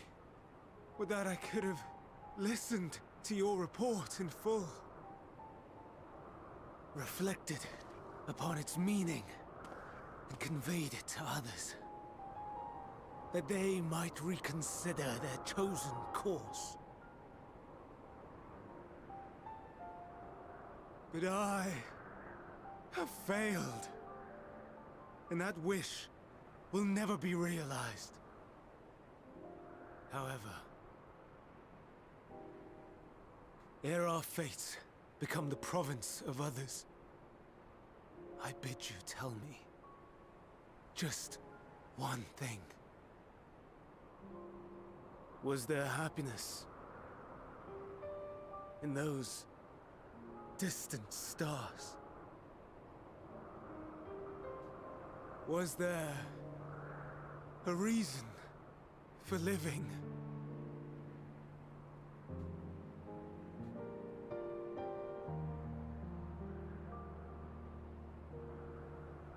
We conducted our search as per your instructions. We scoured historical records, communed with the spirits of the deceased, heard the final testaments of the dying, welcomed their shadowed hearts into our own. Oh. One race had striven to create a world bereft of animosity. Oh no. They renounced relationships to avoid interpersonal strife, and in so doing brought about societal collapse. One race had renounced war and devoted itself to the enrichment of its people. They were conquered. Though they destroyed the enemy in reprisal, they could not regain their former glory. One race had concluded that finite time was the root of all woes. Aspiring to shatter its shackles, they went in search of infinity. They discovered nothing is infinite, and that neither time or death can be cheated. Disillusioned, they gave up on the future and themselves. One race had discarded all things that gave rise to sorrow, hoping to have only joy. They found joy lost its savor in the absence of sorrow, and lost their will to live. Jesus. Though worlds apart, these peoples shared a belief. The belief that they had tried their best. That they had tried to fulfill their potential with every step and success. In the course of which, they learned the truth. I'm gonna need that gunblade out again. That they would never be free of fear and sorrow, anger and despair, of loneliness, so long as they yet lived. Even now their souls cry out for oblivion. And to this song of anguish, I lend my voice, we lend our voice. Oh, beloved mankind, shimmering jewels of beautiful Aetheris, rejoice, for we will free you from the cruel yoke of existence. There is no need to struggle in vain, for in nihility awaits salvation. You will know peace and serenity, and it will be beautiful. We will make our nest at the edge of the universe, and there in the dark of dead worlds hoard sorrow and suffering. There we will sing, our chorus ever louder and ever clearer, that our song may reach even this ether-shrouded star.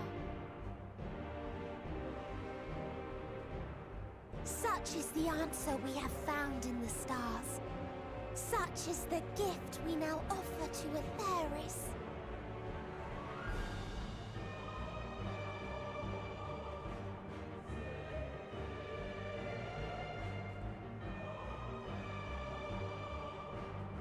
Who are you to decide our fate? To decree we live or die?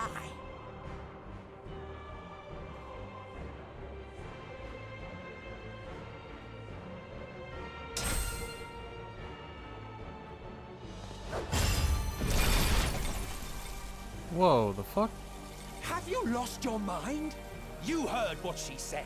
She means to destroy us all, yet you'd still take her side? In the name of the star, we have discarded those creations that we deemed flawed.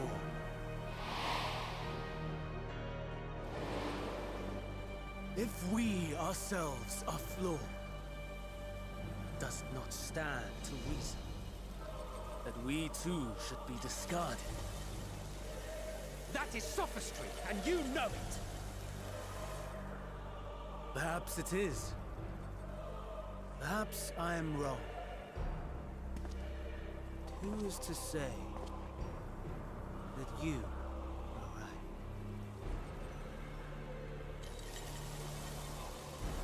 Let us settle this with a determination. In my authority as Chief Overseer of Elpis, I will make a judgment on man's fitness to exist. If he can learn to value all life and retain his will to live, even should his end be justified, he will surely find a way to avert his demise. If not, he will perish in the star. As with all determinations, provisions must be made to ensure fairness. Kairos! Awaken!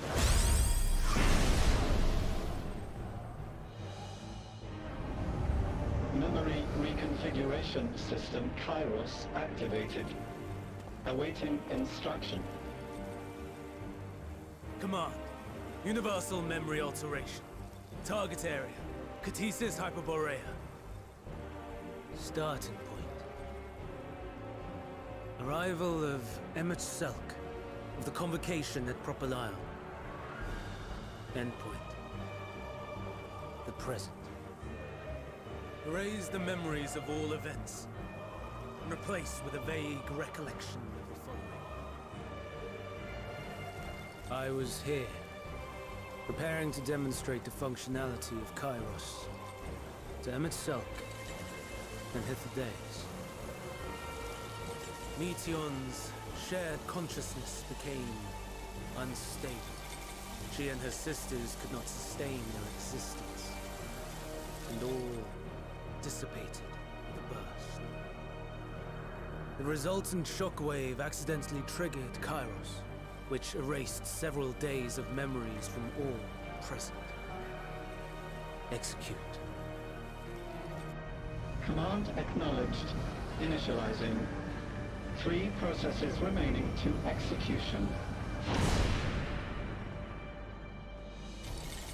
Bravo. I dare say one would be hard-pressed to make it fairer.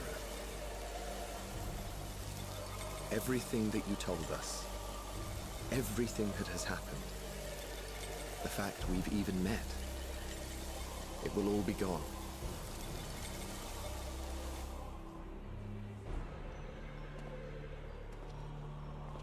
Go, Meteor. To the edge of the universe, where none can reach you. Hermes, won't you come with me? If you were to shed your flesh, I should be able to carry you.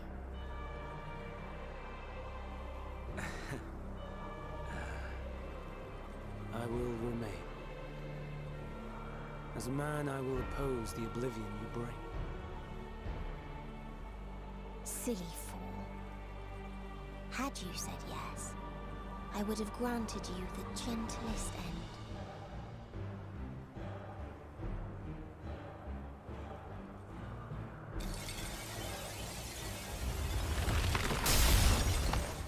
This ends here!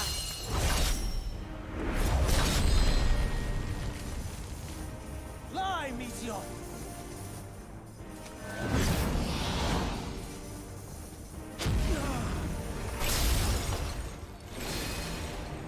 That is far enough, Hermes!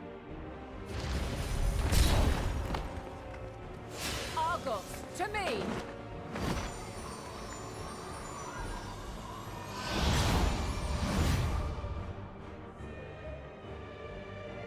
First process complete. 2 remaining to execution of memory reconfiguration. As if we needed more pressure. No matter what, you cannot forget what happened today. For it is the key to saving your future. Your world. Yeah, I need to go back. This fight is our fight. What comes after, our problem to contend with. Not yours. No. Your own struggle awaits. And no one else can take your place. You must flee this place with your memories intact. And I will see that you do. Now then, where is it? There you are, my little confluence.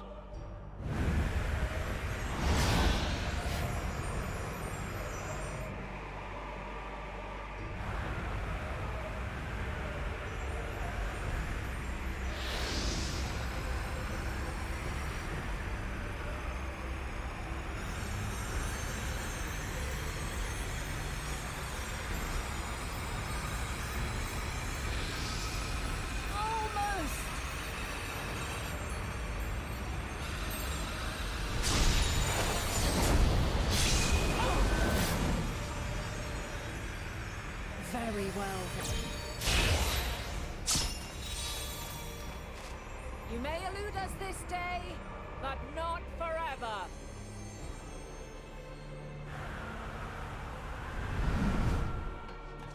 Put a tracker on her.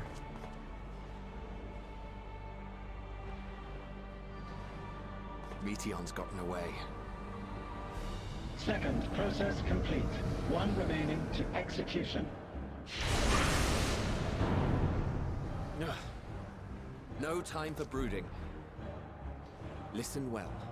Beyond lies a spatial confluence that connects the interior sections of this building. I will destroy the confluence and force open a way outside. Huh, When Archer, I do, called it. you must jump through.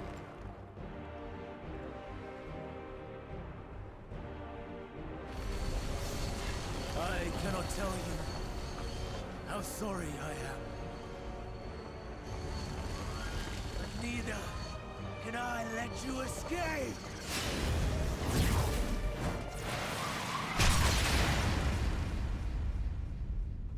Oh, nice.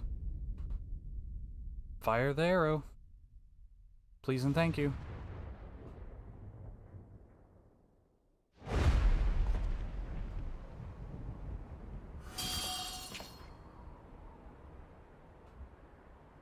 Too brave by half.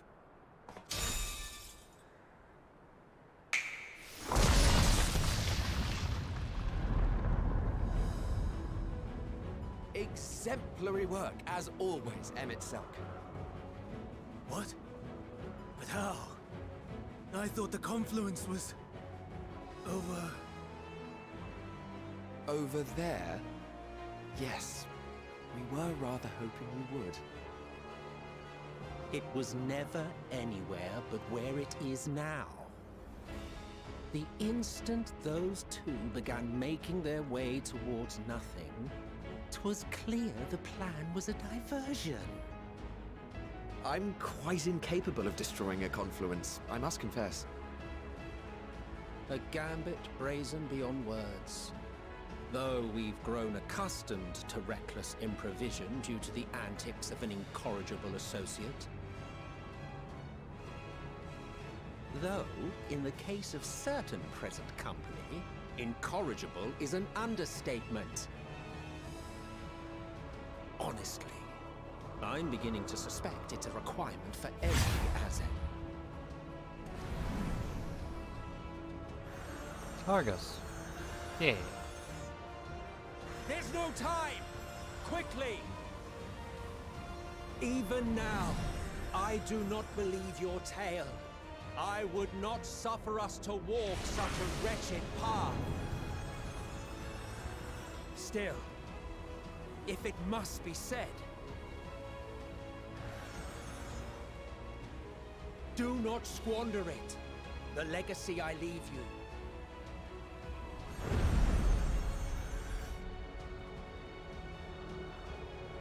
Final process complete. Executing universal memory alteration.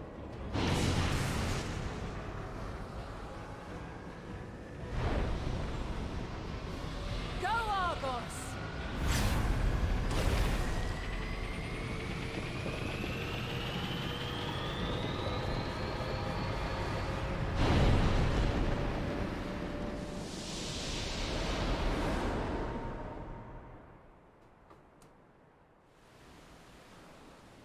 Holy shit.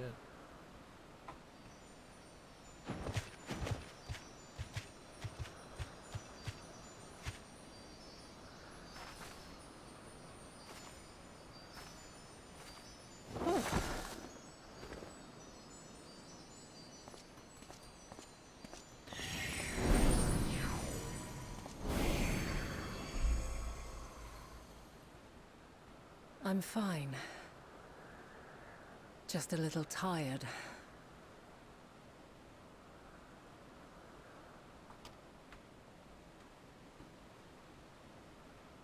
Can it be true?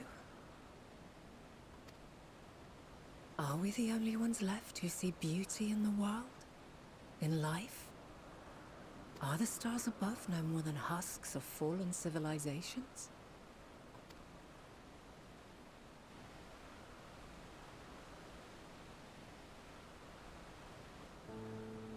And yet,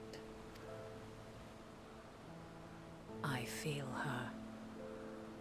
Though she is unimaginably distant, I feel Meteion's presence, and the place where to we must go.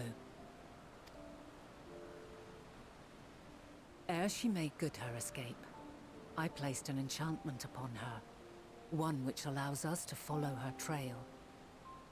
She has already left the outermost bounds of Aetheris, and continues on her way. Given the vastness of the universe, it will still be no easy feat to track her down. But thanks to Emmett Selk and his Ladeus, all is not lost. We remember.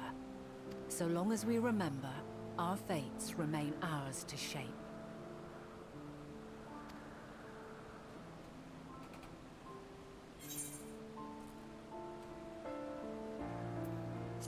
So what now?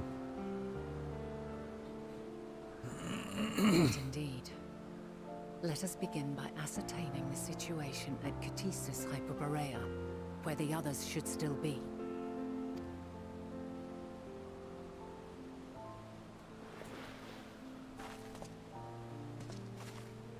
Given the likely state of their memories, however, 'Twould be imprudent for us to approach them directly.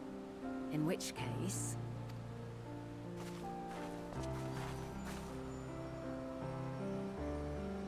I am sorry, my friend. I've asked much of you this day. But may I trouble you one last time?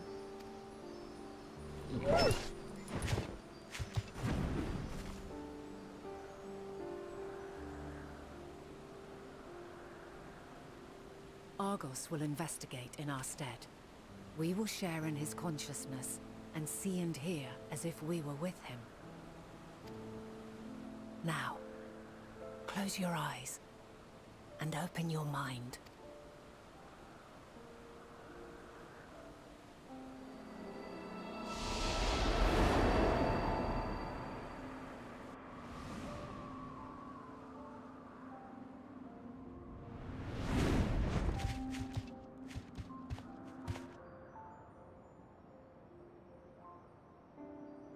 Thank goodness you are unharmed. Unharmed? There is a gaping hole in my memories. I can scarcely remember arriving here in Elpis. Forgive me. I was preparing to demonstrate the functionality of Kairos to our guests. But Meteion, her shared consciousness became unstable. And she... So, that's what prompted the state of alert. And when you went to investigate, you were caught in Kairos's accidental operation. So it would seem. It's all a blur to me. Such an unfortunate accident. Oh, and what of Venar and your other companion? You... Oh, whoops. We did? If Venar was with us, I have no recollection of it. But that there is her familiar, is it not? The fellow seems happy enough, so I think it's safe to assume his mistress as well.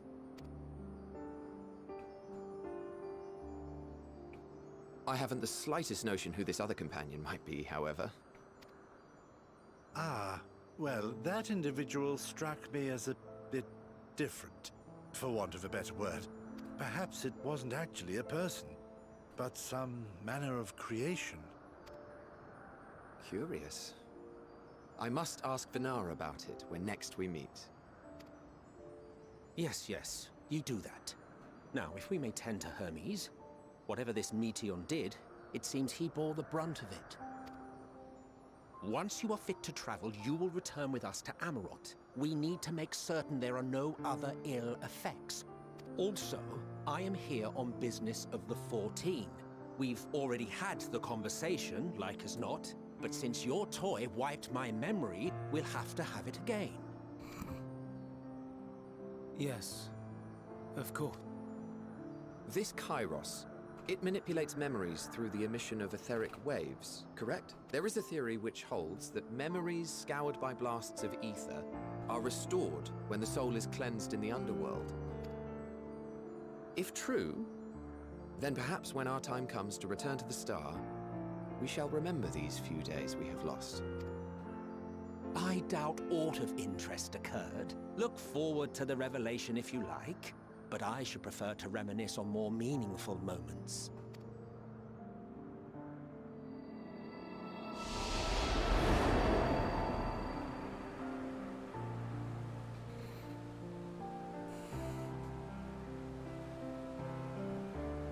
Let us rest. If only for a while. After all, you and I... Oh, we still have a long, long way to go.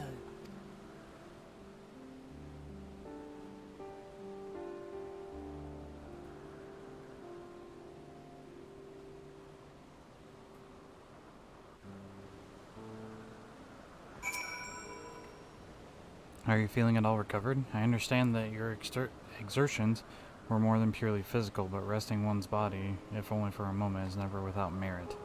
As for Hermes, I think it unlikely he will create more Endwalkers. He poured much of himself into Meteion, and now that she and her sisters are gone, dissipated in his mind, the grief must be unbearable.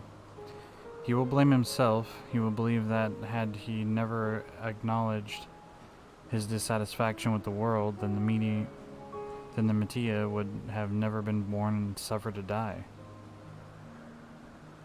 The offer to join the 14 will be a welcome distraction, and one day hence he will face the advent of the final days in the role of Fandaniel.